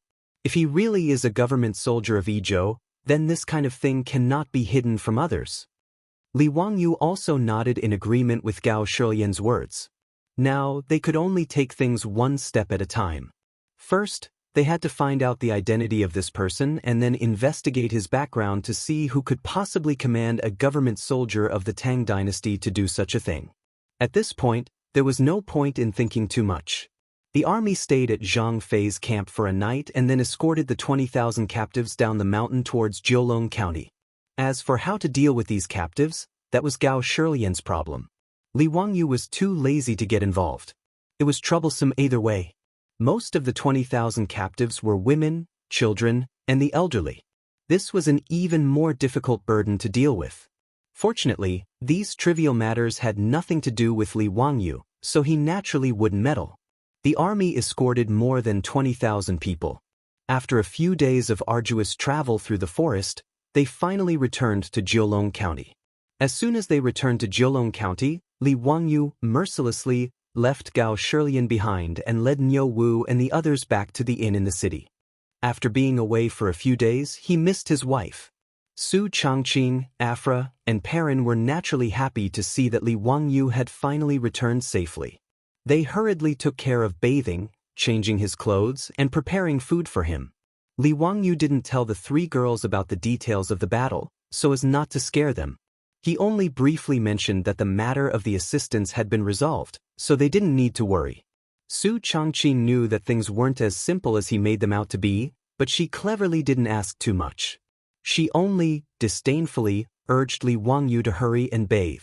After staying in the forest for a few days in the scorching summer, Li Wangyu's body had long since stank. No wonder the beauties disdained him. Even Li Wangyu felt uncomfortable when he smelled the rancid odor on his body. After allowing Niu Wu and the Zhang brothers to take a bath and rest, Li Wangyu comfortably soaked in the bathtub. He then enjoyed a beautiful massage and bath with a clear conscience. Finally, all the hardships of the past few days had been dispelled.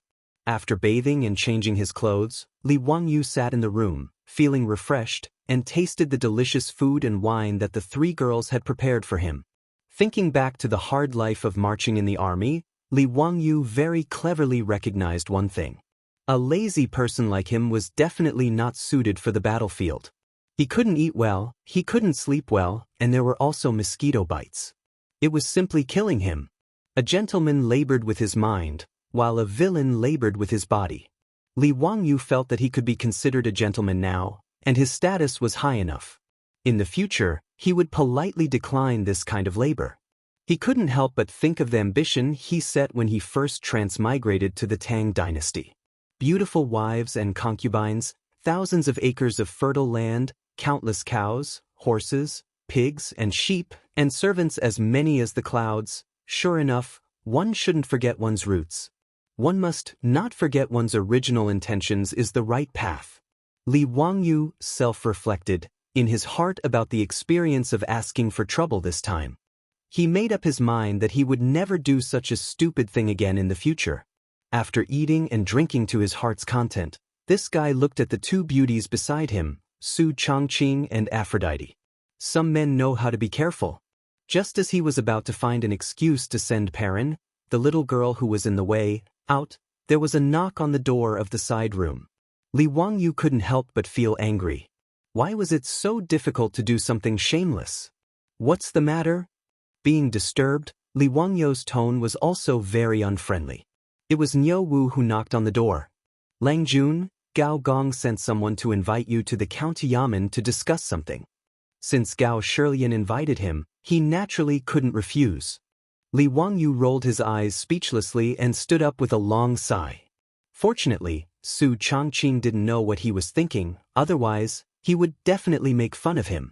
Until he went to the county yamen and saw Gao Shirlian, Li Wangyu's mood was not very high. He lazily greeted Gao Shirlian. Gao Gong, you invited me to the county yamen, is there something you need? Gao Shirlian didn't know the thoughts of a dissatisfied man. He twirled his beard and smiled. I've long heard that Zio is a master of both painting and calligraphy.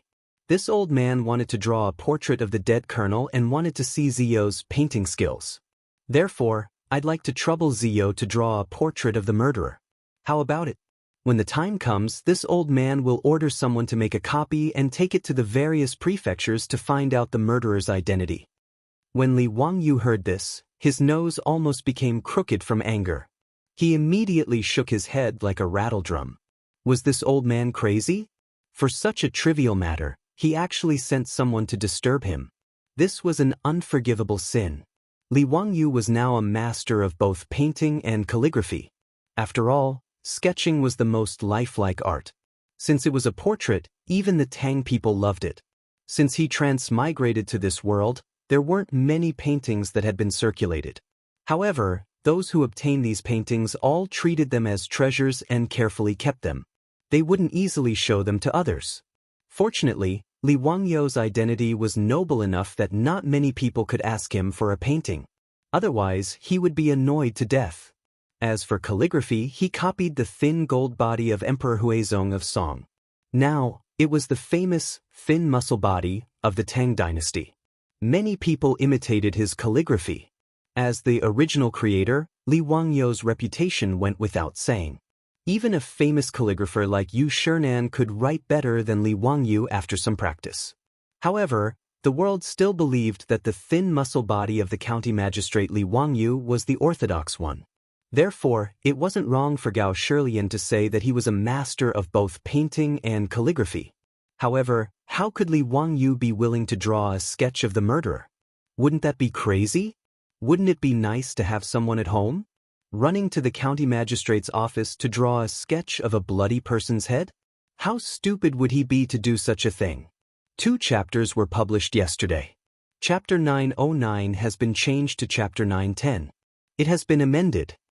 Chapter 912. The murderer who committed suicide was unfortunately beheaded by Gao Shirlian. Not even a complete corpse was left. This was something that could not be helped. After all, the weather was hot, and if the corpse was left there for a few days, it would definitely start to smell. As such, Gao Shirlian could only order people to cut off the head and preserve it with salt before burying it in Zhang Fei's camp. The reason why he wanted to keep the head was so that he could bring it back and find an artist to paint it so that he could find out the identity of the murderer. Gao Shirlian did not know what he was thinking. Just because he wanted to see Li Wangyu's painting skills, he actually made such a request. Regarding this, Li Wangyu naturally rejected it and found an excuse to brush it off. Duke Gao, I'm afraid this is not appropriate. My painting skills cannot be copied by normal artists. It is better to find an artist to paint it. Seeing that Li Wangyu was unwilling, Gao Shilian could only smile and drop the matter. He invited Li Wangyu to take a seat and have a chat. Then he ordered someone to inform Du Gufeng to find an artist in the city to paint. The two of them chatted for a while before they saw Jiulong County Magistrate Du Gufeng leading a white-haired old man into the hall. Greetings, Duke Gao. This person is the best artist in Jiulong County. What do you need him to paint? After confirming that the person who died was the colonel of the house soldiers, Gao Shilian did not want this matter to spread. After all, if this matter was spread out, it would damage the reputation of the Tang army. As such, Gao Shilian ordered everyone in the house soldiers to keep their mouths shut and not talk about this matter. Even Du Gufeng did not know why Gao Shilian wanted him to find an artist. When Gao Shilian saw that the painter had arrived, he immediately dismissed the servants and maids in the hall. Other than the painter, only Du Gufeng was left. There was no need to hide this matter from the Jiulong County Magistrate. Gao Shilian's bodyguard took out a wooden box and placed it on the table. When he opened the box and revealed the head inside, Du Gufeng and the artist were shocked. Du Gufeng was still fine. At least he had seen blood before. Although he was shocked by the head, he was still calm. As for the painter, he was so scared that he fell to the ground. Never in his wildest dreams would he have thought that he would be brought to the county yamen to draw a portrait of a bloody head. Gao Shilian comforted the painter for a long time before he finally calmed down. His fingers trembled slightly as he unfolded the drawing paper and began to draw a human head. Du Gufeng stared at the head for a long while before hesitantly asking, Duke Gao, may I know who this person is? Why do I find him so familiar? His words made Li Wangyu and Gao Shilian's spirits rise. Dugaming House, is this true? Are you sure you know this person? Looking at his appearance, this lowly official found him somewhat familiar, but I can't recall where I've seen him before. Li Wangyu hurriedly said, Dugaming House, this matter is very important. Try to recall where you've seen him before. This person is very likely to be a colonel of the prefecture troops. Du Gufeng frowned and thought hard for a long time. I can't recall where I've seen this person before. However, since Duke said that this person could be a colonel of the prefecture troops and I find this person familiar, why don't Duke call the two colonels stationed in the city over to identify the head and see if they recognize this person? But Li Wangyu felt that this was a good idea and immediately ordered people to call the two colonels to the county yamen. When the two colonels were called to the county yamen and saw the head, it was as if they were struck by lightning. They froze on the spot and couldn't speak for a long time. When Li Wangyu and Gao Shilian saw their reactions, they immediately knew that they had found the right person. It was obvious that the two colonels recognized this person. Gao Shilian immediately had the artist leave before asking, Do the two of you recognize this person? The two colonels looked at each other and saw the fear in each other's eyes. One of the colonels swallowed hard and replied anxiously, Sir, we do. This person is the colonel of the Gung Brigade from the Zhichong House in Pengzhou. His name is Wang Hu. When Li Wangyu and Gao Shilian heard this, they were also slightly shocked.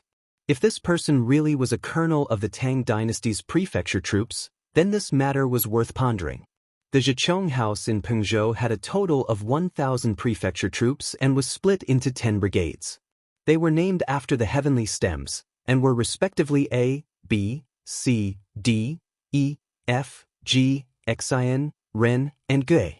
Just as Gao Shilian was about to ask, he heard the colonel say something that made Li Wangyu and Gao Shilian shiver and their hairs stand on end.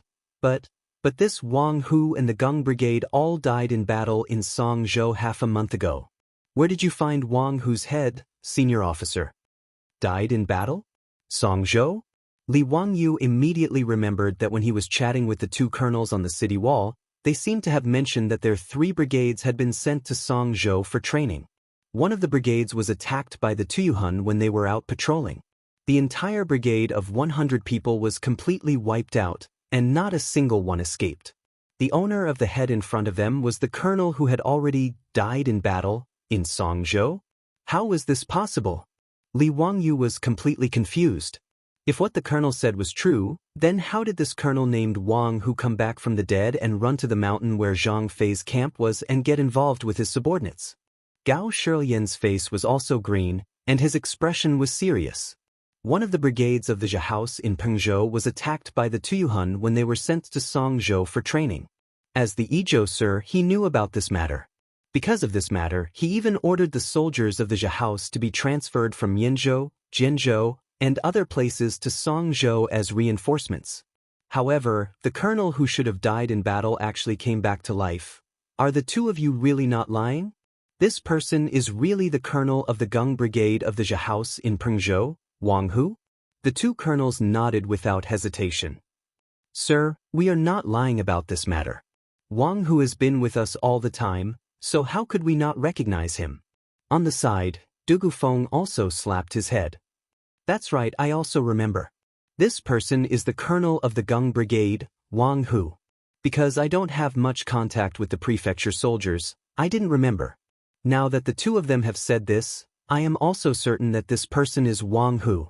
Gao Shilian immediately ordered people to bring the dead colonel's armor and waist token for the two colonels to identify. Sir, there's no mistake. This waist token is Wang Hu's. It can't be wrong.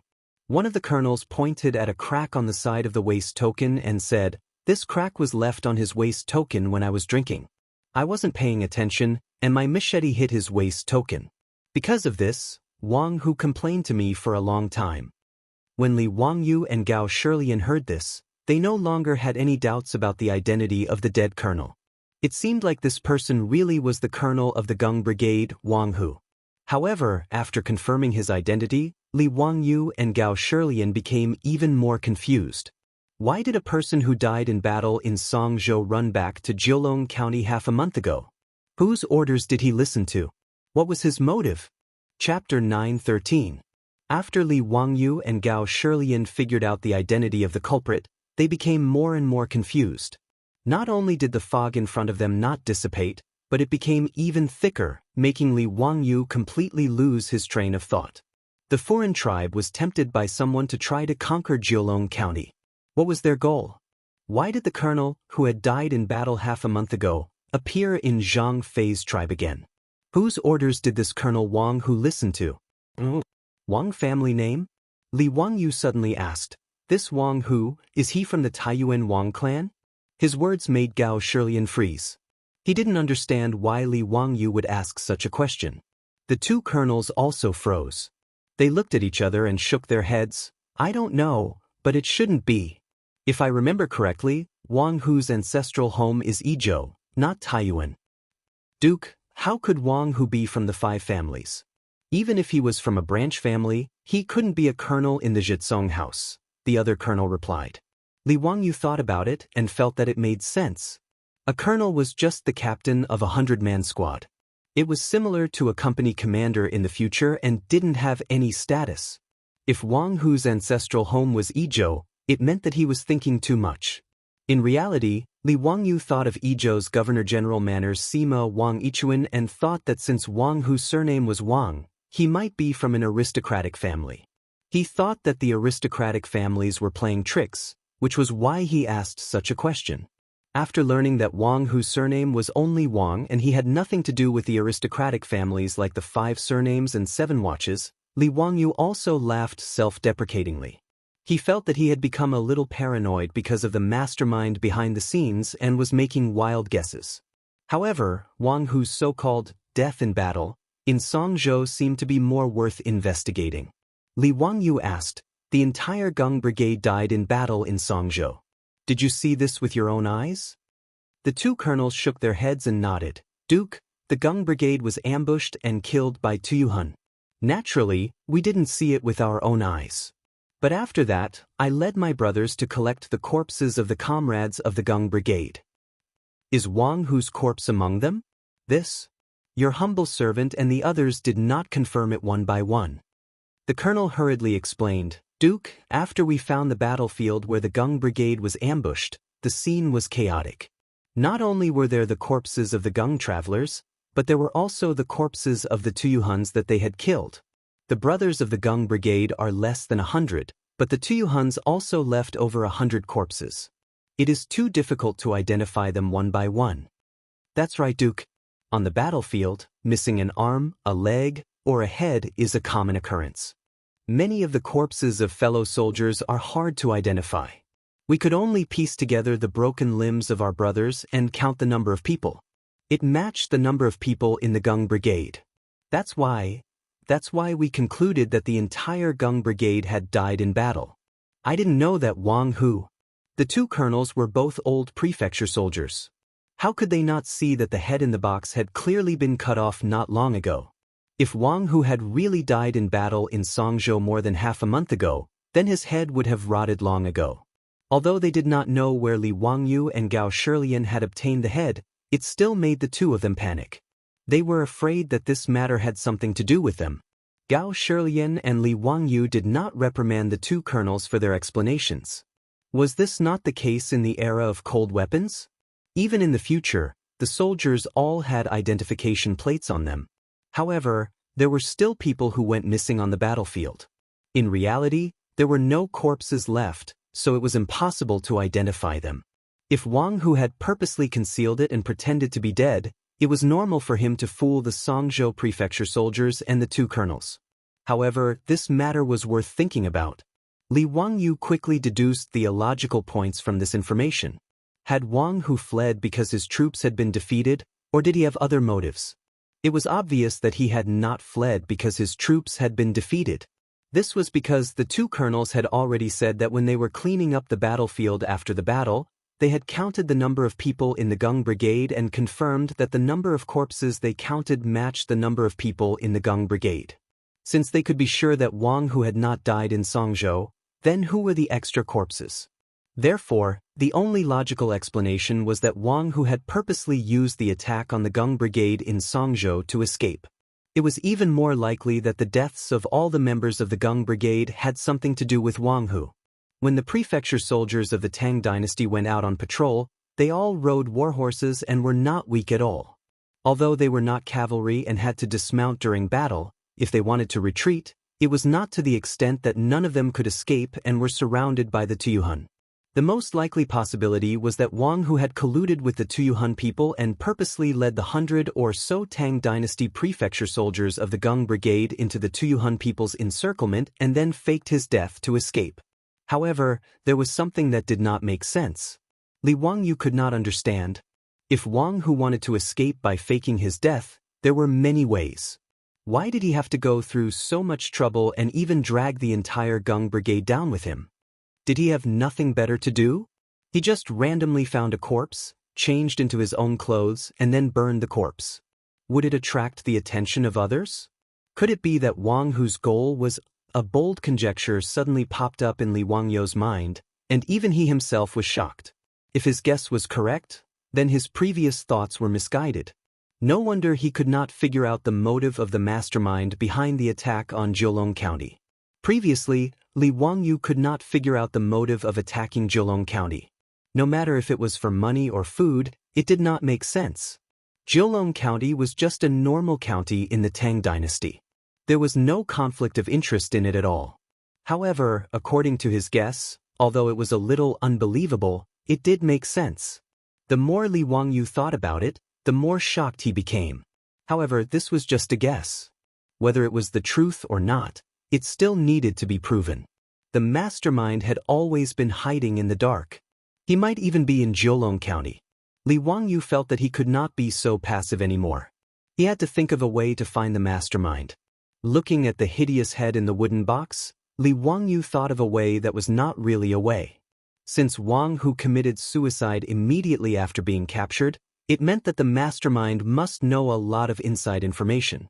Although Wang Hu was dead and they could not find out who the mastermind was, other people did not know. Gao Shilian did not want to damage the reputation of the Tang army. Only a few people knew about Wang Hu, and they were all ordered to keep their mouths shut. Therefore, they might as well create a fake Wang Hu. They could create the false impression that Wang Hu was captured and locked in Jiulong County's prison to be interrogated. Li Wangyu did not believe that the mastermind would not be anxious after knowing that Wang Hu was captured. I caught a cold. Seems like a fever. My whole body is sore and weak. I was not in the mood to write and only finished this chapter at 7 p.m. Chapter 9:14. Li Wangyu pondered for a while and felt that he could give this idea a try. Since there was nothing to lose, he might as well hit the nail on the head. Even if the mastermind did not fall for it, there was nothing to lose. However, if the mastermind did something out of fear of the captured Wang Hu, it would be easy to give himself away. After thinking about this, Li Wangyu pulled Gao Shilian to the side and whispered his idea to him. When Gao Shilian heard this, he raised his eyebrows and revealed a joyful expression. The old man and the young man whispered to each other for a while and occasionally let out strange laughter. Hearing this, Dugu Feng and the others got goosebumps. Ziyu, this is a good idea. I think it will work. Leave this matter to this old man. Gao Shilian stroked his beard and laughed heartily as he swept away the haze that had hung over him for the past few days. Li Wangyu was naturally happy and relaxed. It couldn't be better if Gao Shilian took over this matter. Instead of scheming against the mastermind behind the scenes, he still felt that it was more relaxing to go back and whisper sweet nothings to his beautiful superiors. That afternoon, the sound of gongs and drums could be heard in the small Jiulong County. The people walked out of their houses to see what was going on. They saw a large group of government soldiers escorting a prisoner carriage from outside the city. In the prisoner carriage was a man with blood stains on his face and messy hair. He was wearing a tattered Tang army armor. The commoners didn't know what was going on. They couldn't understand why they were captured and locked up in the prison carriage even though they were all prefecture soldiers. Just as they were discussing, a government soldier shouted to the people around them, "Everyone, come and take a look. This man is a government soldier of the Tang Dynasty. He colluded with the Sun people and tried to break into Jiulong County and kill the people. Such a greedy bastard deserves to die." Luckily, his scheme was seen through. Otherwise, who knows how many people would have been killed. The people who were watching the commotion became excited when they heard the government soldier. When the Sun people besieged the city, the people in the city were terrified and could not sleep at night. They were afraid that the Sun people would break into Jiulong County and kill their way into the city. At that time, what kind of hell would Jiulong County become? The commoners didn't even dare to imagine. As for those who had young and strong men in their families who had gone to help defend the city, they were even more furious at this moment. Everyone immediately stared at the person in the prison carriage, their eyes almost spitting fire. No one knew who was the first to shout, "Beat this bastard to death." The crowd of onlookers immediately surged towards the prison wagon. The mansion soldiers who were escorting the prison wagons broke out in cold sweat when they saw the situation. They quickly raised their shields and blocked the prison wagons. The captain's back was drenched in sweat as he stole a glance at the prison wagon beside him. As Gao Shilian's trusted aide, he naturally knew the inside story. The person in the prison carriage was just a fake. If he was beaten to death by the angry citizens, it would be a real joke.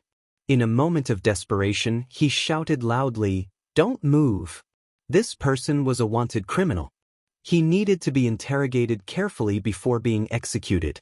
At this moment, anyone who approached the prisoner's carriage would be considered an accomplice of this person. Kill without mercy. The mansion soldiers around him also shouted, "Anyone who approaches the prisoner's carriage will be killed without mercy." With the threat of the mansion soldiers, the angry citizens finally managed to control their emotions and didn't continue to rush forward. No one knew who started it, but all kinds of rotten vegetables, rotten eggs, and other junk flew out from the crowd and were thrown at the prisoner's carriage. Many of the junk were thrown at the mansion soldiers around the prisoner's carriage, causing them to be in a sorry state. When the captain saw this, he knew that the show was almost over. If he delayed any longer, he was afraid that something bad would happen. He hurriedly ordered the mansion soldiers to open a path and rush into Jiulong County's government office with all kinds of junk flying in the air. The news of the Tang Dynasty's mansion soldiers colluding with others to attack Jiulong County spread like wildfire. In less than half a day, the news had spread to the entire Jiulong County. Many of the families who lost their lives because of the collusion all ran to Jiulong County's government office and knelt in front of it, begging Jiulong County's magistrate Dugu Feng to uphold justice for them. Regarding this, Dugu Feng could only helplessly lead a group of bailiffs out to comfort the people. He promised that he would interrogate the real culprit and submit a memorial to the imperial court to behead the culprit. This was to appease the souls of the deceased in heaven. After persuading all the citizens to go back, Dugu Feng wiped the sweat off his forehead and walked back to the government office. He smiled bitterly at Li Wangyu and Gao Shilian. Duke Gao, this idea of yours is putting me in a difficult position. Ha, sorry for the inconvenience of the Dugu Ming house, Li Wangyu said with a smile. Dugu Feng shook his head. I don't mind, but I'm worried that the mastermind behind the collusion might not be fooled. That will depend on whether or not that person is afraid that Wang Hu will confess and reveal his identity. That person might be driven to desperate measures and do something. If he gives up, we can't do anything to him for the time being. But as long as he makes a move, the more he does, the more mistakes he makes. We don't have to worry about not being able to catch him. That's right. Dugu Ming House, you have to arrange this government office well. Even if it's just a show, don't let anyone see through it. I know. In the government office, only I know the truth. I won't leak it. Li Wangyu nodded with satisfaction. That's good. Now we just have to wait and see. In fact, Li Wangyu had no idea whether the mastermind would take the bait. He was just giving it a try. If there was no movement, then so be it. After all, there was nothing to lose. But if the mastermind was afraid of exposing himself and did something, then it would be an unexpected gain. Amidst the drumming, the sky darkened and night fell. Jiulong County, which was noisy during the day, slowly fell into silence. It was peaceful everywhere. Jiulong County was the same as the other counties of the Tang Dynasty. There was a night curfew. Other than the patrolling soldiers, the streets were very quiet. On the wall of the square, a stray cat meowed a few times. Under the night sky, it was very creepy. Someone in the square cursed twice before it returned to silence. After another group of patrolling soldiers passed by, a few black shadows sneaked out from the darkness and headed straight for the government office. These black shadows carefully avoided the patrolling soldiers and quickly climbed over the wall of the government office. In the prison of the government office, two yamen runners who were on night duty were chatting. Suddenly, someone knocked on the door of the prison. Who is it? It's so late. What's the matter? The yamen runner grumbled unhappily and asked outside. San Lang opened the door. It's me. I'm here to bring you some food. When the bailiff in the prison heard this, he immediately beamed with joy. He immediately got up and opened the thick prison door to let the person in. The yamen runners all knew the person who came. It was the head of the yamen. Head Lu, hee, why are you so nice today? You're even bringing us food? Oh, there's wine too. Stop talking nonsense. Do you want to eat or not? If not, I'll take it away. Of course.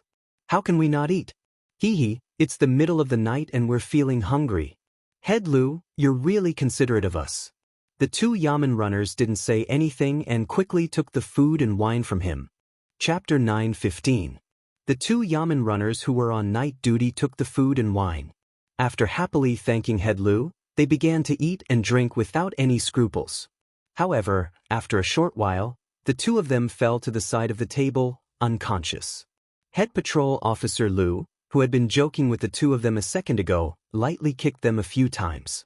When he saw that there was no reaction, he smiled contemptuously and got up to open the door of the prison. A few black figures immediately flashed into the prison. Lang Jun, the two yamen runners who were on night duty, drank the knockout drug and fainted. Should we go and rescue Brother Wang Hu? There were a few torches lit in the prison. Under the illumination of the torches, the leader's face could not be seen clearly due to his dark clothes and hood. However, the leader slowly shook his head and said, No. When I ordered you to set the county on fire, I wanted to cause chaos in the county so that we could attack the county with the help of the people outside. However, I didn't expect that county magistrate who would come up with something called the Thunderbolt Shaking Thunder. Not only did we not succeed, but we also aroused county magistrate Hu's suspicion. The gains did not make up for the losses. I didn't expect that county magistrate Hu to be so capable. He was even able to create something as heaven-defying as the thunderbolt shaking thunder. However, this is also a good thing. It doesn't matter if we break into Jiulong County or not. The most important thing now is to get the recipe for the thunderbolt shaking thunder. The leader in black looked into the dark depths of the prison and sighed regretfully. Wang Hu's identity has already been exposed. There is no point in saving him. Now, we just have to make him shut up. He waved his hand at the people behind him and said, "Go and bring the things in." A few people immediately brought in a large wooden bucket from outside the door. Pour this alchemical fire oil all over the prison. Old Lu, accompany this official to see Wang Hu. No matter what, he has worked hard even if he didn't make any contributions. This official will personally see him off. His words clearly meant that he was going to kill Wang Hu. From the looks of it, it seemed that they were going to burn down the entire county jail and destroy the corpses. The reason why they chose to set fire to the county government prison instead of rescuing Wang Hu or killing him in the prison was that the man in black was still delusional enough to pretend that it was an accident. If the prison accidentally caught fire and all the prisoners were burned to death, it would not be easy to arouse suspicion. If they rescued Li Wangyu or brazenly killed him in prison, it would definitely attract the attention of Gao Shilian and Li Wangyu, which might lead to even more trouble. Of course, this was only the black-clothed man's wishful thinking. Lu Ban felt a chill in his heart, but he didn't dare to say anything. He bowed slightly and led the way with the torch in his hand towards the depths of the prison. The two of them walked to the cell where Wang Hu was locked up. Under the light of the torch in Chief Lu's hand, the man in black looked at Wang Hu in the cell. His hair was disheveled, and he was covered in blood and heavy shackles. "Wang Hu, I'm here to see you. This official didn't expect that you would actually be captured alive. You've really disappointed this official. You promised me that Zhang Fei's camp was easy to defend and difficult to attack. Even if it was surrounded by 100,000 soldiers, it would not be taken down. However, in just a few days, I received news that Zhang Fei's camp was breached. Tell me, how are you going to explain this to me?"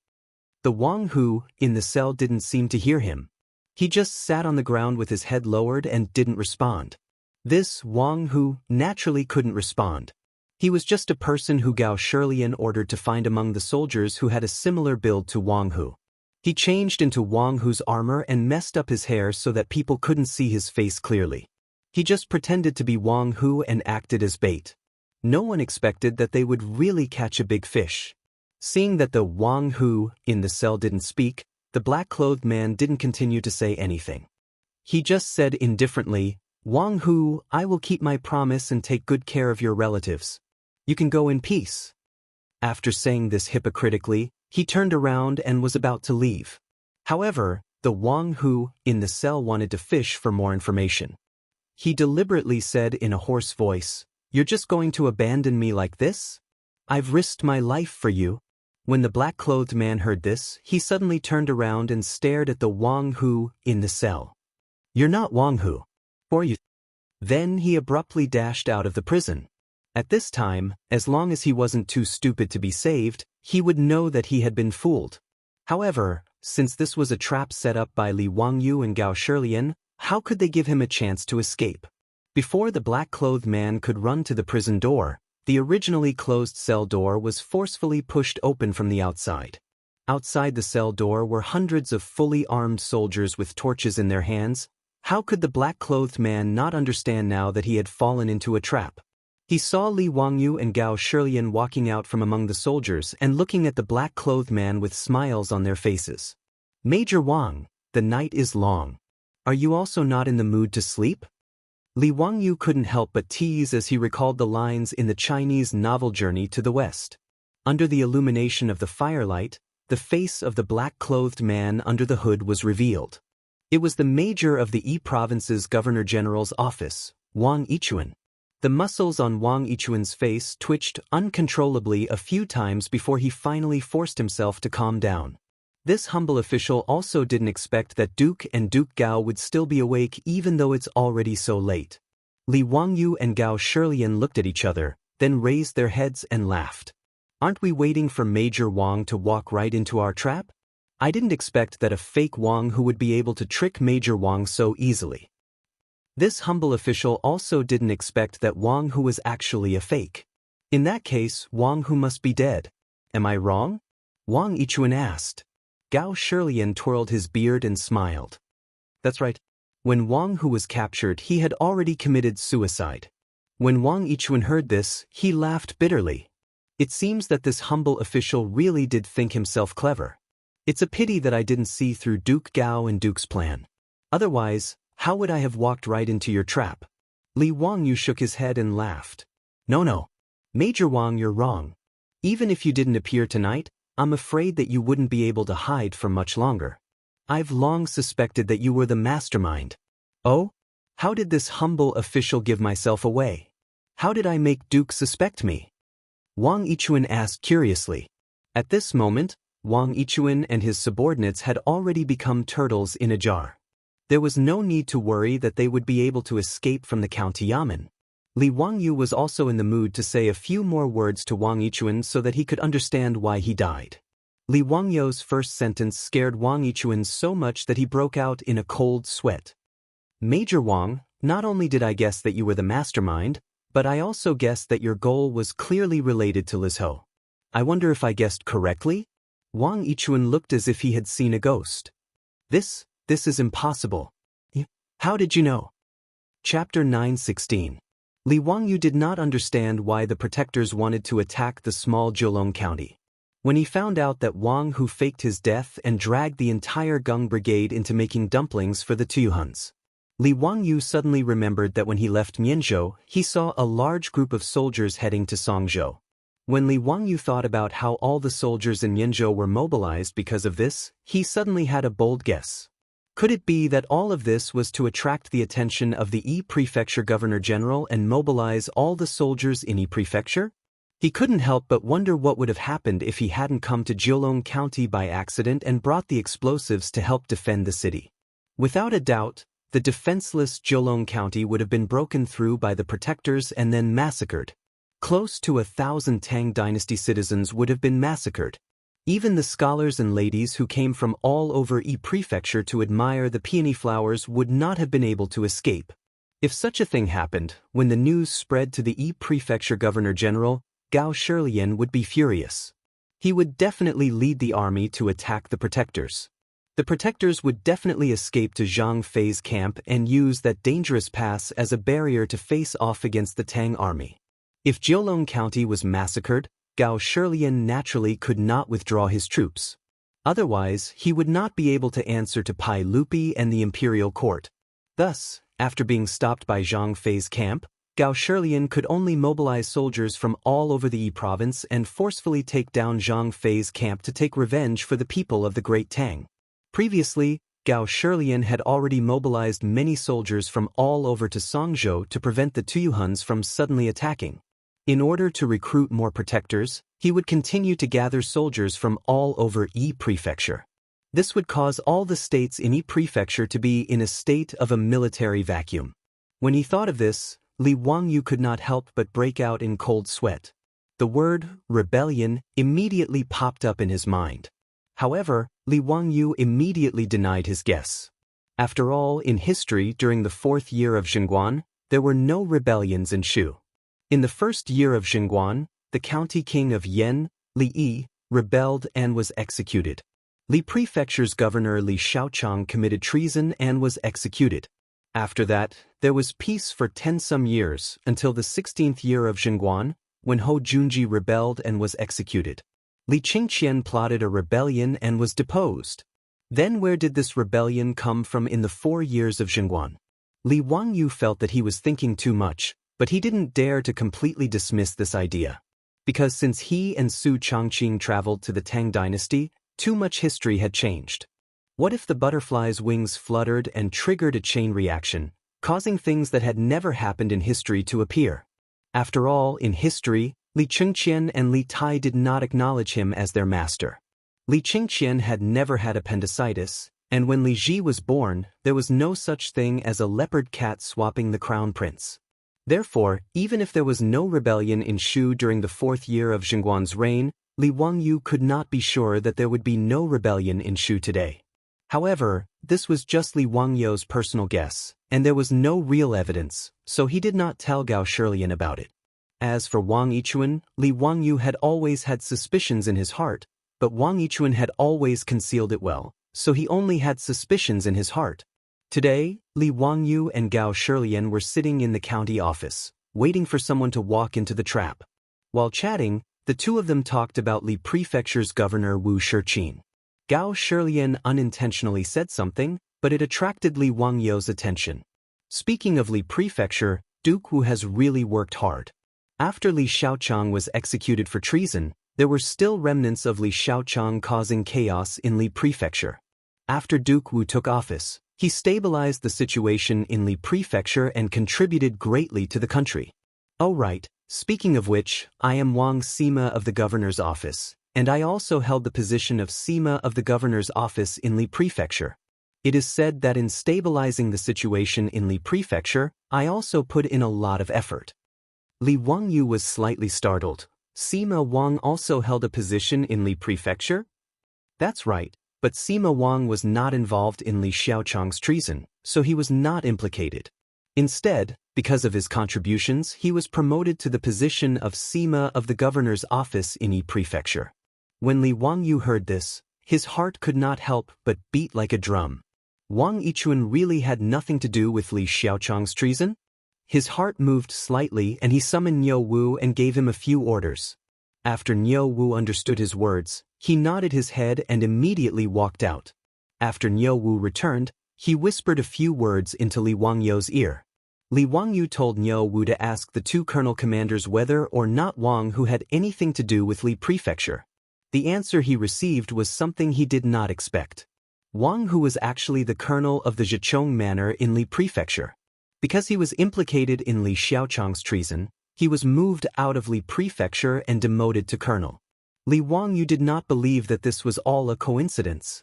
At this moment he started to suspect that Wang Yichuan and Wang Hu were the trusted aides of Li Xiaochang in Li Prefecture. Therefore, after Wang Yichuan had been captured, Li Wangyu had purposely said this to trick Wang Yichuan and verify his guess. Who would have thought that he would be right? Just looking at Wang Yichuan's expression like he had seen a ghost, Li Wangyu knew that his guesses were right. This Wang Yichuan and Wang Hu really did have something to do with Li Xiaochang. However, Li Wangyu was still confused. Did that Li Xiaochang really have such great charm? He had already died for 4 years, and there was still someone who wanted to inherit his dying wish and try to start a rebellion in the Shu lands? Such a huge scheme, Li Wangyu did not believe that Wang Yichuan alone could do it. It was not that Li Wangyu looked down on him, but Wang Yichuan did not have the ability to be the mastermind. At most, he was just a knife in the hands of the mastermind. Furthermore, a secondary grade 4 major of the Governor-General's manor did not have the ability to make Wang Hu and the others work for him. Not to mention, he still had to convince the leaders of the 5 tribes to listen to his commands. However, Li Wangyu was not in a rush. Since he had captured Wang Yichuan, he could slowly ask him about these things. Li Wangyu did not believe that Wang Yichuan was someone like Wang Hu who would not hesitate to commit suicide just to keep a secret. For an old official like Wang Yichuan who was used to living like a prince, not to mention torture, once he was locked up and saw the torture tools, he would immediately confess. Major Wang, this duke knows a lot of things, but there are still many doubts that I need Major Wang to clear up. Li Wangyu smiled in a relaxed and happy manner. Wang Yichuan's face was ashen, and he lowered his head. Since you have something to ask, I will naturally answer everything that I know. This lowly official only hopes that the Duke can see this lowly official's cooperation and plead leniency on this lowly official's behalf. As long as this lowly official can be spared from death, it will be enough. Li Wangyu could naturally agree to Wang Yichuan's request. He did not care about the life and death of such a small character. What Li Wangyu cared about was the real culprit behind the scenes who could command Wang Yichuan and Wang Hu. Okay, I guarantee that you won't die. Before Li Wangyu could finish his words, he saw that behind Wang Yichuan, there were a few men in black who were also dressed in black. Suddenly, one of them dashed out, pulled out the blade at his waist, and viciously stabbed towards Wang Yichuan's back. Chapter 9:17. Li Wangyu and Gao Shilian didn't expect that one of Wang Yichuan's subordinates would suddenly launch an attack in such a situation. Everyone was caught off guard and could only watch as the shiny blade pierced Wang Yichuan's back and blood spurted out. Wang Yichuan's back was stabbed and he immediately spat out a mouthful of blood. He turned his head with a frightened and stunned expression and looked at the person behind him. "You're actually his man." Before he could finish his words, he died and fell to the ground. The person who assassinated Wang Yichuan from behind pulled out the blade from Wang Yichuan's back without hesitation, turned the blade around, and slit his own neck. All of this happened in a flash. Before anyone could react, 2 corpses had already fallen to the ground. Looking at Wang Yichuan lying in a pool of blood, Li Wangyu only wanted to curse in his heart. He had painstakingly set up a trap and the fish had already been caught. Who would have thought that such a thing would actually happen? Li Wangyu didn't even need to use his knees to think that the person who killed Wang Yichuan and then killed himself so cleanly must be a man of sacrifice sent by the real mastermind behind the scenes. This person must be responsible for monitoring Wang Yichuan. Once Wang Yichuan tried to rebel or had other thoughts, he would immediately kill him.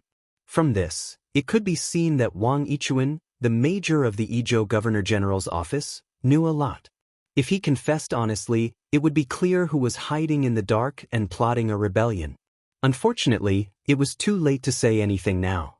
However, although Li Wangyu was depressed, he didn't care much. There was nothing to worry about this kind of person who hid in the dark and stirred up trouble. In the Tang Dynasty, those who dared to rebel in front of Pai Lupi, except for his own son, were all dead. Did they really think that the eternal emperor, Pai Lupi, was made of clay?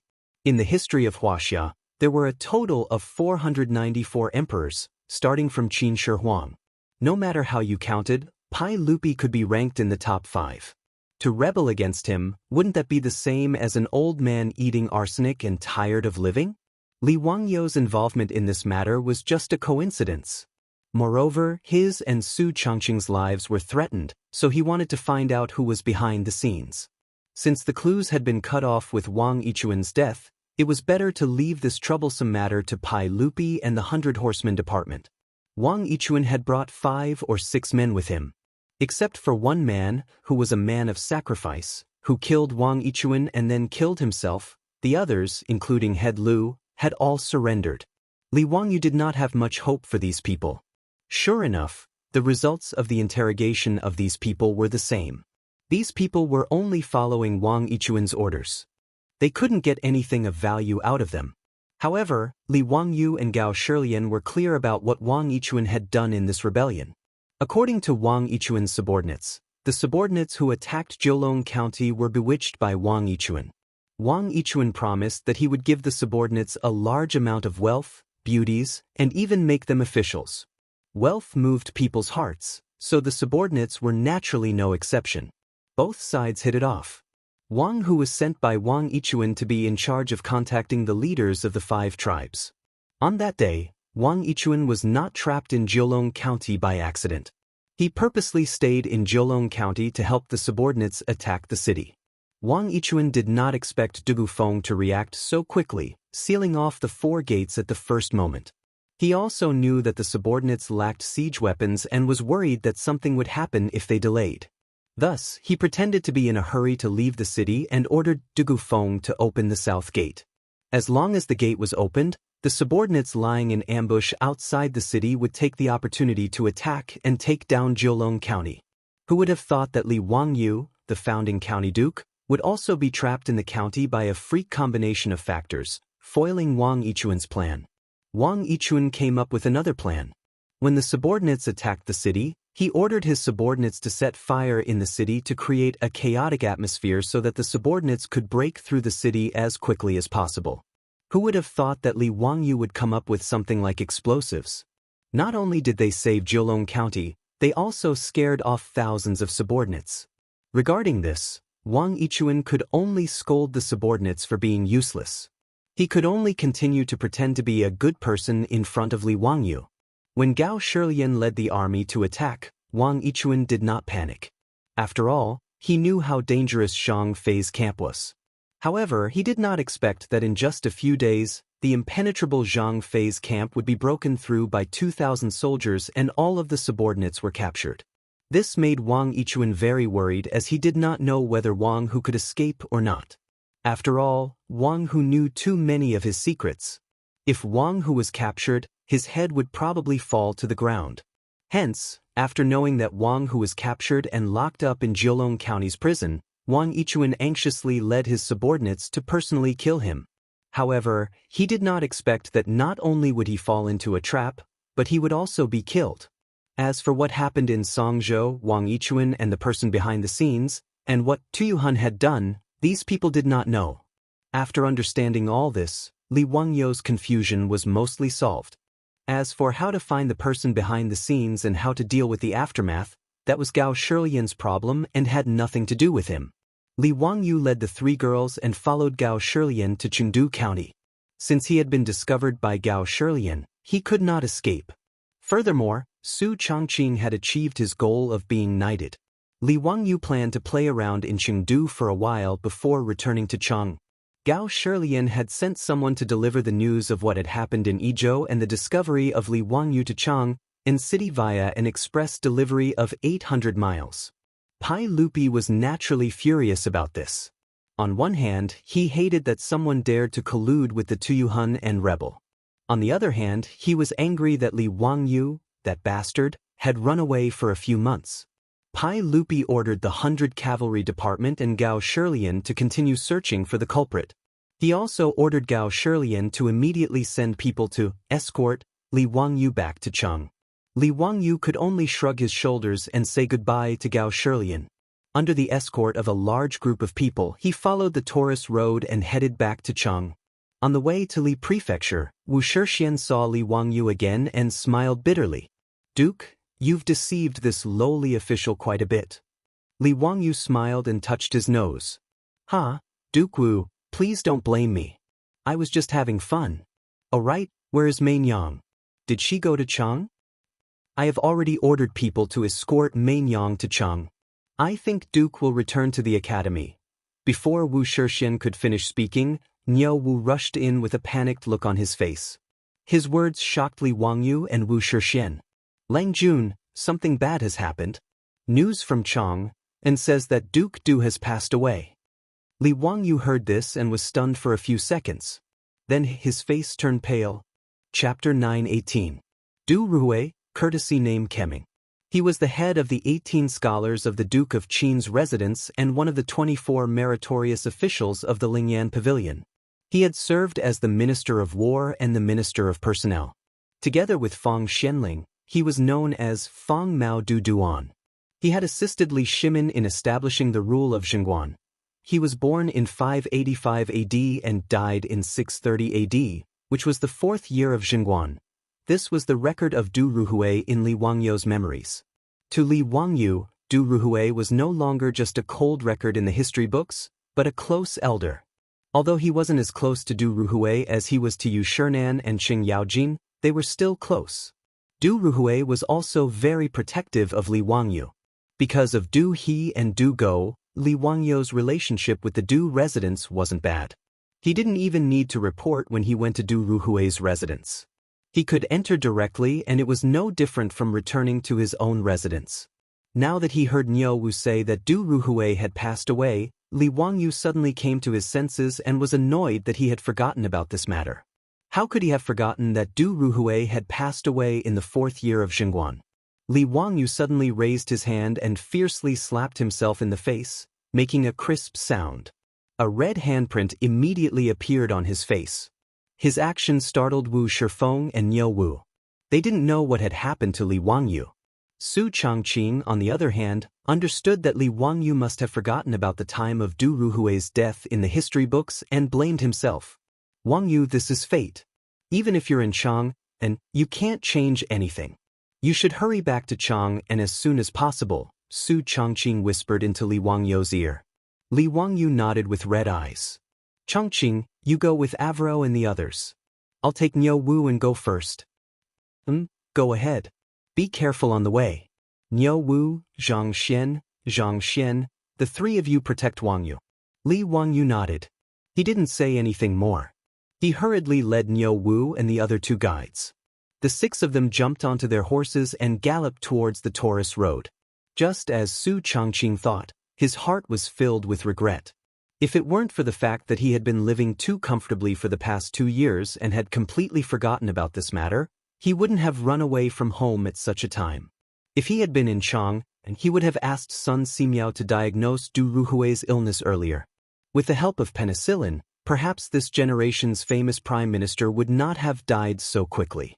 Even if he and the medicine king Sun Simiao were powerless to reverse the situation, shouldn't he, as a good friend of the two brothers, Du He and Du Go, accompany this elder in his final days? He could only blame himself. When he left Zhengzhou and saw Du Ruhui's haggard face, he only thought that it was because he had been running around. He completely did not think that the 4th year of Xingguan would be the end of Du Ruhui's life. Thinking of this, Li Wangyu hated that he couldn't slap his own mouth a few more times. Niu Wu and the other two naturally didn't know what Li Wangyu was thinking, but seeing their Langjun urging his horse to gallop, they could only increase the speed of their whips and follow closely to protect him. No matter how good a horse was, it couldn't gallop for long distances. Therefore, if they wanted to hurry, they had to change horses. Fortunately, the Taurus road had relay stations of various sizes that could be used to change horses. The reason Li Wangyu only brought Niu Wu and the other 4 with him was because there was a limit to the number of post horses. According to the laws of the Tang Dynasty, Li Wangyu, as a second-rank county duke who founded the country, could change 6 post horses at a time at the relay station. If there were more people, the relay station would not be able to provide enough horses for them to change horses. Li Wangyu's group of 6 was like an 800 li express delivery. Every 20 li, they would change horses at the relay station. Changing horses didn't stop as they galloped towards Chang. Li Wangyu galloped for more than 1,000 li without hesitation. Finally, on the 3rd day, he rushed into Chang's illustrious Virtue Gate, covered in dust and exhaustion. Li Wangyu didn't even have time to change his clothes before leading Niu Wu and the others to Du Ruhui's residence. It was already the 10th day since Du Ruhui's death, but there were still many guests who came to pay their respects. Du Ruhui was the right servant and the founding duke of the country. Naturally, his funeral was very complicated and there were many rules of the imperial court. In the Tang Dynasty, the death of a 3rd-rank official and above was called deceased, a 5th-rank official and above was called soldier, and a 6th-rank official and below was called deceased. From the size of the grave, the coffin, the burial clothes, and the mourning clothes, there were strict rules. For Du Ruhui's funeral, the minister of Honglu was in charge of the funeral, and the rules were similar to that of a noble. Therefore, when Li Wangyu rushed back, Du Ruhui's coffin had not yet been buried and was still resting in the residence. The news that Li Wangyu, the Duke of Huxian, had returned to Chang, and after disappearing for several months, spread throughout the Du residence. The guests who came to pay their respects all looked over. He didn't have time to greet the guests he was familiar with and rushed straight to Du Ruhui's coffin room to pay his respects to this venerable elder. But before Li Wangyu entered the coffin room, he saw several people rushing out. It was the 2 brothers, Du He and Du Go, dressed in mourning clothes, and a group of foppish sons behind them. Li Wangyu was just about to say something to comfort the Du brothers when he saw Du He and Du Go. Their eyes immediately turned red when they saw Li Wangyu. They looked like they were about to devour someone, and they swung their fists at Li Wangyu. Li Wangyu! You bastard! My father is dead. Why did you come back? I'll beat you to death, you bastard! Why weren't you in Chang, and when my father was sick? If it weren't for Niu Wu and the Zhang brothers' quick reactions, stopping Du He and Du Go, Li Wangyu would have been beaten up by the agitated Du brothers. Li Wangyu couldn't help but be stunned. Although he felt a little guilty about Du Ruhui's death, what did it have to do with him? Why were Du He and Du Go so agitated? Why did it seem like he had caused Du Ruhui's death? Cheng Chumo and the others saw the situation and hurriedly came forward to dissuade the Du brothers. Ai, Ziyu, don't blame Du He and Du Go for blaming you. When old man Du was seriously ill, the 2 brothers went crazy looking for you, the divine doctor, to come back and save their lives. Unfortunately, you were still 1 step too late. Fang Yai patted Li Wangyu's shoulder and sighed. Li Wangyu stood there stunned. He opened his mouth but didn't know what to say. He suddenly understood why Du He and Du Go were so agitated. It was all because he had treated Li Qingqian and Qing Chimo, including the group of playboys, everyone in Chang, and from the common people to the high officials and nobles, even including Pai Lupi and Empress Zhangsun, all thought of Li Wangyu as a divine doctor who could bring back the dead. Du Ruhui was seriously ill, so Du He and Du Go naturally hoped that Li Wangyu could save their father. But Li Wangyu just so happened to be missing, and there was no news of him for several months. When he returned to Chang, and Du Ruhui had already passed away. Therefore, in their grief, Du He and Du Go became emotional and blamed Li Wangyu. It was understandable. In response, Li Wangyu could only sigh helplessly. He knew his own family's affairs. He wasn't some bullshit divine doctor. Being able to save Li Chengqian and Cheng Chimo was just a coincidence. It was only because the Tangs didn't understand surgery and blood transfusion that they thought he was quite mysterious. That was why they mistakenly called him some bullshit divine doctor. But Li Wangyu also felt that he was in the wrong. He could only pretend to be an ostrich in front of the Du brothers' agitation. Chapter 9:19. In fact, when Du Ruhui was seriously ill, the Du family had already gone to Xianwei and asked Sun Simiao and Zhang Baozong to diagnose him. However, Du Ruhui's illness was beyond cure and could not be cured with the power of medicine. Even with penicillin, it was not a miracle drug that could cure all diseases. Therefore, Sun Simiao and the others could not do anything. After delaying for a period of time, Du Ruhui finally left the mortal world and traveled to the west on a crane. Li Wangyu could naturally understand Du He and Du Go's emotions. This was human nature. Brothers, I did come back late. If you want to scold or beat me, I will not complain. However, can you let me go and pay my respects to old Master Du first, and then apologize to you two brothers? Du He and Du Go, who were stopped by the playboys, did not listen to these words and continued to shout excitedly. The door of the spirit room was suddenly pushed open, and Fang Xianling and Wei Jing walked out with ashen faces. Du He, Du Go. Shut up. Don't act like a little girl again. If old Master Du knew, he would not let you fool around like this. Even Pai Lupi was afraid of Wei Zhang's saliva. After a round of scolding, Du He and Du Go sobered up a little and finally stopped talking. However, their eyes were red and they kept wiping their tears with their sleeves. Fang Xianling also sighed. Ziyo, you are finally back. Sai, let's pay our respects to Brother Kemming first. Li Wangyu cast an apologetic look at Du He and Du Go, then followed Fang Xianling and Wei Jing into the spirit room to pay their respects to Du Ruhui. Looking at Du Ruhui's coffin in the spirit room, Li Wangyu's eyes could not help but turn red. Du Ruhui, a famous minister of the Tang Dynasty, was the first famous person to die in the Tang Dynasty after Li Wangyu and Su Changqing transmigrated to the Tang Dynasty. Du Ruhui was also close to him. From Du Ruhui's death, Li Wangyu thought of Yu Shernan, Li Gang, and the others who would pass away in the next few years and felt even more sad. He suddenly felt that it was not a good thing to predict the lifespan of people he knew in advance. However, there was nothing he could do. In this damned life, joys and sorrows were all fates. He, Li Wangyu, could not change his fate, and he did not have the ability to do so. Fang, how is His Majesty's mood now? After paying his respects to Du Ruhui, and Fang Xianling, Du Ruhui and Li Er had a close relationship, and Du Ruhui was the main instigator of the Black Tortoise Gates Rebellion. In history, after Ruhui's death, he was and cried to cry many times over Ruhui had. Li Wangyu had secretly run away for several months. Now that he had returned to Chang and encountered Du Ruhui's death, he was somewhat worried about Pai Lupi. After all, apart from the matter of Princess Changle, Pai Lupi, this cheap uncle, had been quite good to him. Li Wangyu was also very concerned about Pai Lupi. He was worried that Pai Lupi would be overly sad because of Du Ruhui's death. Fang Xuanling's expression was gloomy.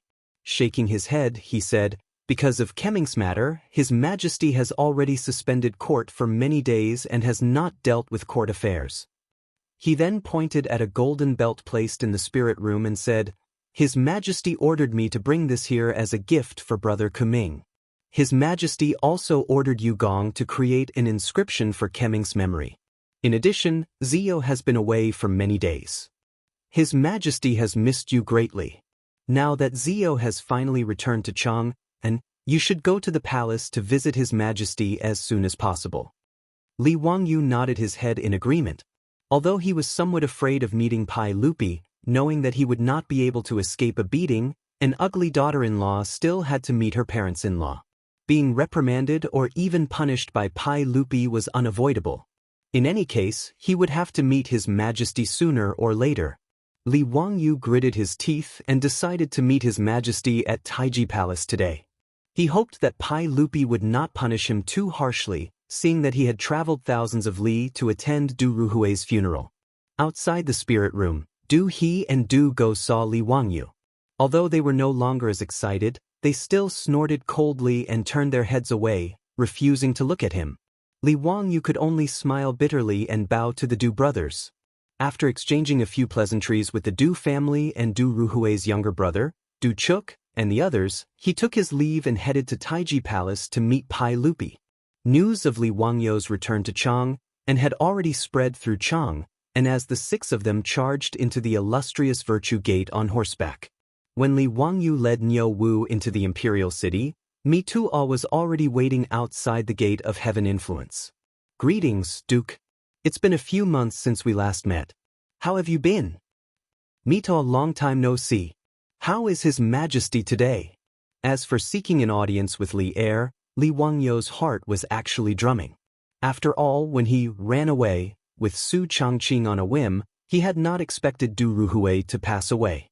Originally, he had thought that even if he returned to Chang, he would at most admit his mistake and do something to make Pai Lupi happy. Then he would be able to gloss over the matter. Even if Pai Lupi wanted to punish him, it would not be too serious.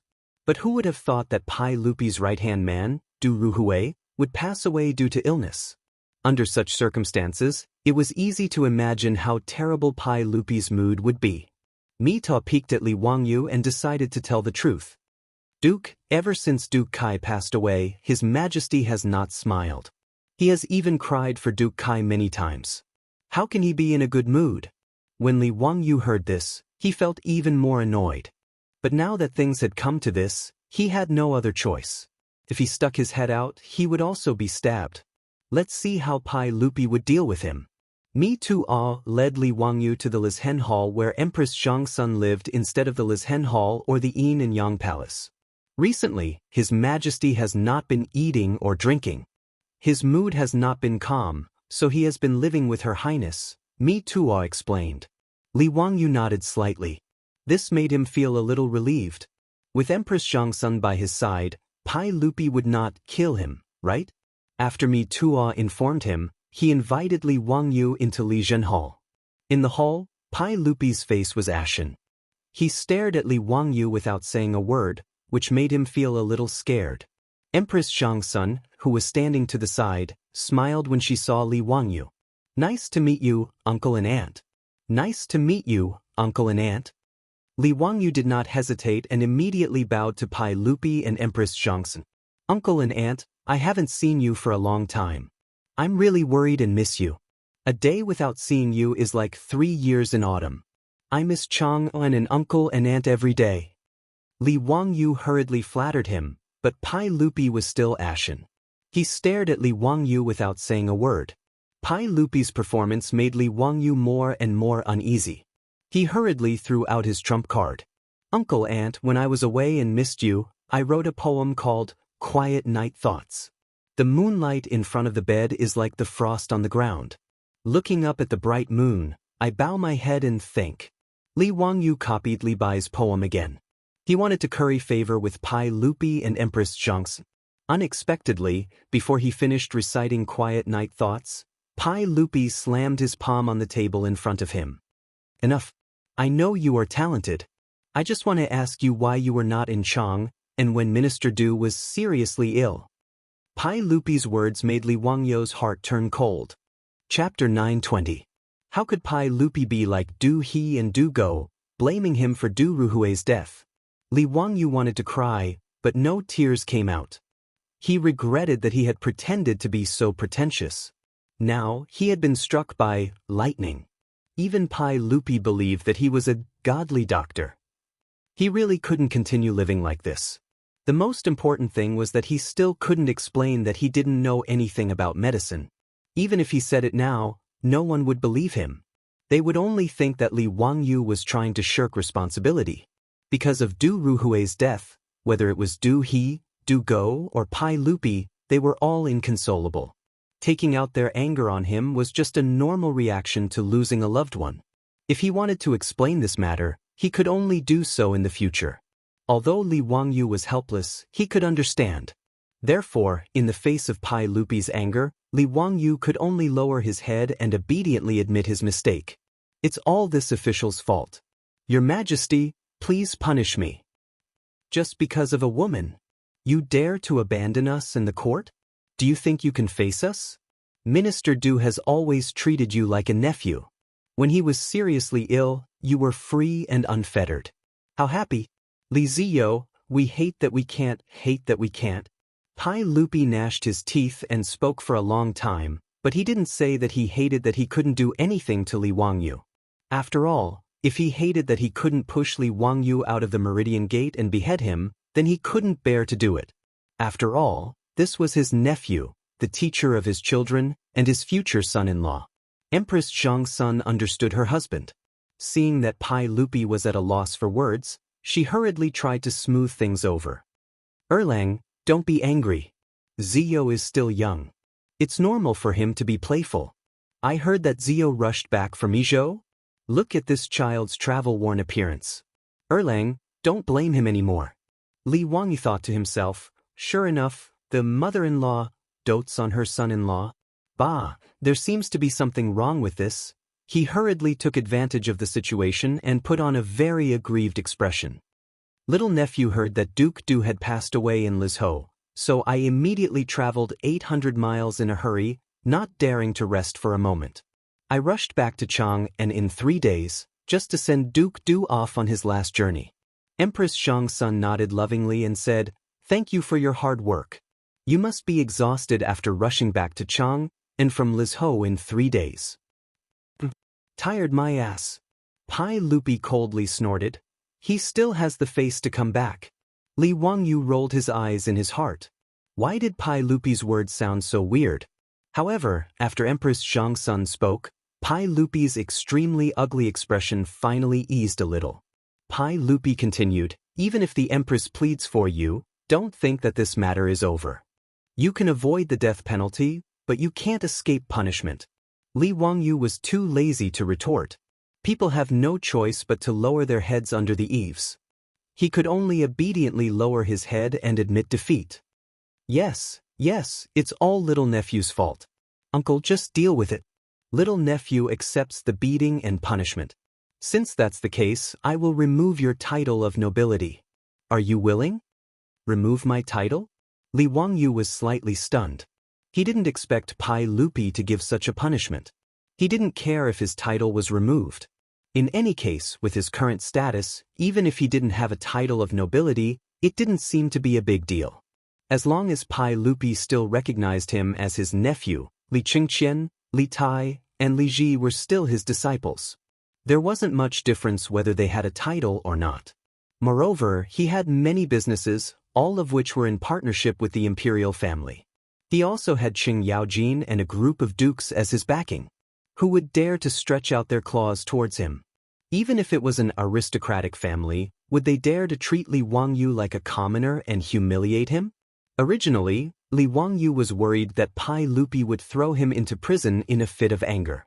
Although he had been to prison a few times during the Tang Dynasty, he had visited both the prison in Chang and the prison in the censorate. He hadn't suffered any grievances. However, if he could avoid going to prison, it was better not to. It wasn't something to be proud of. Compared to going to prison, removing his title wasn't a big deal. I'm willing. Little nephew did something wrong and naturally should be punished. Little nephew will have no complaints about how uncle deals with me.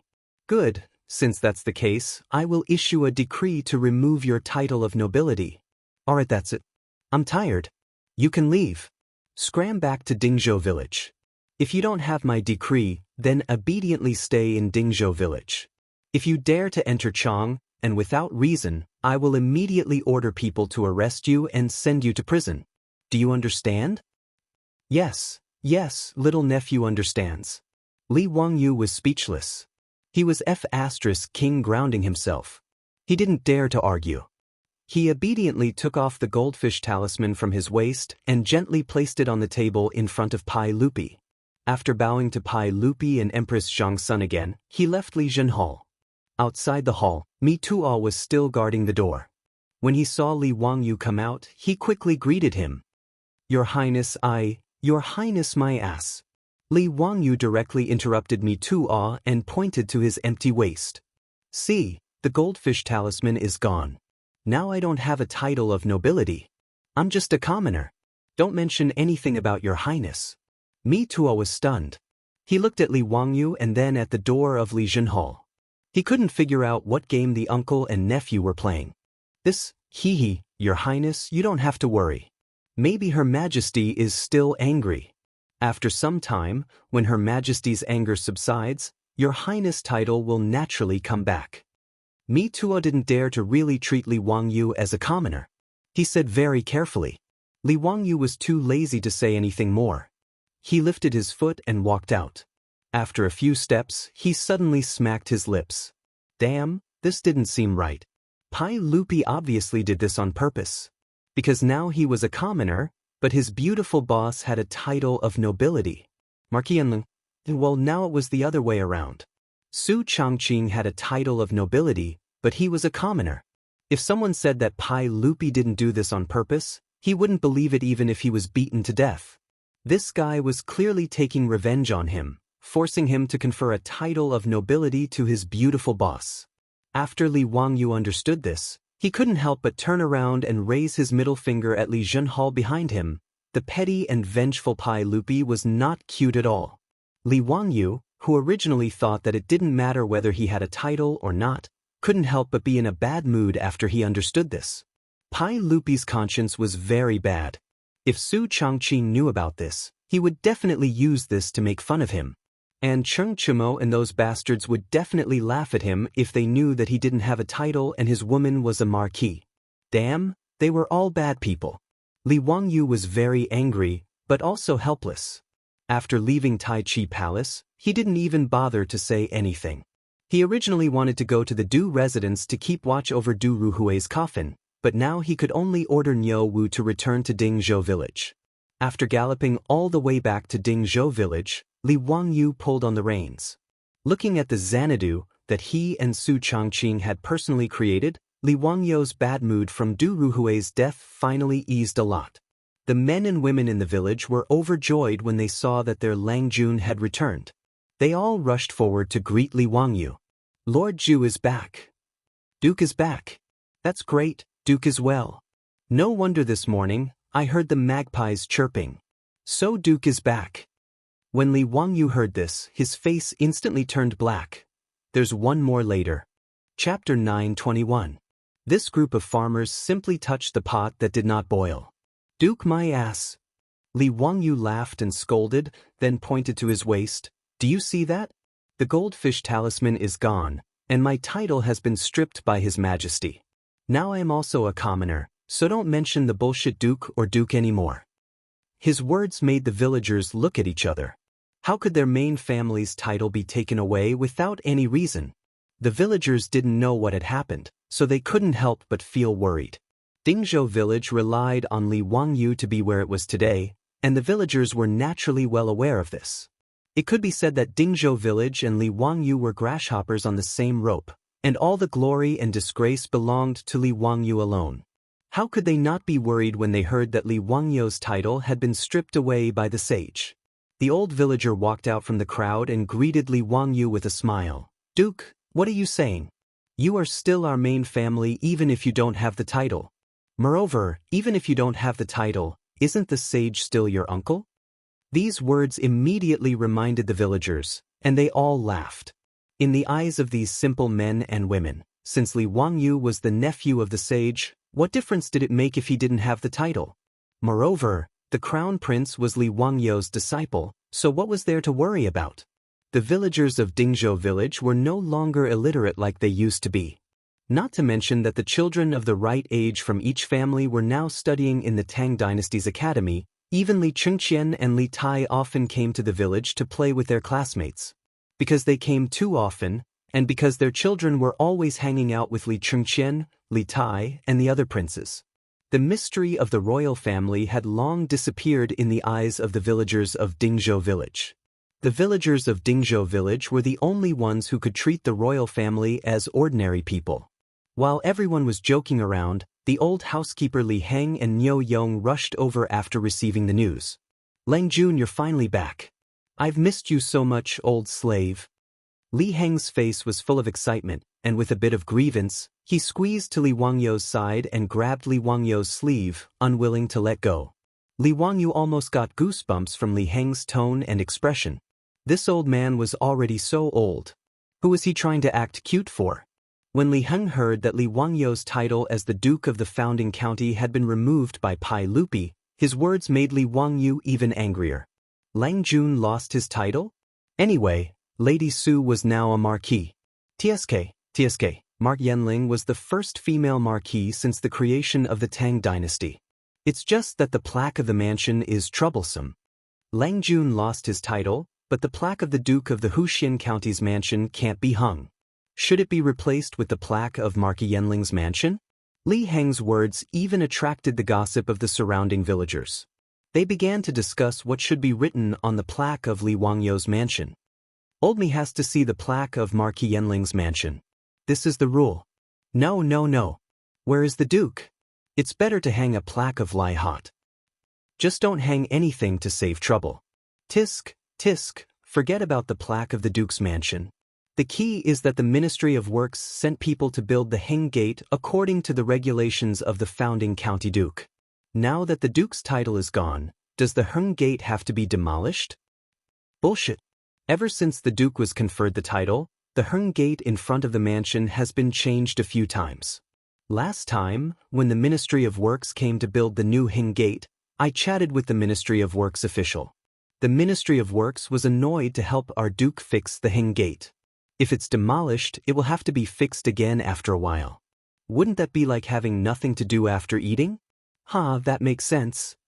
That's not right. Lady Su is now a marquis. The Heng Gate in front of the mansion should be the regulations of the founding county marquis. The Heng Gate of the founding county duke is against the regulations.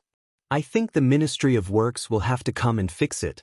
But there's no reason to build two Heng Gates, right? It seems that the Ministry of Works officials are having a headache now. Should they tear down the Heng Gate of the county duke and replace it with the marquis, or should they just ignore it? In the Tang Dynasty, there were regulations for the residences of the commoners and officials of the imperial court. Under normal circumstances, they could not be violated. Li Wangyou's manor was specially approved by Pai Lupi. Moreover, it was not built according to Chinese standards. As a result, even the Ministry of Works officials could not say for sure if this manor followed the regulations or not. In front of the manor of an official who was conferred a title, there had to be a corresponding Heng Gate. The Heng Gate was the prototype of a memorial arch. It was made up of 2 pillars and a crossbar. Different Heng Gates had different regulations for different titles. In these 2 years, Li Wangyou's title had risen quickly. He had been promoted from a county duke to a founding county duke. However, he had to trouble the Ministry of Works to come to Dingzhou village every few days to change the Heng Gate for him. The villagers were having a lively discussion. Even the elders of the village were having a good time arguing, let alone those gossipy ants in the village. Li Wangyou's face became even darker. "Are you treating me like I don't exist? Do you think I don't want my face?" He was too lazy to bother with these bastards who wanted to watch the show and directly urged his horse to return to the manor. After being disturbed by the villagers, his mood, which had been depressed because of Du Ruhui's death, was much better. The dead could not be brought back to life, and these cute villagers were more worthy of him working hard to protect. After returning to the mansion, Li Wangyou took a good bath in the hot spring to wash away the tiredness of the past few days. Then he stayed in the mansion obediently. He did not step out of the mansion at all, cultivating his body and mind. He only ordered Li Heng to make a few trips to the Du Manor to deliver some gifts. 7 or 8 days later, Su Changqing, Aphrodite, and Perrin also rushed back to Chang'an City. As the Tang Dynasty had always favored extravagant burials, Du Ruhui's tomb was still under construction. For the time being, there was no rush to bury him. This was a very normal thing. In the Book of Rights, Royalty, it was recorded that kings died in 7 days and were buried in 7 months. Vassals died in 5 days and were buried in 5 months. Physicians were buried in time. Scholars and commoners were buried in a month. At present, the Du Manor was still in the midst of the 7 chambers of the 7 chambers. Du Ruhui's coffin would only be buried 49 days later. During this period, the popinjays still frequently came to Dingzhou village and mercilessly ridiculed Li Wangyu for having his noble title removed. As for the brothers Du He and Du Go, they did not appear because they had to keep vigil for their father. However, they had Chungchumo and the others pass a message to Li Wangyu, saying that after their lord was buried, they would drink Li Wangyu, that bastard, to death. The popinjays and Li Wangyu all knew that the brothers Du He and Du Go had thought things through and no longer blamed Li Wangyu for their father's death. Li Wangyu obediently stayed in Dingzhou village for 39 days before he once again headed to Chang'an City to attend Du Ruhui's funeral. Chapter 922. After Du Ruhui's burial, Chang'an regained its peace. After all, in this world, the earth would continue to rotate even if someone left it. The dejected Pai Lupi slowly calmed down from the pain of losing his beloved subject, while Du He and Du Go also gradually walked out of the haze of losing their father. Du Ruhui was posthumously conferred the title of Minister of War and Duke of Lai by Pai Lupi, with the posthumous title of Cheng. However, Pai Lupi still didn't seem to have any intention of letting Li Wangyu off. More than a month had passed, but not only did he not restore his title, he didn't even lift his confinement order.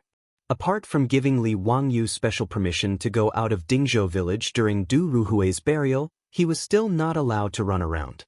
It seemed that Li Wangyu's running away from home had really traumatized Pai Lupi, who had made up his mind to teach him a lesson. Li Wangyu didn't care at first, since there was nothing wrong with being an otaku.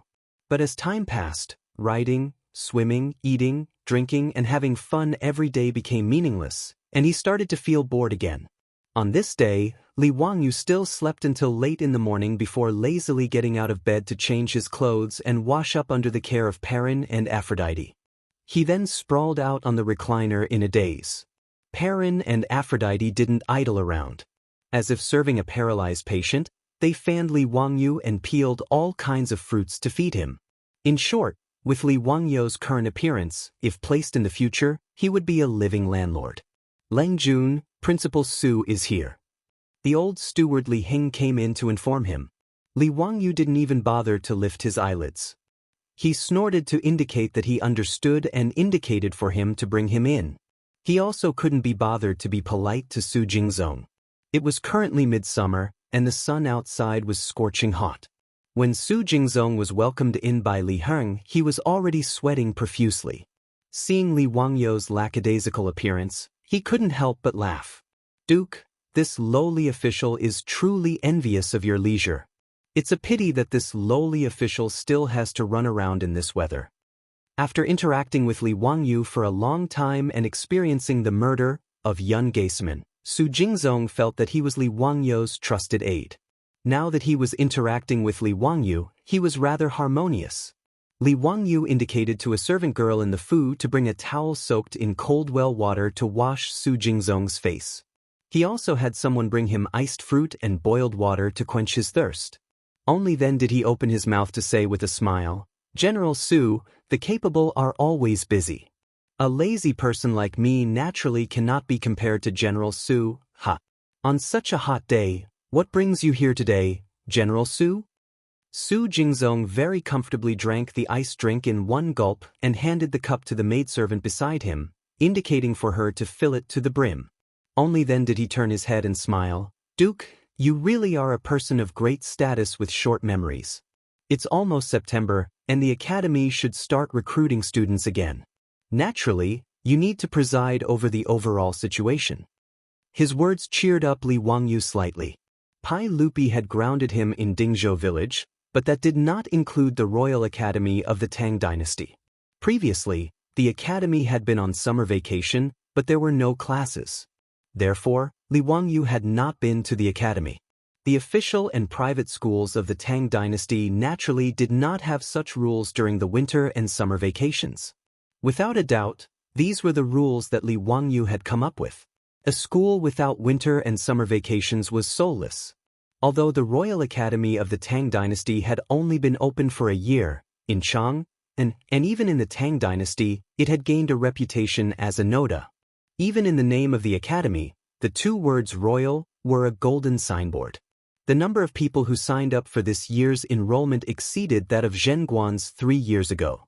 Not only did the common people of Chang, and the rich merchants, and the high officials and nobles in Chang, and went to sign up, even people from places as far away as Hunan, Hedong, and Jianan brought their own children of the right age to sign up. Those who dared to travel so far to sign up in Chang, and were naturally smart children. It could be imagined that the number of students in the Royal Academy of the Tang Dynasty this year would be greater than in previous years. However, how to enroll students this year was difficult for Su Jingzong. After all, the little tricks that Li Wangyu had come up with during the enrollment of the academy last year had already been widely spread. It was obviously impossible to rely on Tangram, Huarong Dao, and psychological tests to select students. Toys like Tangram and Huarong Dao had long been popular in the Tang Dynasty. At least Li Wangyu had seen children playing in the small county of Jiulong County in Izhou that day. Li Wangyu was astonished at how fast the news spread. As for Su Jingzong's problem, Li Wangyu did not find it difficult at all. Last year, he was just lazy and did not bother to come up with questions, so he used a trick to enroll students. Now that the academy was on the right track, it was impossible to play such games again. Therefore, in this year's enrollment exam, Li Wangyu planned to imitate the enrollment exam of the private primary schools in the future and make a set of exam papers to test the children's logical analysis, common sense, vocabulary, and other abilities. After getting an accurate answer from Li Wangyu, Su Jingzong was relieved. He sat comfortably on the recliner opposite Li Wangyu and kept asking the maidservants of the Lai Hot to bring him all kinds of fruits and iced boiled water. He did not treat himself as an outsider at all. Because of Su Jingzong's visit, Li Wangyu suddenly thought of what his beautiful boss had said to him. Since he was bored now, he might as well go to the academy to teach. He did it on a whim, but after thinking about it carefully, he found it interesting. He smiled at Su Jingzong and said, "Mr. Su, what do you think about me going to the academy to teach after the academy opens?" Su Jingzong was drinking iced drink. When he heard his words, he almost spat out the drink in his mouth. After swallowing the drink in his mouth with difficulty, Su Jingzong looked at Li Wangyu in surprise and said, "Mr. Su, what did you say just now? I don't think I heard you clearly." Li Wangyu rolled his eyes at him and said, "You didn't hear me wrong. I said, what do you think about me going to the academy to teach? This is naturally good. If Mr. Su is willing to teach those children, it would be their blessing. What does Mr. Su plan to teach?" Su Jingzong was overjoyed and applauded. According to Li Wangyu's arrangement, the Royal Academy of the Tang Dynasty was similar to the schools in the modern world. There were many classes arranged. From the Tang Dynasty's traditional Moi poetry, arithmetic, calligraphy, painting, music, all kinds of physical education, horse riding, archery, swimming, the variety of classes was even more extensive than the primary schools in the modern world. What should he teach? This was a bit difficult for Li Wangyu. Of course, he couldn't teach Moe poems or scriptures. Although Li Wangyu's talent was famous all over the world, and everyone thought of him as a literary star who had descended from the heavens. However, Li Wangyu was well aware of what he had in his belly. If he did not copy the poems and essays of those big shots, he was nothing. He could teach arithmetic, but there was no point in just teaching arithmetic. He only remembered a little about physics, chemistry, geography, and biology. This was also very normal. After so many years of graduation, most people could only remember some general knowledge in their minds. Although Li Wangyu's memory was much better now, it was still impossible for him to recall the complete physics, chemistry, geography, and biology textbooks of junior high school. After thinking for a long time, Li Wangyu suddenly clapped his hands. Got it, Mr. Su. I'm going to teach a new class called Encyclopedia. Chapter 923. What Baidu? Baidu? Su Changqing's voice suddenly rang out. Soon after, he saw the beautiful woman walking in with Wu Meinyang. Wu Meinyang had been sent to Chang, and by Wu Shiqiang in advance, preparing to enter the academy. Wu Shiqiang had previously been an official in Chang. Naturally, the Wu family had a residence in Chang. However, in that residence, there was no one else other than the Wu family servants. After Su Changqing returned to Chang and learned of this matter, he immediately went to the Wu family to bring Wu Meinyang back, personally taking care of her. Wu Meinyang and Su Changqing hit it off very well, calling each other master's wife. The two had a very close relationship. Li Wangyu was naturally happy to be idle. Although he was her teacher in name, he had actually never taught Wu Meinyang, leaving everything to Su Changqing. Just like Princess Changle in the past, Su Changqing was able to deal with these little lolas with great ease. Seeing these two beauties, Li Wangyu couldn't help but have black lines appear on his forehead. What Baidu? Wu Meinyang's face was filled with curiosity. Master's wife, what is Baidu? Seeing Su Changqing appear, Su Jingzong hurriedly rose to pay his respects. At present, Su Changqing was a bona fide county marquis who founded the country, a lower third-rank official. He was on the same level as Su Jingzong, the vice principal of the Imperial Academy of the Tang Dynasty. However, although they were both lower third-rank officials, Su Changqing's county marquis title was slightly higher than Su Jingzong's official title. After all, titles could be inherited. Although the inheritor was usually one rank lower than the original, Su Changqing's children could inherit the title of county marquis. His grandson would be a county marquis, and his great-grandson would be a county marquis. After Su Changqing returned the greeting, Su Jingzong smiled and asked, "What exactly did Marquis Yanling mean by what he said?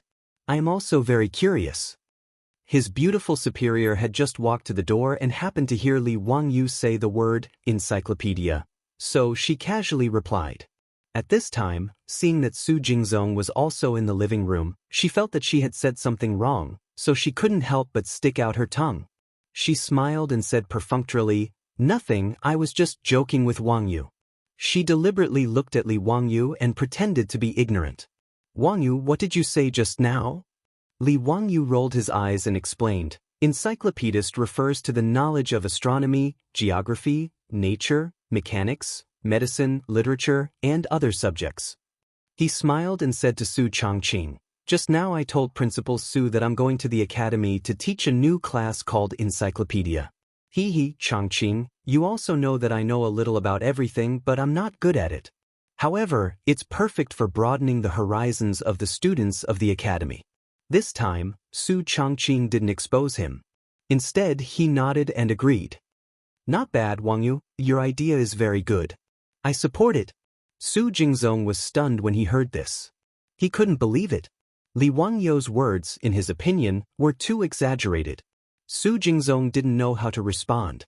According to Li Wangyu's definition of the so-called encyclopedia, it was simply a celestial figure like Zhuge Kongming who knew everything about astronomy and geography, knew everything about people, understood yin and yang, understood the 8 trigrams. Although Su Jingzong also admired Li Wangyu and felt that his talent was unparalleled, to say that there was nothing that he did not know was a little arrogant. In fact, Li Wangyu wasn't exaggerating. Although he was just an ordinary underachiever in the future. However, he and Su Changqing had experienced the baptism of the huge explosion of knowledge in the future. Their knowledge of the world in their minds was really unparalleled. It wasn't an exaggeration to say that he was knowledgeable and multi-talented. Of course, Su Jingzong didn't dare to say these words. Although Li Wangyu didn't have a noble title, he was still a shareholder of the Royal Academy of the Tang Dynasty. As an employee, he didn't dare to criticize his boss for bragging. If Su Jingzong was a straightforward person, he wouldn't have been listed as the #1 treacherous official in history. If the Duke is willing to teach these skills to the students of the academy, it's their fortune. Who in Chang and City doesn't know that the Duke is the reincarnation of a powerful person who has great knowledge? Hearing the Duke say this, even this lowly official wants to attend the Duke's class and learn some knowledge from the encyclopedia. Su Jingzong's words made Li Wangyu laugh. He was very satisfied with this guy's level of supporting the Duke. Wu Meinyang's eyes also lit up. Teacher, can Meinyang also attend the class? Of course. Li Wangyu nodded and rubbed Wu Meinyang's head lovingly.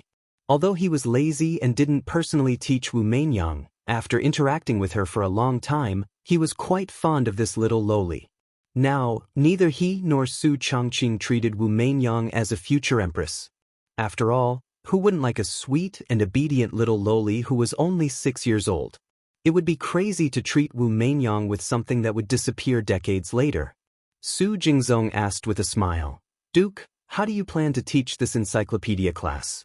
Are you only going to teach the first years? Needless to say, the division between the first and second years was naturally made by Li Wangyu. There was no other reason. It was a habit and sounded pleasing to the ear. Li Wangyu was a lazy person. Although he planned to teach at the academy, he didn't plan to turn himself into a miserable teacher. Standing on a 3-foot podium every day, eating chalk dust, and speaking until his voice was hoarse. This kind of thing was very scary just thinking about it. Li Wangyu pondered for a moment and replied, Isn't the academy's auditorium finished? How about this? In the future, I'll teach 1 day every 10 days in the academy's auditorium. As for the students who listen to the class, well, let all the students of the academy come and listen. This fellow's idea was to directly teach a big class like the universities in the future. The academy's auditorium was modeled after the theater of the Tang Dynasty. The semicircular auditorium was used to receive and amplify the sound. In an era without loudspeakers, it was really troublesome to let everyone hear the voice of the person on the stage clearly. Fortunately, the skilled craftsmen of the Ministry of Works had figured out many tricks after building the theater of the Tang Dynasty. Therefore, the scale of the academy's auditorium was much larger than the theater. The theater of the Tang Dynasty could only hold 300 audience members, but the academy's auditorium could hold nearly 1,000 people. This was already a miracle in the Tang Dynasty. Now, the academy only had 500 students in one grade. If they recruited another grade this year, it would only be 1,000 people. It was just enough to accommodate all of them. Therefore, Li Wangyu proposed this idea. Su Jingzong naturally agreed with this idea. He didn't care what Li Wangyu was going to teach. In short, it was fine as long as his boss was happy. Su Changqing glared at Li Wangyu. He felt that this fellow was really too lazy. He only taught 1 class every 10 days, and he still had the nerve to say that he was going to teach at the academy. This fellow should just be lazy to death. Everyone chatted for a while. Just as Su Jingzong left, the old butler Li Heng came to report that Crown Prince Li Chengqian and King Yu Li Tai had come. Li Wangyu heard this and frowned. These 2 little bastards, why were they here again? Was it so easy to poach his younger brother's wife? I have something to do these 2 days, so I'll update last time. Chapter 924. The reason why Li Wangyu cursed in his heart was because Li Chengqian and Li Tai, these 2 little bastards, seemed to have fallen in love with the little lowly of the Wu family after seeing her for the first time. Now, these 2 little fellows liked to come to his residence when they had nothing to do. In name, they came to visit him, their teacher, but in reality, they came to play with Wu Meinyang. Damn it, a 10-year-old and an 11-year-old brat actually dared to peep at his Meinyang. Did they even put him, their teacher, in their eyes? Did they even put Pai Lupi and Li Ji in their eyes? Of course, this matter should have nothing to do with Pai Lupi. If that old pervert, Pai Lupi, dared to summon Wu Meinyang into the palace in the future, he, Li Wangyu, would definitely fight him to the death. As for Li Ji, well, he was only 2 years old now. It was too far away to think about him. He believed that for a long time, Wu Meinyang would not have any interest in her destined one. Li Wangyu was quite worried about this. If Wu Meinyang did not like Li Ji in the future, Or if some little bastard stole her heart in advance, what should he do? If the only empress in the history of China disappeared because of him, Li Wangyu would really feel sorry for Wu Meinyang. The Tang dynasty should also have the legend of Wu Zetian. As for whether Wu Meinyang would continue to slaughter the members of the Li Tang royal family after she ascended to the throne, Li Wangyu could not be bothered to care. Moreover, he believed that with his and Su Changqing's careful guidance, Wu Meinyang's mentality and worldview might not be the same as in history. As long as Wu Meinyang no longer used cruel politics after ascending to the throne, his goal would be achieved. Li Wangyu felt that Pai Lupi should really thank him. For the sake of the Li Tang dynasty, for the sake of Pai Lupi's family, he was simply worried sick. To be honest, before meeting Wu Meinyang, Li Wangyu had actually thought about it in his heart. If he could take the empress of a generation into his harem, how carefree would that be? This was the same as how the losers of the later generations viewed female celebrities in their hearts. It had a kind of celebrity effect. However, after seeing Wu Meinyang, who was only 6 years old in the new year, Li Wangyu had long thrown this thought to the back of his mind. After all, Li Wangyu's mental age was already 27 or 28 years old. No matter how beastly he was, he wouldn't do such a perverted thing that would incur the wrath of heaven and people. This was also the reason why he was against Pai Lupi marrying Chang'e to him. In fact, after interacting with her for a long time, Li Wangyu saw the smart, cute, and obedient little lowly Wu Meinyang as his own daughter. It was precisely because he had this sort of mentality that he felt even more furious that Li Chengqian and Li Tai, those two little bastards, actually dared to covet Wu Meinyang. He felt as if his cabbage was about to be eaten by pigs. However, Li Chengqian and Li Tai were still his disciples. Li Wangyu couldn't just use a broom to chase these two brats out. Therefore, even though he was unhappy in his heart, he could only signal Li Heng to invite them in. Why didn't the two of you study in the palace today? Why did you come to Master's place? The academy is about to start school. Have you finished the summer homework you've been waiting for? As soon as Li Chengqian and Li Tai entered the living room, Li Wangyu lectured them with a straight face. Needless to say, the summer homework was something that Li Wangyu had come up with again. This fellow was also deliberately taking revenge on society. He hadn't forgotten the suffering he had suffered when he was in school. He had given it all to the students of the academy in the Tang dynasty. Li Chengqian nodded with a smile. Teacher, I've already finished the summer homework. Yes, I've also finished it, Li Tai said. Li Wangyu glared at them. Then it seems that there's too little homework. I should give you more homework. When Li Chengqian and Li Tai heard this, they immediately begged with bitter expressions. Teacher, please spare us. It's rare for us to be free for a few days. Please don't give us any more homework. On the side, Su Changqing couldn't help but cover her mouth and laugh. Wangyu, don't torture these two brats anymore. Let them play for a few days. Yes, teacher's wife loves us so much. We really do study hard.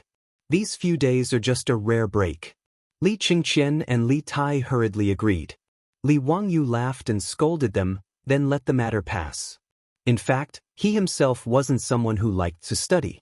Otherwise, he wouldn't have gotten into a second-tier university.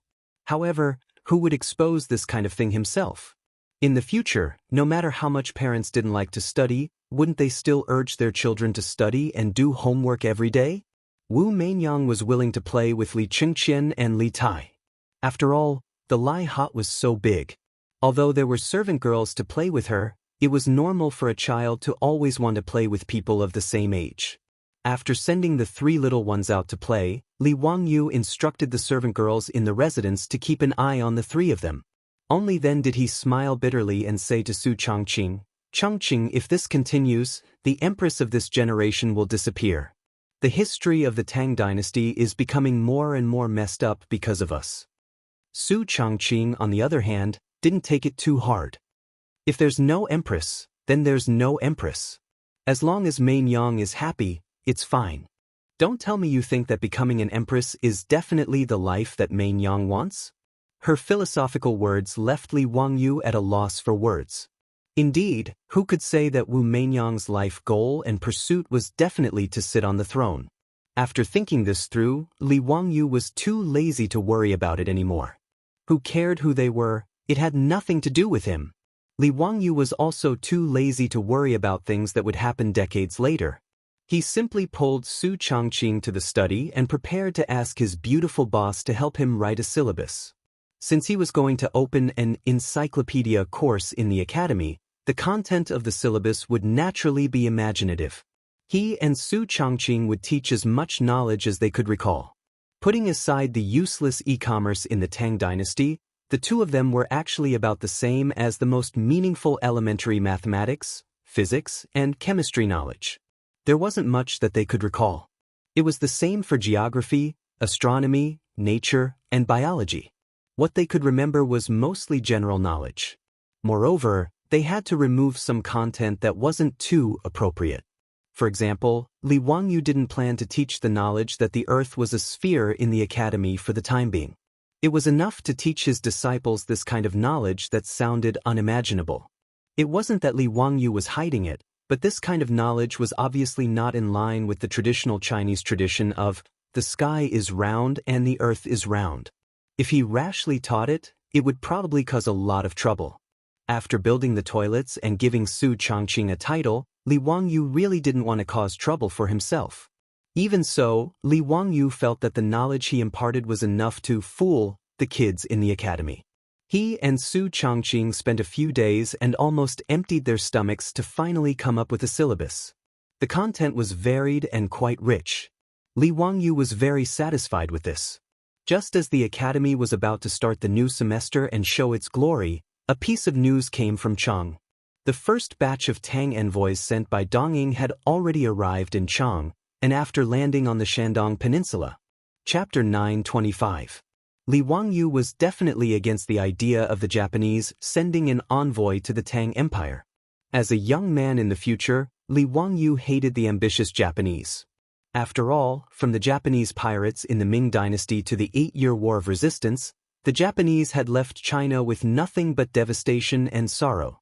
Li Wangyu's worldview was very normal. He wouldn't kneel down and lick the boots of those bastards just because the Japanese were rich. That day in the prison of the censorate, those damn Japanese actually dared to kidnap Perrin. This made Li Wangyu hate the Japanese even more. In the prison, he had told Pai Lupi not to accept the Japanese sending an envoy to the Tang Empire. Even if they were to come, they could not teach them the advanced skills of the Tang Dynasty. They could learn more about Confucianism and the teachings of the sages. Buddhism and Taoism should be taught to the Japanese as well. After thinking about Li Wangyu's words, Pai Lupi felt that they made sense. He did not think that a small island country, even if they learned the skills of the Tang Dynasty, could cause any trouble for the Tang Dynasty and his rule. But who could guarantee that the Japanese would not collude with Goguryeo? Goguryeo had already been blacklisted by Pai Lupi as a country that he had to conquer. If the Dongyianjis were to impart the technology from Great Tang to Goguryeo, it would be quite a troublesome matter.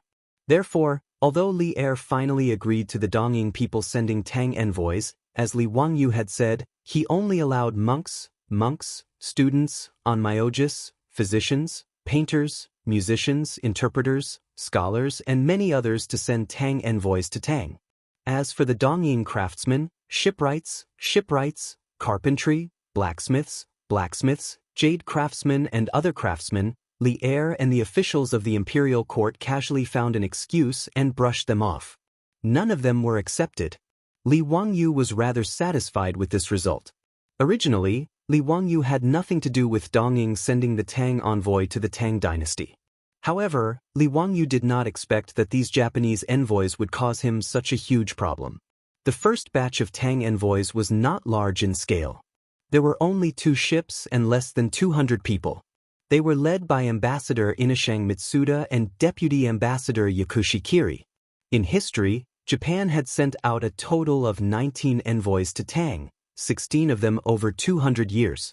The scale of the envoys sent to the Tang grew larger and larger. At the beginning, there were only 2 ships with less than 200 people. Later on, there were 4 ships with 400 to 500 people.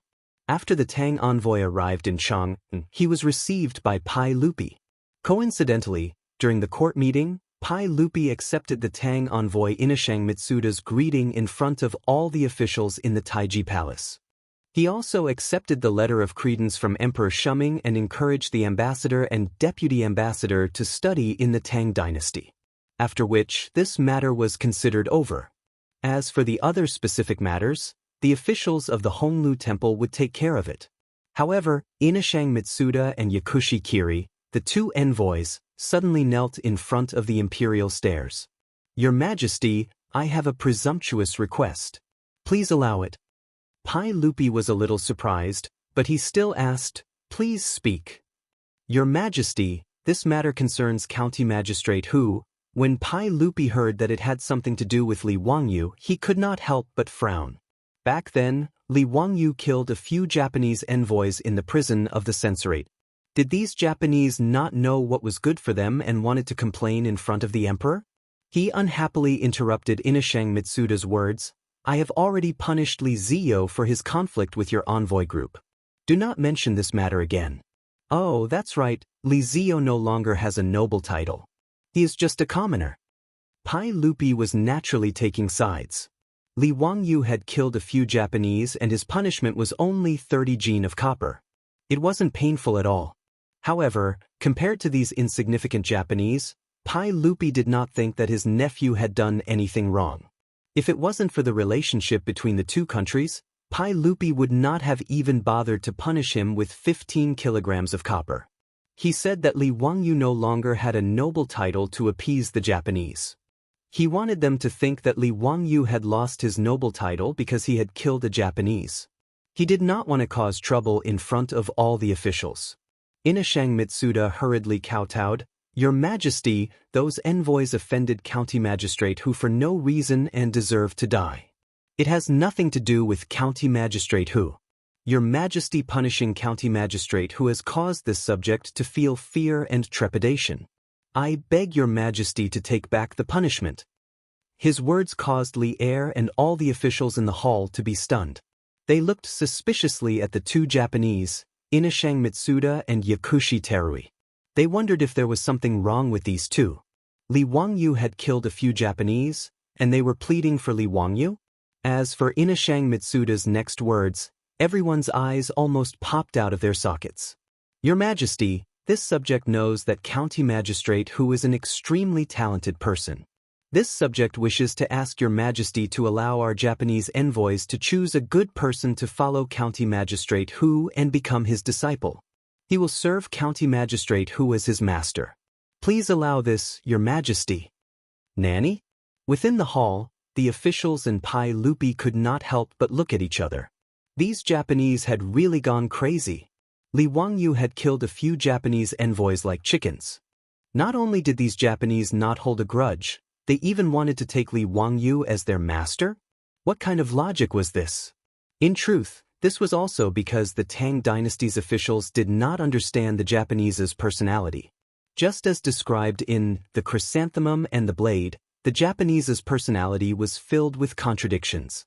They were warlike yet peaceful, aggressive yet beautiful, arrogant yet courteous, inflexible yet capricious, obedient yet stubborn, loyal yet rebellious, courageous yet cowardly, conservative yet fond of the new. Pai Lupi and the others naturally did not expect that after Li Wangyu mercilessly killed a few of their envoys, not only did these Japanese not hold a grudge, but they even worshipped Li Wangyu as their idol. This was actually very normal. In the future, after the Japanese ate the two big mushrooms Fatty and Little Boy, not only did they not treat the US as their mortal enemy, but they also completely submitted to them. In the past 2 years, Li Wangyu's reputation had been growing. Even though the Japanese were far away, they knew that this Lord Bai Zhe of the Tang Dynasty was extremely capable and was not an ordinary person. After the poems and articles that Li Wangyu plagiarized traveled across the sea to Japan, the Japanese who had always admired the culture of the Central Plains were filled with admiration. Even Emperor Shu Ming had become Li Wangyu's brainless fan. Every day, he would hold Li Wangyu's poems and articles and recite them while shaking his head. If the top was good, the bottom would be even better. Due to this, the Japanese almost wanted to put Li Wangyu on the altar. Therefore, this time, when the Tang envoy was sent to the Tang, Xianxia and the pharmacist Hui Ri were present in the main hall, and in front of all the officials, they proposed to Li Er to send someone to study under Li Wangyu. Regarding this, Pai Lupi and the officials only felt that these Japanese were crazy. Chapter 9:26. Pai Lupi knew that Li Wangyu didn't like these Dongying people, so he naturally wouldn't agree. My dear minister, Li Zio has always been lazy. I'm afraid he won't accept any more disciples. If he's not willing, I won't force him. Alright, let's not talk about this anymore. You can focus on your studies in the Tang Dynasty. Inashang Mitsuda still wanted to say something, but Pai Lupi immediately announced the end of the court session, not giving them a chance to speak. After the officials left, Inashang Mitsuda and Yakushi looked at each other and saw the reluctance in each other's eyes. Inashang, the emperor of the Tang Dynasty actually rejected our request. What do you think we should do now? Why don't we go directly to Li Jun's residence and beg him to accept us Dongying as his disciples? Inashang Mitsuda thought for a moment and shook his head. No, since the emperor of the Tang Dynasty has rejected this request, if we go to Li Jun rashly, I'm afraid we'll offend the emperor of the Tang Dynasty. That's not good. Then what should we do? Are we just going to let it go? Yakushi, we have to show our sincerity. In Li Jun's Romance of the Three Kingdoms, Liu Bei went to the thatched cottage 3 times in order to invite Mr. Zhuge to come out of seclusion. Yakushi's eyes flashed. Inashang, you mean we should follow Liu Bei's example and go to the thatched cottage 3 times? No, if we just go to the thatched cottage, it's not enough to show our sincerity. Why don't we? Inashang Mitsuda whispered a few words to Yakushi, and Yakushi nodded repeatedly. Suga, Inashang's idea is really good. This way, we won't have to worry about Li Jun not accepting us as his disciples. In the bones of the Dongying people, there was a brute force that wouldn't give up until they reached their goal. After Pai Lupi's clear rejection, the Tang envoy Inashang Mitsuda, the deputy envoy Yakushi, the judge, the clerk, and the other officials all knelt in front of the Vermilion Bird Gate on the same day. This naturally gave the officials of the Honglu Temple a fright. Everyone, what are you doing? Dare I tell all of you that the reason we came to the Tang Dynasty from thousands of li away across the ocean is to learn the advanced system and culture of the Tang Dynasty. But now that we have a master teacher, how are we going to answer to the emperor when we return to our country in the future? That is why we are kneeling here. We are begging your majesty for mercy and to allow us to be apprenticed to the county duke, so that we can fulfill our desire to learn. Inashang Mida's words immediately silenced the officials of the Honglu Temple. Damn, why were these Japanese so stubborn? In the main hall, His Majesty had already made it very clear. However, this group of people was so stubborn that they insisted on taking Li Wangyu as their teacher. The officials of Honglu Temple had the intention to ignore these Japanese who didn't know what was good for them. However, these people were kneeling outside the Vermilion Bird Gate. If the envoys of the vassal states saw them, they would think that the Tang Dynasty was bullying them. For a moment, the officials of the Chamberlain of Dependencies were depressed. They tried their best to persuade them, but these Japanese refused to get up. It seemed that if Pai Lupi didn't let Li Wangyu accept them as his disciples, they would kneel until they died. The officials of the Chamberlain of Dependencies cursed in their hearts. They had heard of people forcing women to become prostitutes, but they had never heard of people being forced to be apprenticed. If this kind of thing were to reach His Majesty's ears, the Chamberlain of Dependencies would definitely be punished. However, these Japanese said that they were here to learn, so the officials of the Chamberlain of Dependencies couldn't do anything. They also couldn't order the Imperial Guards to chase them away. This stalemate naturally attracted the attention of the people of the Vermilion Bird Gate. In front of the Vermilion Bird Gate was the Vermilion Bird Avenue and the Golden Light Gate Avenue. It was the main road of Chang'an City. Every day, there was an endless stream of people and horses going to and from here. Seeing a group of people kneeling in front of the Vermilion Bird Gate, such a rare scene naturally attracted the attention of the people of Chang'an City. These Japanese were thick-skinned. They didn't feel ashamed of being surrounded by so many people. Instead, they raised their voices and shouted, "Everyone, we are envoys from Japan who have crossed the ocean to study in the Tang Dynasty. Today, we are kneeling in front of the Vermilion Bird Gate to beg His Majesty of the Tang Dynasty to allow us to be apprenticed to the county magistrate. We are dedicated to learning, and we only hope to have the opportunity to learn from the county magistrate. We hope that His Majesty of the Tang Dynasty will be merciful and grant our wish. We have come to the Tang Dynasty to study, and we only hope that His Majesty and the county magistrate will take pity on us. With the Japanese shouting, it became even more lively, and the onlookers started to discuss. Tieskeise, although Japan is an uncivilized land, they are still ambitious. It's rare for them to cross the ocean to study in the Tang Dynasty. Even the Japanese know about the county magistrate? Confucius said, "Education is without discrimination." If it were up to me, I would say that the county magistrate should accept these Japanese, an old man said. His words immediately attracted the rebuttal of others. How can that be? Who is the county magistrate? He is the imperial preceptor. Don't you know who the county magistrate's disciples are? Not to mention His Highness the Crown Prince and His Highness the King of Yu, even the two new disciples he had accepted were both grand scholars. These Japanese want to be apprenticed to the county magistrate? Are they even worthy? The old man was a little annoyed by the rebuttal, and he couldn't help but snort coldly, "Humph, vulgar. I can't be bothered to talk to such vulgar people like you." Not to mention the commotion outside the Vermilion Bird Gate, the officials of the Honglu Temple were also sweating when they saw more and more onlookers. Seeing that this matter couldn't be hidden anymore, and that they couldn't handle it, they could only brace themselves and submit a memorial to Pai Lupi, asking for His Majesty's decision. Pai Lupi and the officials of the imperial court had never seen the Japanese so shameless, and they didn't know what to do. After a fruitless discussion, Li Er simply ordered people to summon Li Wangyu, who was grounded in Dingzhou village, back to Chang, and let him solve this troublesome matter himself. Li Wangyu, who was hiding in Dingzhou village to prepare for his lesson, was also shocked when he heard about this matter. Was there something wrong with the brains of these Japanese? He had killed a few members of the diplomatic mission, so how did he become the idol of these Japanese? What kind of weird idea was this? He really didn't want to care. It was none of his business whether those Japanese wanted to die or not. If they were willing to kneel at the Vermilion Bird Gate, then they could slowly kneel. As long as they didn't die in his house, what did it have to do with him? Cheng Men Li Shui was respected by the world. However, in Li Wangyu's eyes, it was a moral kidnapping. However, Pai Lupi and the officials of the imperial court didn't see it that way. To be able to make the Japanese Tang Empire's envoys want to be apprenticed was a great honor and honor. In fact, many of the old men in Chang and wished that they could replace Li Wangyu and make the Japanese Tang Empire's envoys acknowledge them as their masters. Although the Tang Empire's people were proud, taking in a foreign disciple could also increase the reputation of these old men. Regarding this, Li Wangyu was very annoyed.